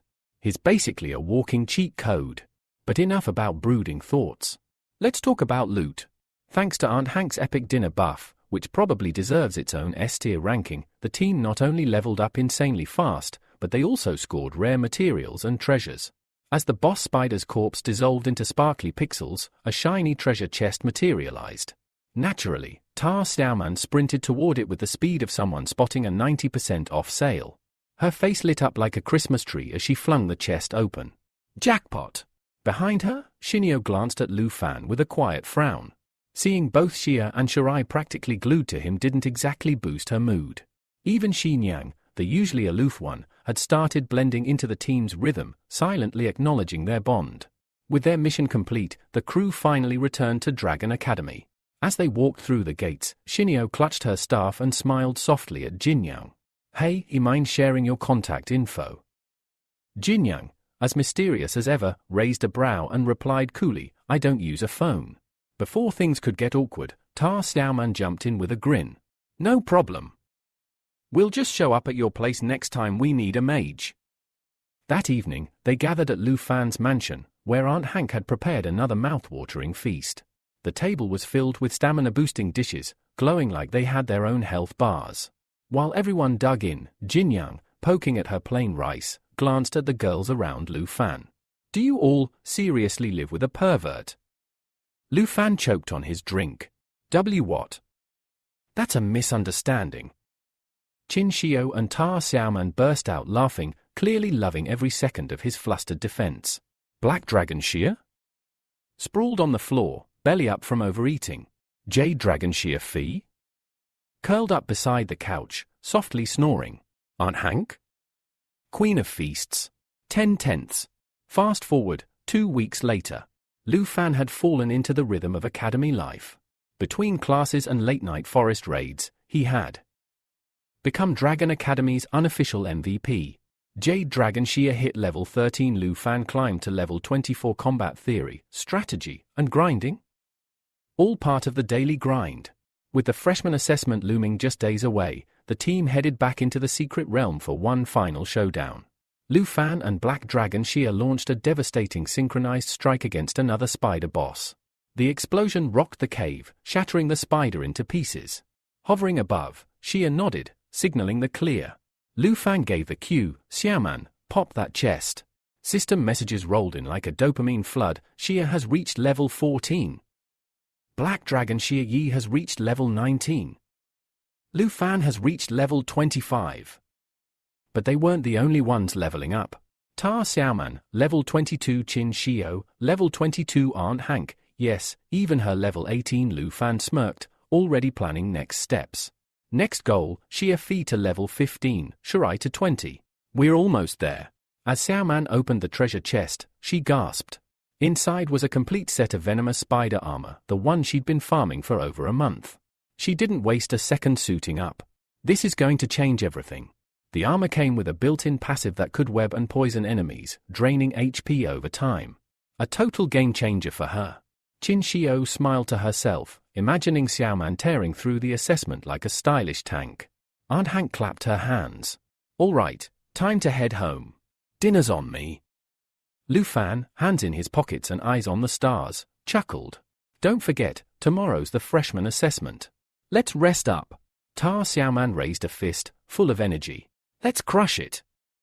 Back at the academy gates. A familiar figure appeared, Professor Gayan, wearing her usual sharp look and curious smile. Lu Fan, Deputy Director Xiao wants to see you. Urgent matter. Lu Fan raised an eyebrow. Right before the evaluation. Still, he followed. Gayan, walking ahead, just smirked. You'll find out soon enough. As they strolled through the quiet academy halls, they passed a pair of gossiping students. Hey, did you hear? Someone from the Azure class posted a new evaluation result today. Lu Fan blinked.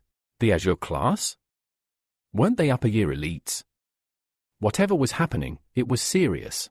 And something told him it was going to change everything. As Lu Fan followed Professor Gayan through the academy, the sound of nearby gossip caught his attention. Did you hear? It's all about number 73, Hung Wu. Gayan raised an eyebrow and glanced back at Lu Fan. Does this student chatter bother you? Lu Fan gave a sheepish smile. A bit. I haven't exactly spent much time in class. Translation, I've been too busy leveling up, saving my team, and surviving magical spider jungles. Gayan laughed softly as they ascended the stairs. Well, that's probably why you missed the new campus craze. All thanks to you, by the way. Wait, what? Apparently, ever since Lu Fan's duel with Hung Wu, a betting system had exploded among the freshmen. Students began wagering academy points on combat outcomes. It's now the hottest trend at Dragon Academy, Gayan smirked. Lu Fan's jaw dropped.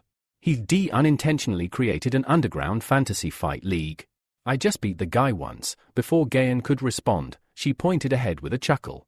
There, in the hallway, was a tragic sight. Hung Wu. Once the proud fighter. Now, crying while mopping the floor.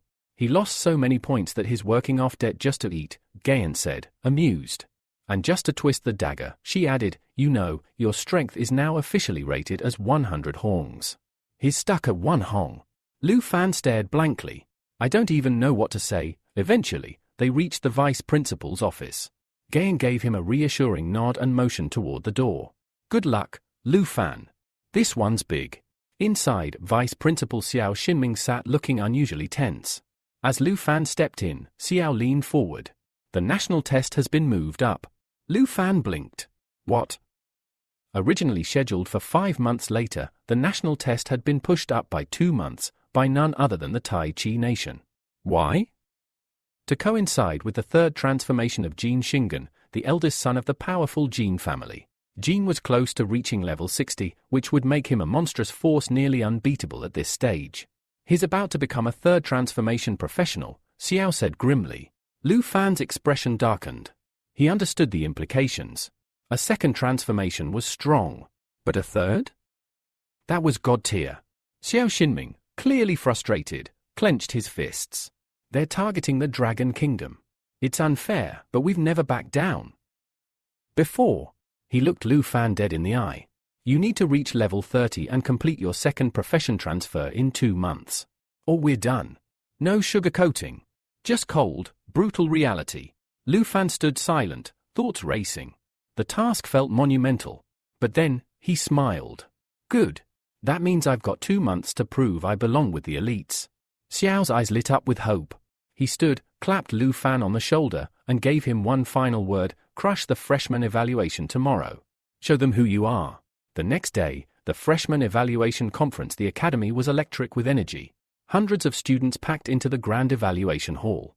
Vice Principal Xiao took the stage. His face was serious, but his voice rang out loud and clear. This evaluation is critical. Follow the rules. Show your strength. Then, with a press of a button, a giant system window exploded onto the screen behind him. 2 vs 2 arena mode, a glowing bracket map spread across the screen. Top team, 5,000 points each.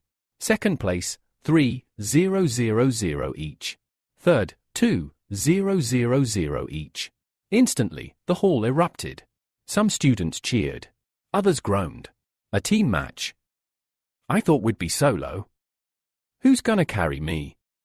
Lu Fan crossed his arms, eyes narrowed. This wasn't just about points anymore. This was the first step on a very narrow, very dangerous path to the top. And he wasn't planning to lose. The moment the 2v2 tournament format was revealed, chaos broke out like a Black Friday sale at a sword shop. Bro, team with me.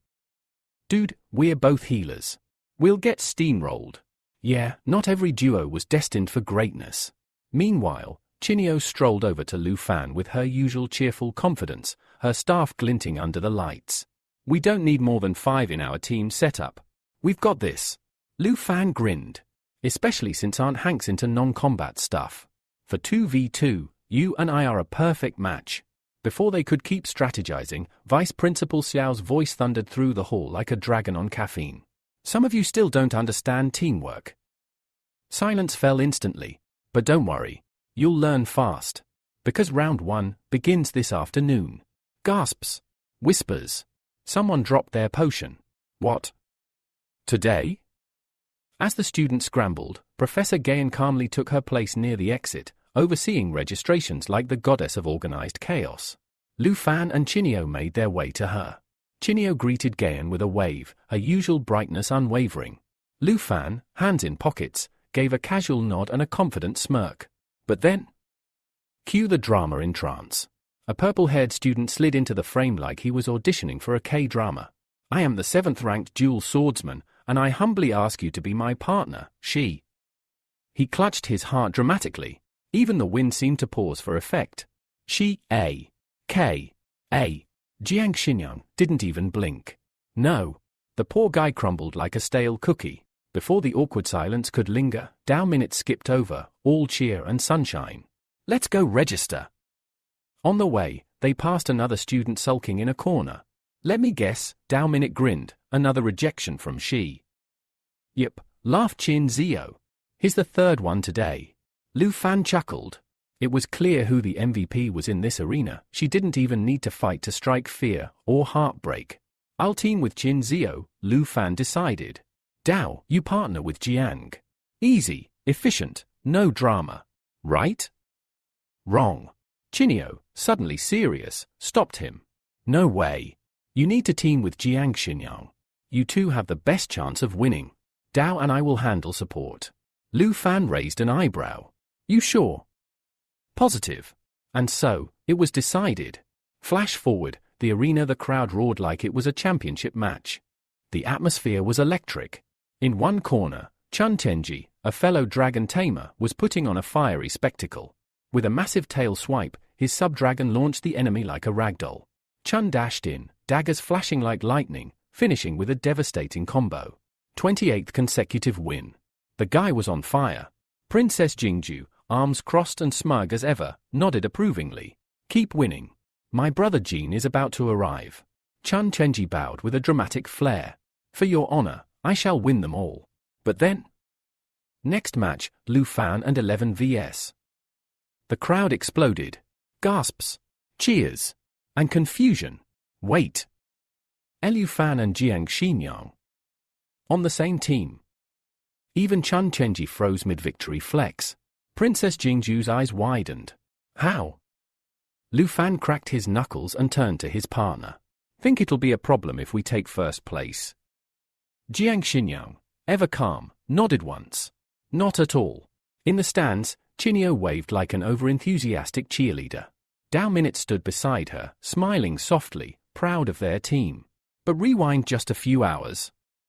In the break room, Lu Fan sat cross-legged, eyes locked on his system interface. Time to prep. He tapped the glowing chest icon. Ping! A new notification appeared, advanced treasure map synthesized. Lu Fan's eyes lit up. Looks like we're not just hunting points today. We're hunting something much bigger. Before stepping into the arena, Lu Fan had been deep in system mode, fiddling with maps like a treasure-obsessed squirrel. Too many low-grade maps. Time to fuse. One tap, and ping. You've synthesized a divine-level treasure map. Even Lu Fan blinked in surprise. Right behind him, Jiang Xinyang stood watching with mild concern. Lu Fan, are you okay? You're just poking the air. Before he could explain, the system flashed again. Treasure location, Flying Dragon Cemetery difficulty, level 45 to 60. Lu Fan's eyebrows shot up. Where was this place? No clue. But it had the words dragon and cemetery, so clearly, adventure, and probably danger, awaited. He saved the info for later. Fast forward to the arena. Team 1 vs. Team 18. Prepare for battle. The loudspeakers roared. Students turned their heads as the names echoed. Team 1, Lu Fan and Jiang Xinyang. Team 18, Princess Jingju and Chun Quanji. Gasps spread through the crowd like wildfire. Lu Fan and Jinyang, on the same team. Top student plus Swordmaster beauty equals the ultimate combo? Some whispered victory was a given. Others, more cautious, reminded everyone that Chun Quanji was no pushover. Dude had a 28-win streak and a dragon with anger management issues. As Lu Fan and Jiang stepped forward, the tension was thick enough to slice with a dagger. Think we'll win? Jiang asked calmly. Lu Fan, ever dramatic, placed a hand on his hip and smirked. How about a little bet? If I win, you spill all the secrets of the Swordmaster class. Jiang raised an eyebrow. Was this guy serious? You're not even summoning your dragon. Lu Fan winked. Confidence or madness, who could say? The battle began. Chun Quanji wasted no time. Spear in hand, dragon at his side, he charged like a man possessed. I won't let you outshine me again, he roared. The moment the spear lunged forward, Lu Fan vanished. No flash, no smoke. Just, gone. What the? Chun skidded to a halt. Seconds later, Lu Fan reappeared beside him, grinning like a cat who just found the cream. Jiang Xinyang, arms folded, just watched. Calm. Calculating. The sub-dragon roared, leaping at Lu Fan with jaw wide open. Looks like it's time, he said, turning to Jiang. Too late to back out now. His right arm began to glow, pulsating with energy. In a flash, his hand morphed into a draconic claw, scales gleaming. Lu Fan leapt skyward. Boom! His claw collided with the dragon's jaw, sending it hurtling backward like a meteor, crashing to the ground with a bone-rattling thud. One hit. The arena went dead silent. Even Jiang Xinyang blinked, clearly impressed. That was without a dragon. Chun Quanji's jaw dropped. His spear wavered in his grip. Where is your dragon? Lu Fan just chuckled. For a silly bet like this? No need to go all out. At that moment, Princess Jingju finally stepped forward. Her eyes sparkled with excitement, staff spinning in her hand. So today's the day I get to face you, Lu Fan. Her tone was teasing, but the power emanating from her was anything but playful. Lu Fan straightened, draconic claw still glowing. Been waiting, princess. Let's make it fun. Lu Fan turned just in time to see her, the notorious Princess Jingju, stepping forward with eyes that could burn holes through steel. She wasn't impressed by his smirk or sarcasm. In fact, she looked one taunt away from unleashing a national emergency. Behind her, Chun Quanji raised his spear again, locking eyes with Lu Fan. The tension? You could cut it with a dragon's fang. Princess Jingju, you think this is a joke? I'll make you regret underestimating me. The crowd could feel the frost in her voice. The battle was far from over. Meanwhile, Chun Quanji's sub-dragon wasn't giving up. Despite its armor shattered and pride bruised, it rose once more with a furious roar, steam rising from its nostrils like a boiling kettle. Lu Fan? He rolled up his sleeve. Someone should fix that fang, he said, pointing mockingly at the dragon's broken tooth. It's throwing off your symmetry. Insult, dealt. Dragon, enraged. The beast lunged. But Lu Fan moved with ease, sidestepping midair like a dancer on wind. And just when people thought he might go on defense, he helped the dragon by attacking it again. Let me fix your posture. With a cheeky grin and glowing dagger, he unleashed his dragon fang strike, channeling ancient draconic energy into the blade. Boom! The strike collided with brutal force. Chun Chenji's dragon was launched across the arena, scales and armor flying like confetti at a festival. The stadium gasped. The silence was deafening. Audience member 1, he just beat a dragon alone. Audience member 2, I thought humans couldn't do that. Audience member 3, I want his autograph and maybe his build guide. Chun Chenji was frozen. He looked at his dragon, defeated and dented. Princess Jingju was livid. She turned sharply toward Chun, her royal voice low and dangerous. Get up. Finish this. Or don't bother showing your face in court again. The poor guy tightened his grip on the spear, sweat now a permanent feature of his face. Then came the plan. Asynchronized assault. Earth Dragon, tail swipe, colossal and wide. Chun Chenji, charging forward, spear glowing blue with Dragon Lancer energy. Combo impact, devastating. The ground split like dry clay, dust and debris blasting into the sky. A crater formed. Lu Fan was nowhere in sight. Chun Chenji, panting finally. But then, a voice, too calm, too cocky. Lu Fan, really? That's your combo finisher. The smoke parted, and there he was.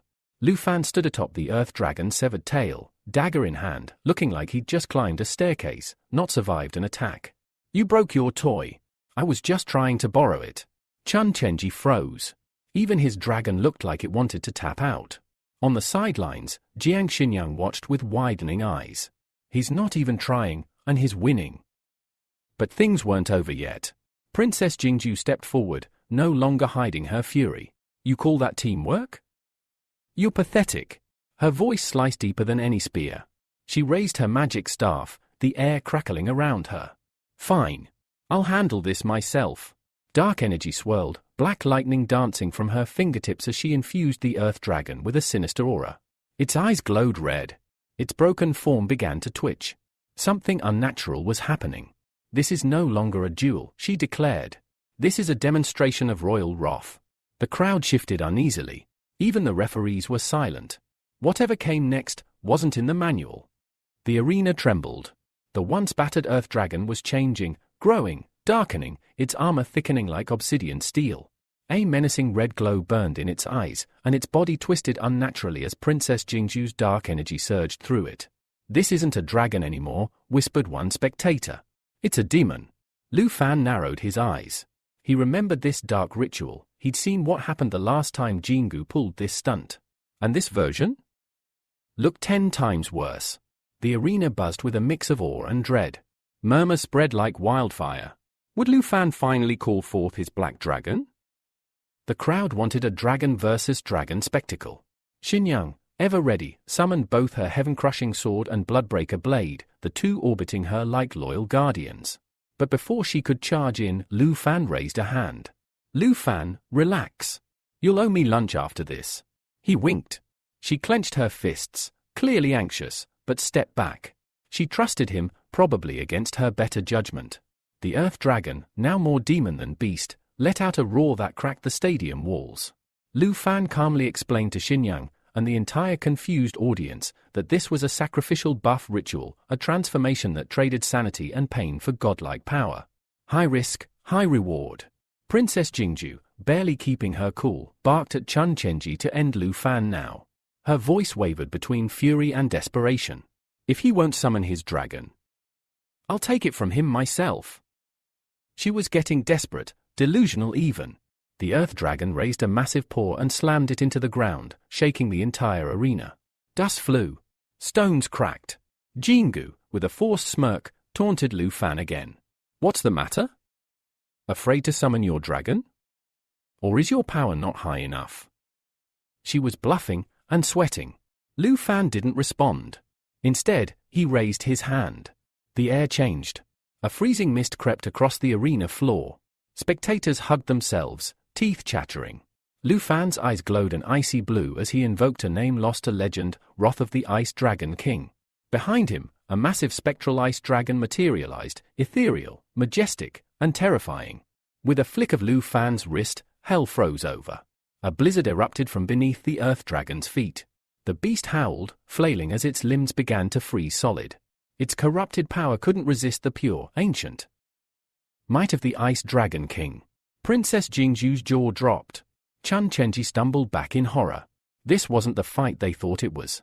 Lu Fan, to Jingu, coldly a nice stat boost. Too bad stats aren't everything. Then, he moved. With lightning speed, he dashed straight for Princess Jingju. The crowd gasped. 1 second he was on the far end of the arena, the next, he was right in front of her. Lu Fan, you're not worthy of my dragon. His dagger was raised, eyes locked on hers. She flinched and shut her eyes, bracing for a hit that never came. Chun Chenji, in a last-second save, intercepted with his spear, pushing Lu Fan back just enough. He yelled for the Earth Dragon to launch one final attack. Earth Dragon's eyes, purple fire. Its mouth, glowing. Its breath attack, seconds away from eruption. But Lu Fan smirked and vanished. Teleportation skill, activated. Chun Chenji and Jingju froze. They were standing right in the Earth Dragon's line of fire. Wait, no. Too late. The Earth Dragon released a massive fireball straight at its own allies. Boom! The blast rocked the field, knocking back everyone, including its so-called masters. Then, behind the Earth Dragon, Lu Fan reappeared. Lu Fan, my turn. He called upon another legend, Blue Dragon King's Roar. A majestic blue dragon formed behind him, swirling with radiant lightning energy. He formed a glowing energy orb and launched it. Blue Dragon Roar, unleashed. The blast hit with the force of a thunder god. Bolts of lightning rained down, locking the Earth Dragon in a storm cage. It screamed, its body paralyzed, writhing in agony. The crowd couldn't believe their eyes. Spectator 1, he's not fighting dragons. He's humiliating them. Spectator 2, and 2 royal commands just got cooked by friendly fire. The Earth Dragon's armor cracked. Its body trembled. Finally, it collapsed, its demon energy shattered. A thick cloud of smoke filled the arena. Lu Fan stood at its center, still calm, still smirking. Chun Chenji's hands trembled as he gripped his spear, staring in disbelief at his fallen Earth Dragon. Smoke thickened, casting an ominous veil over the battlefield. The crowd held its breath, caught in the suspense of what would come next. Sweat poured down Chun Chenji's face as he stood there, mind spinning. Though both were dragon tamers, the gulf between him and Lu Fan was like night and day. Lu Fan landed gracefully, eyes locked on his opponent with sharp focus. Then, he asked the question burning in everyone's mind, why have you only used the Dragon Lance strike? Princess Jingu's grip tightened on her magic staff, panic flickering in her voice as she barked at Chun Chenji. Stop messing around. Get your dragon to fight properly. Chun Chenji snapped back to reality, planting himself defensively in front of the princess, still trying to understand Lu Fan's meaning. Lu Fan's gaze sharpened. He explained clearly, the Dragon Lance strike is powerful, but incomplete. Without other techniques, Dragon Claw, Dragon Inspiration, your moves won't reach their full potential. Chun Chenji's eyes widened. Beads of sweat dripped down his face. The truth hit him like a spear to the chest. Lu Fan knew far more than he'd revealed. Princess Jingu erupted in fury, calling Chun Chenji worthless, berating him for failing to avenge her honor. Lightning crackled around Lu Fan's black machete as he surveyed the scene. He understood now, it wasn't pride holding Chun Chenji back.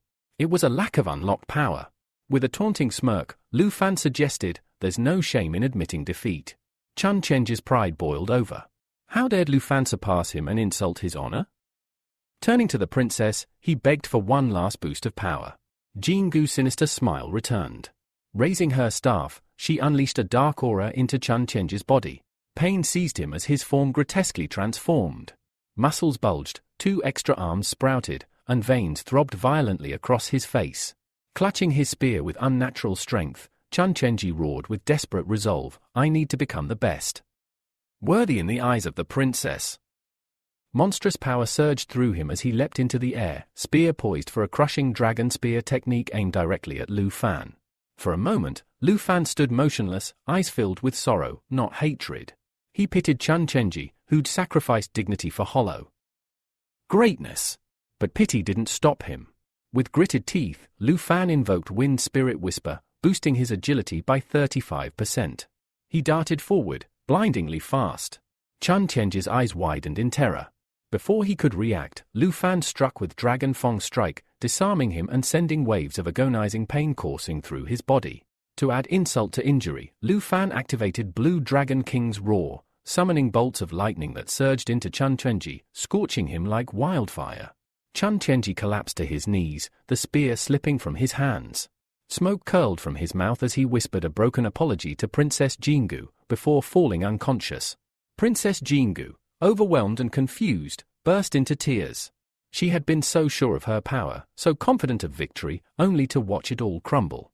Without hesitation, Lu Fan stormed forward, hand raised, ready to strike. Jingu, clearly panicked, threw out her hand in desperation, trying to stop him. Rumors buzz and swirl, but no one really knows the truth. Dao Xian brushes it all off as nonsense. Chinio, ever the voice of reason, advises her to ignore the gossip. Lu Fan and Jianyang have probably already slipped away to explore the secret realm, she says calmly. Sure enough, far from the crowd, Lu Fan and Jianyang find themselves deep inside the eerie landscape of the Flying Dragon Cemetery, nestled within a massive ancient forest. The air is thick with mystery, and danger seems to hang on every branch and shadow. As they carefully navigate the dense woods, Lu Fan turns to Jianyang, apologizing for dragging her away from the competition. But practical Jianyang shrugs it off. The school let us keep our Azure class spots and gave us 10,000 points each, she says with a grin. Honestly, this secret realm exploration is a pretty sweet deal. And you can keep all the rewards we find. For me, just the experience is worth it. Lu Fan is clearly impressed by her selflessness and jokes. You're not the type to leave a favor unpaid.